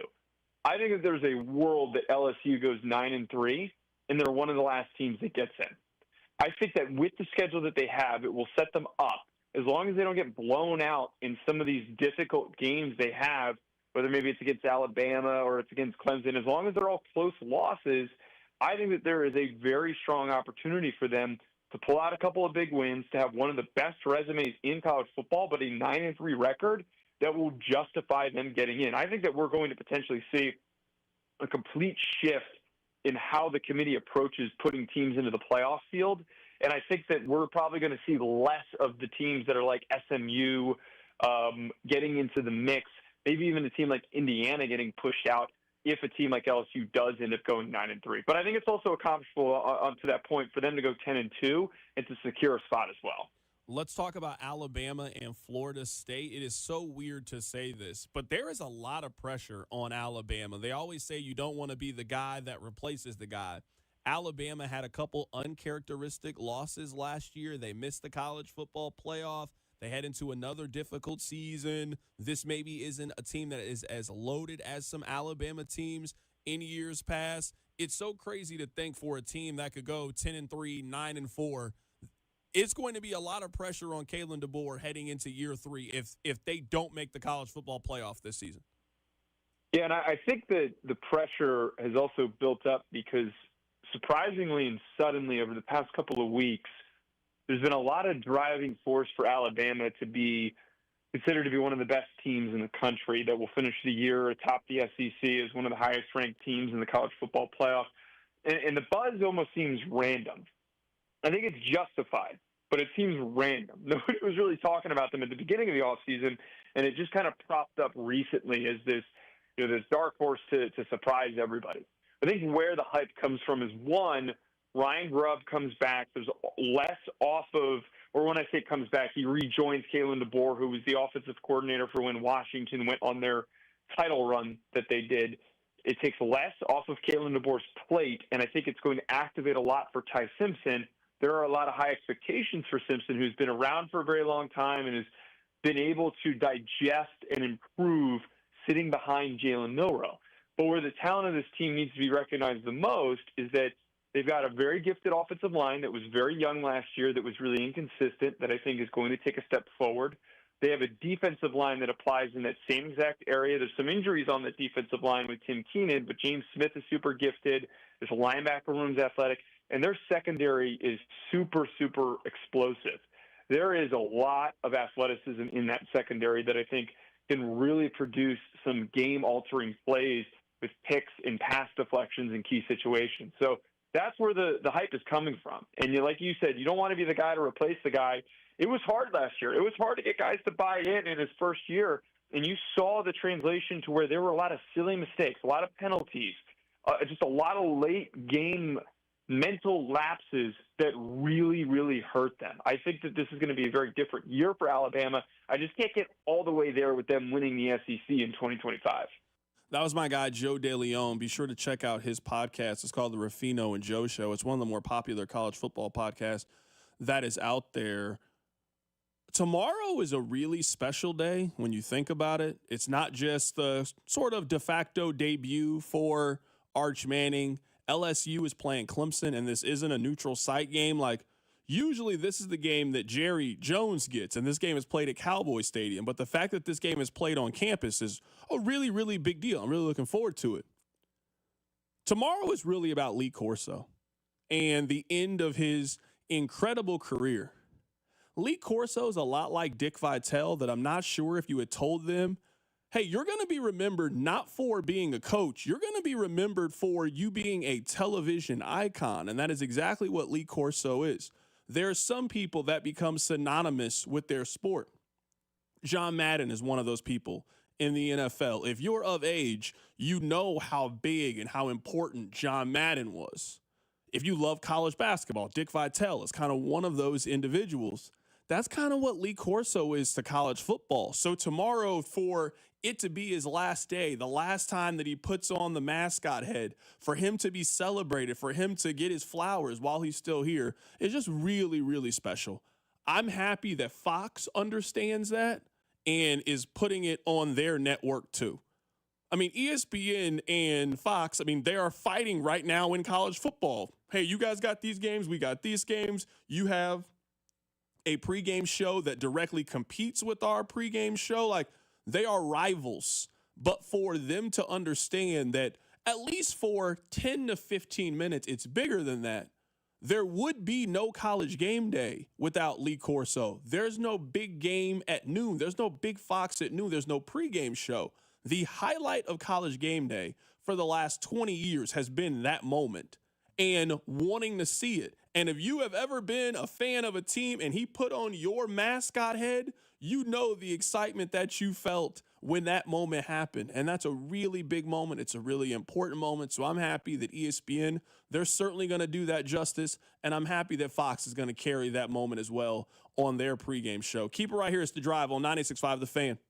Hey, it's Lucas Ursig from the Kansas City Royals. You're listening to The Drive with C-Dot on 96.5 The Fan. Brought to you by DM Injury Law. Have you or a loved one been in a car wreck? Contact DM Injury Law today and get the money you deserve. Car wreck? Remember, Mike's got this. A blood emergency has been declared in the Kansas City region, and donors are urgently needed. Now through August 26th, donate with Community Blood Center and be entered to win tickets to the Chiefs home opener. Visit SaveALifeNow.org or call 877-468-6844 to schedule your donation today. The last blast of summer, the last home series, the last Let's Go Royals, the last Hot Dog Derby, the last 2015 Champs bobblehead, the last Fireworks Friday, the last Bring Out the Blue t-shirt, the last Theme Night bobblehead, the last chance to see your boys in blue in person in the 2025 regular season. It's Royals Blue Jays, Friday through Sunday, September 19th through the 21st. The last thing you want to do is miss it. Visit Royals.com/tickets. It's the summer sales event at Robside Ford. Your chance to upgrade without the stress. Robside joins me now. Rob, what's the offer? 0% financing, $0 down, and 0 payments for 90 days on nearly the entire Ford lineup. That's a serious summer deal. Sure is. And unlike your brisket last weekend, these deals aren't dry. Okay, that's fair. These savings are definitely juicy. And we're backing it up with 2 years of complimentary maintenance, a non-commissioned sales team, and top trade-in values. No pressure. No gimmicks at Robside Ford. The way car buying should be. We're Kansas City's top-rated Ford dealer. 4.8 stars, nearly 3,000 Google reviews, and a better experience from start to finish. So skip the smoke and the dry meat. This summer, start at Robside Ford. 135th and State Line or ROBSIGHT.com. 0% financing, $0 down, 0 payments for 90 days, and 2 years of complimentary maintenance. Robside Ford. Buy right. Drive happy. And next time, maybe stick to potato salad. Need to sell your house in Kansas City but not sure where to start? Selling a home can feel overwhelming, especially if you're facing foreclosure, a divorce, an inherited property you don't want, or just need to move quickly. But you don't have to figure it out alone. Rex Buys KC is here to help. As a local home buyer, I understand the Kansas City market inside and out. My family and I live right here, so I know the neighborhoods, the trends, and the challenges homeowners face. That's why I take a consultative approach, helping you explore your options and find the best path forward. We buy houses in any condition, no need for repairs, no agent commissions, and no hidden fees. You'll receive a fair cash offer with a closing timeline that works for you. Whether that's in as little as 7 days or at your own pace, just a simple, hassle-free process designed around your needs. If you're ready to talk through your options, call me today at 816-330-6000 or visit rexbuyskc.com. Let's find the right solution for you. Rex Buys KC. Local, fair, and focused on you. Most people have no idea there's an invisible gap in their home's protection. This invisible threat is house stealing. Con artists pick a house. They transfer the deed of this house into their name by obtaining the forms, using the fake IDs, and filing the paperwork with proper authorities. Now they own the home. Protect your home from this invisible gap. Check on your home's title right now at HomeTitleLock.com. Be sure to use promo code RADIO and they will send you a complete title scan of your home's title. And your first 30 days of triple lock title protection is free. HomeTitleLock.com. Let's go! You're still glowing, flirting, grooving. You still got it. But your immune system weakens as you age, making it harder to fight flu, pneumococcal pneumonia, RSV, and COVID-19. Vaccines are a key part of any health routine and help strengthen your immune response. Ask your doctor or pharmacist which vaccines you need. Schedule in minutes at VaxAssist.com. Sponsored by Pfizer. Get in the zone, AutoZone. Summer's almost over, but the heat is pressing on. If you've got battery trouble, stop by AutoZone for free battery testing. It may just need a charge, and we'll do that for free too. If you do need a battery, we've got options starting at just $89.99, and we'll recycle your old battery for free. Now that's a strong start. Don't miss the end of summer sale, now at AutoZone until September 22nd. Get in the zone, AutoZone. Restrictions apply. This is the story of the one. As a lineman, he does whatever it takes to keep the power on in his community. And he wants a partner like Grainger who does the same. Grainger offers the professional-grade products he needs, from voltage detectors to harnesses to hard hats, plus fast, dependable delivery, so he can rise to every challenge. Call 1-800-GRAINGER, click Grainger.com, or just stop by. Grainger, for the ones who get it done. Well hit, go ball, gone! Royals fans, FanDuel Sports Network is your TV home and streaming home of the Royals. Beautiful. And there are more ways to watch this season. Unbelievable! Subscribe directly to FanDuel Sports Network to stream the Royals without blackouts. Yes! Or watch through a TV provider. Right down the middle. Including DirecTV, Spectrum, Xfinity, Fubo, Cox, and more. Love it. Learn more at Royals.com/tune in. They are relentless. You're listening to 96.5 The Fan from the Mission Plumbing, Heating, and Cooling Studios. Here's traffic, brought to you by DM Injury Law. Have you or a loved one been in a car wreck? Contact DM Injury Law today and get the money you deserve. Car wreck? Remember, Mike's got this.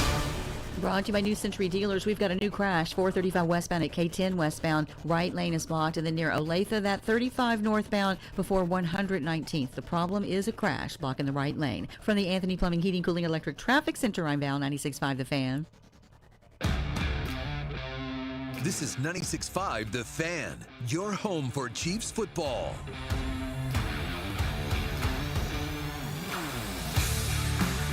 This has nothing to do with sports, but it just popped up on my Instagram feed during the commercial break, and I just want to talk about it.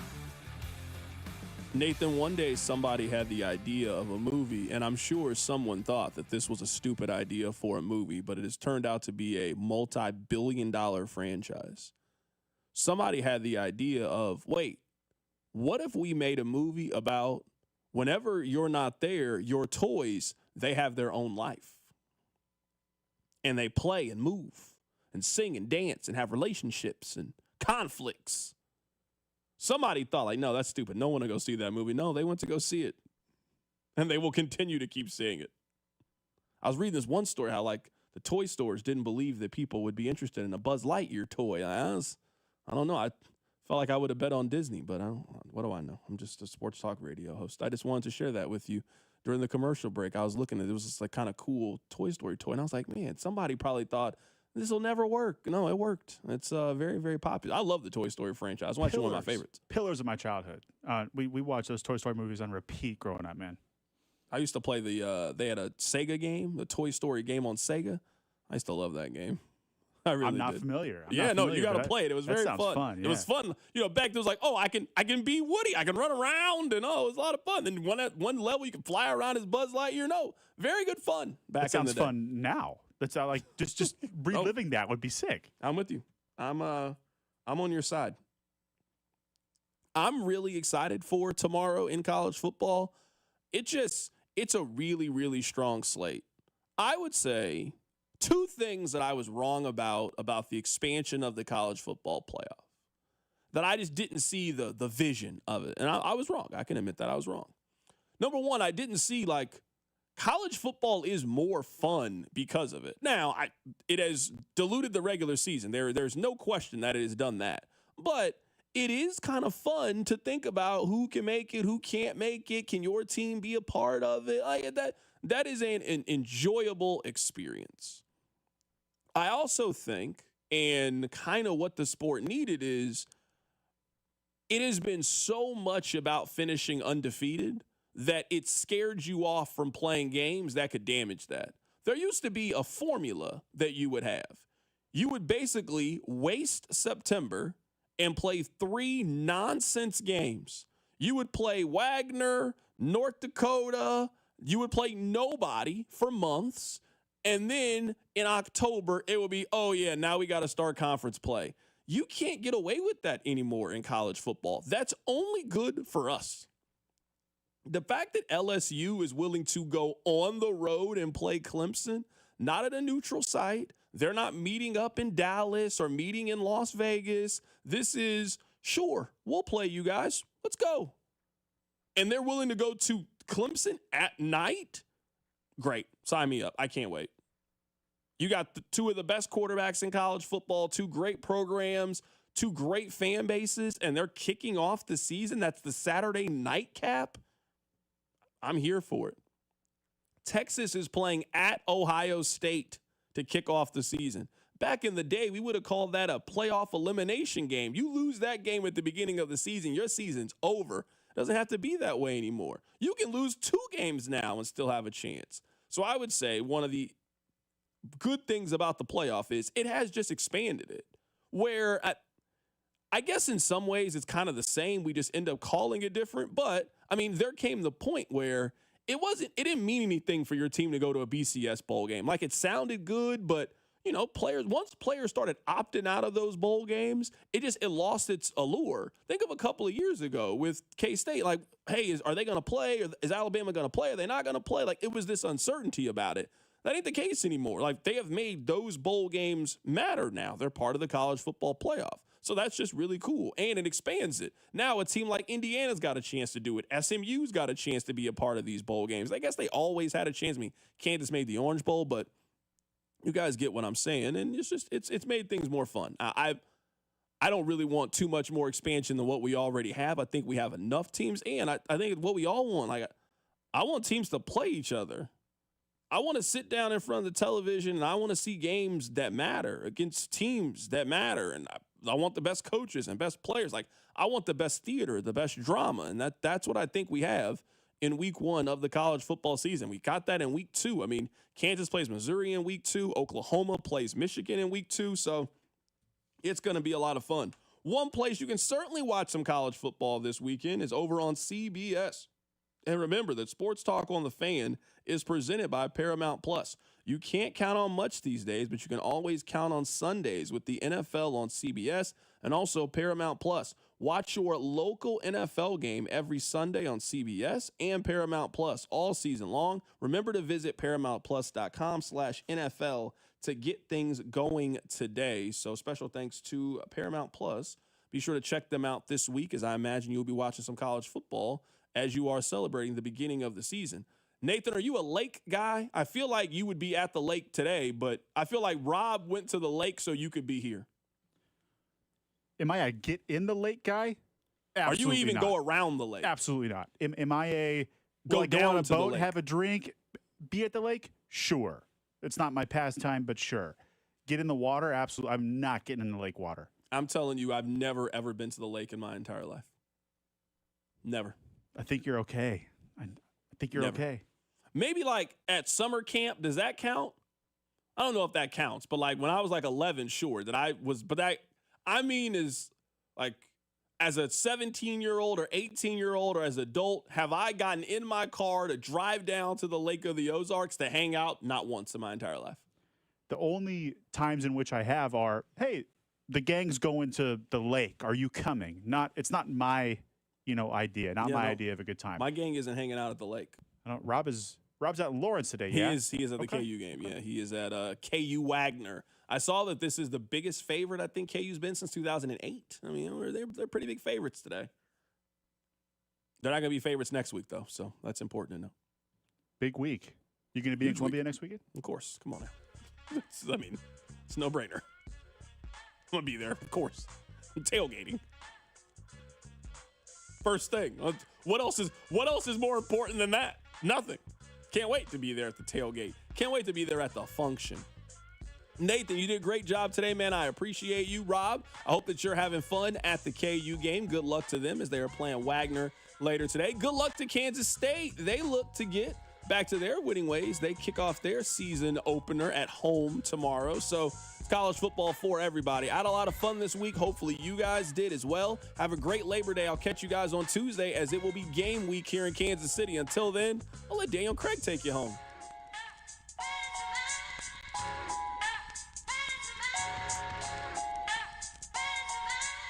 Ladies and gentlemen, the weekend.